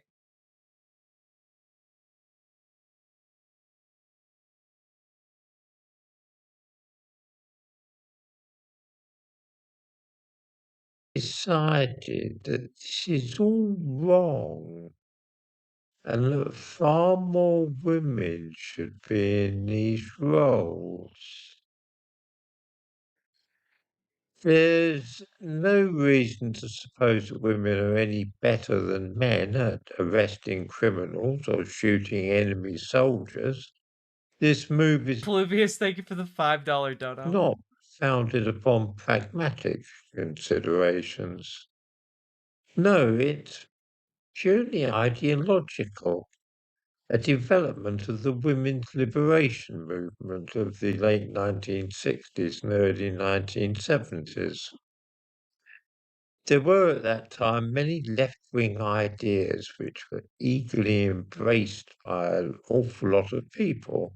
You guys realize there's only like 45 seconds left in this video because this guy only puts on videos that are like 4 minutes long. Support for the Like, his argument so far is just, why have women? Well, it's because it's a women's liberation movement. Obviously, that's why women are part of the workforce now. Well, we should have men because men are good and proper.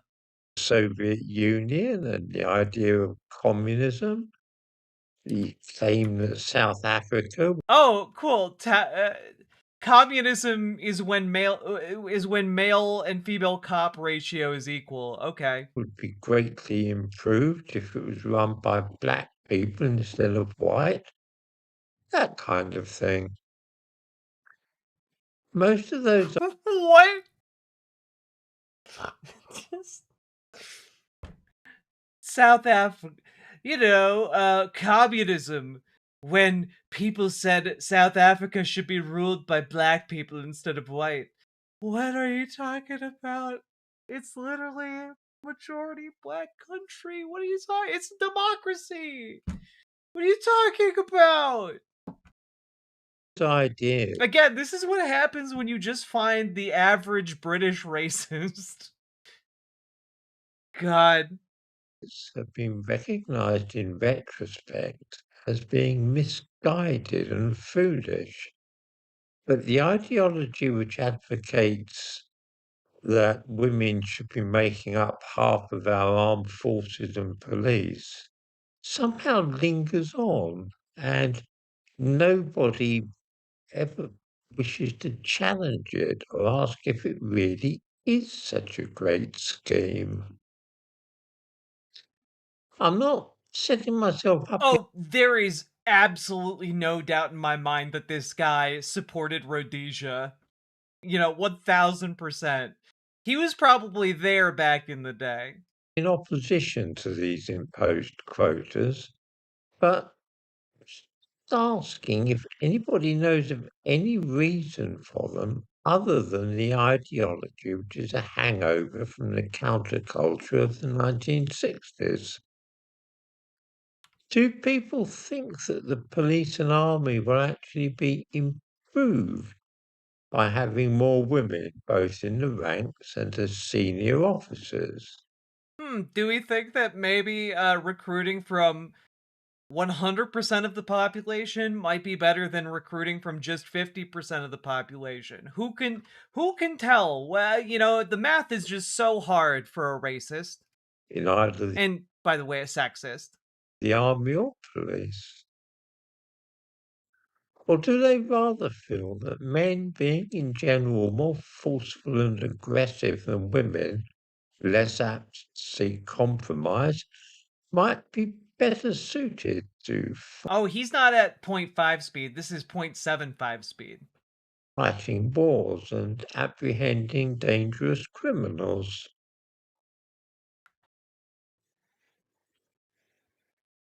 As we all know, wars are fought fisticuffs, in close quarters, punching combat and wrestling combat, and not with guns and computers and bombs. This man is stupid as fuck.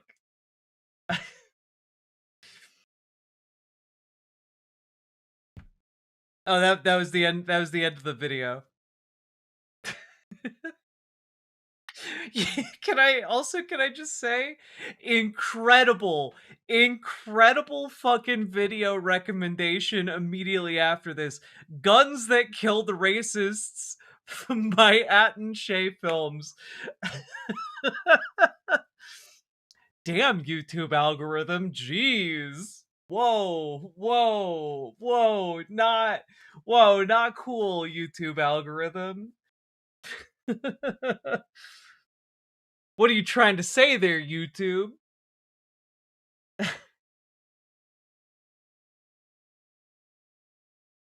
Jack, we all know that the same gun in the hand of a woman doesn't hit as hard in the hands of a man as in the hands of a man. Everyone knows that. It's true. A woman's dainty hands causes the bullet to fly slower into the target. A lot of people don't talk about this. Oh, God. Atten Shea is based? Absolutely.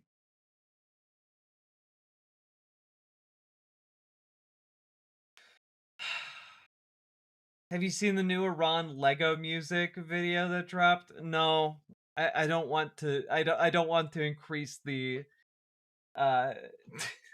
self-harm I am experiencing right now.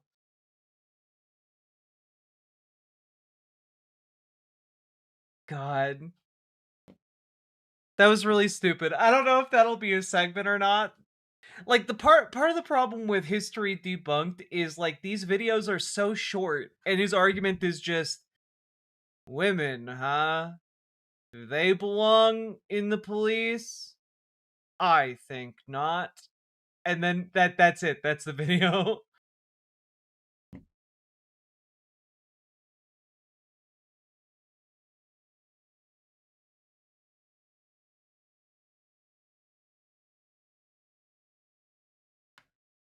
As a palate cleanser, here's Vermin Supreme with another W. You love President Trump? More than life its fucking self. If I could suck his cock, you'd know like a old kid. Wouldn't you suck Trump's cock? Yeah!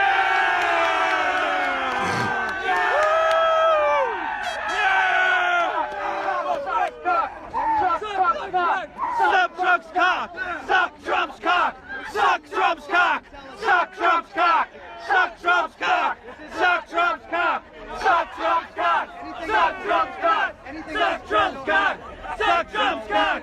Suck Trump!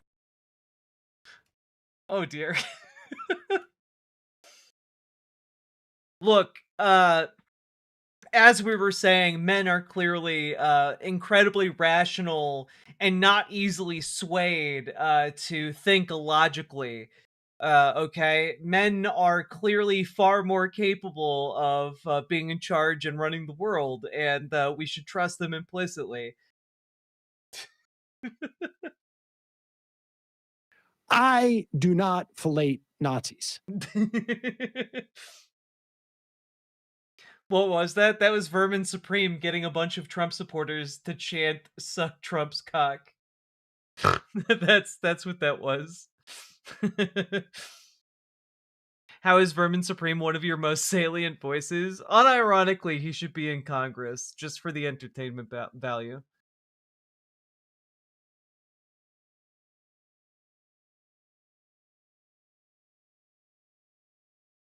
Oh god. Soundboards and that shit? Maybe. God.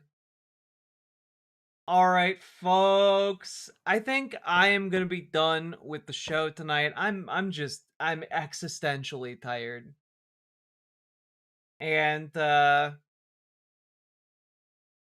I need to get rest because I've got another long day tomorrow. And also, yeah. All that being said, folks, thank you for supporting the show. Thank you for watching me with your eyeballs. And, yeah, we almost made it through all of the segments. You almost did. You came close. But, you know? Yeah, you'll get more Tucker Carlson tomorrow. Don't you guys worry. We'll spread it out a little bit. Good night, everybody. Get good sleep. See you all tomorrow. Bye.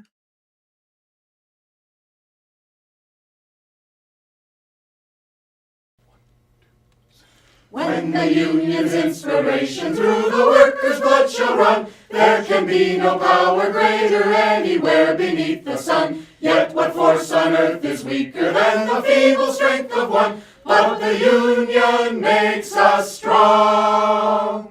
Solidarity forever. Solidarity forever. Solidarity forever. For the union makes us strong.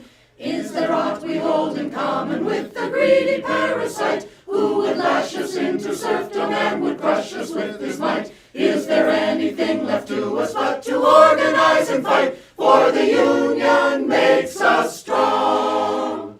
Solidarity forever. Solidarity forever. Solidarity forever. For the union makes us strong. They say our day is over, they say our time is through. They say you need no union if your collar isn't blue. Well, that is just another lie the boss is telling you, for the union makes us strong. Solidarity forever. Solidarity forever. Solidarity forever. For the union makes us strong. They divide us by our color, they divide us by our tongue. They divide us men and women, they divide us old and young. But they'll tremble at our voices when they hear these verses sung. For the union makes us strong. Solidarity forever. Solidarity forever. Solidarity forever. For the union makes us strong. They have taken untold millions that they never toiled to earn. But without our brain and muscle, not a single wheel can turn. We can break their haughty power, gain our freedom when we learn that the union makes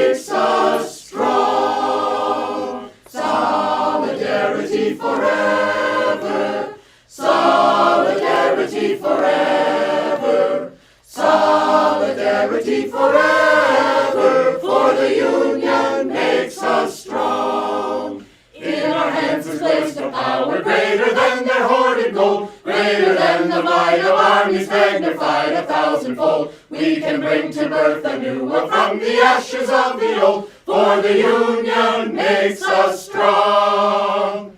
Solidarity forever, solidarity forever.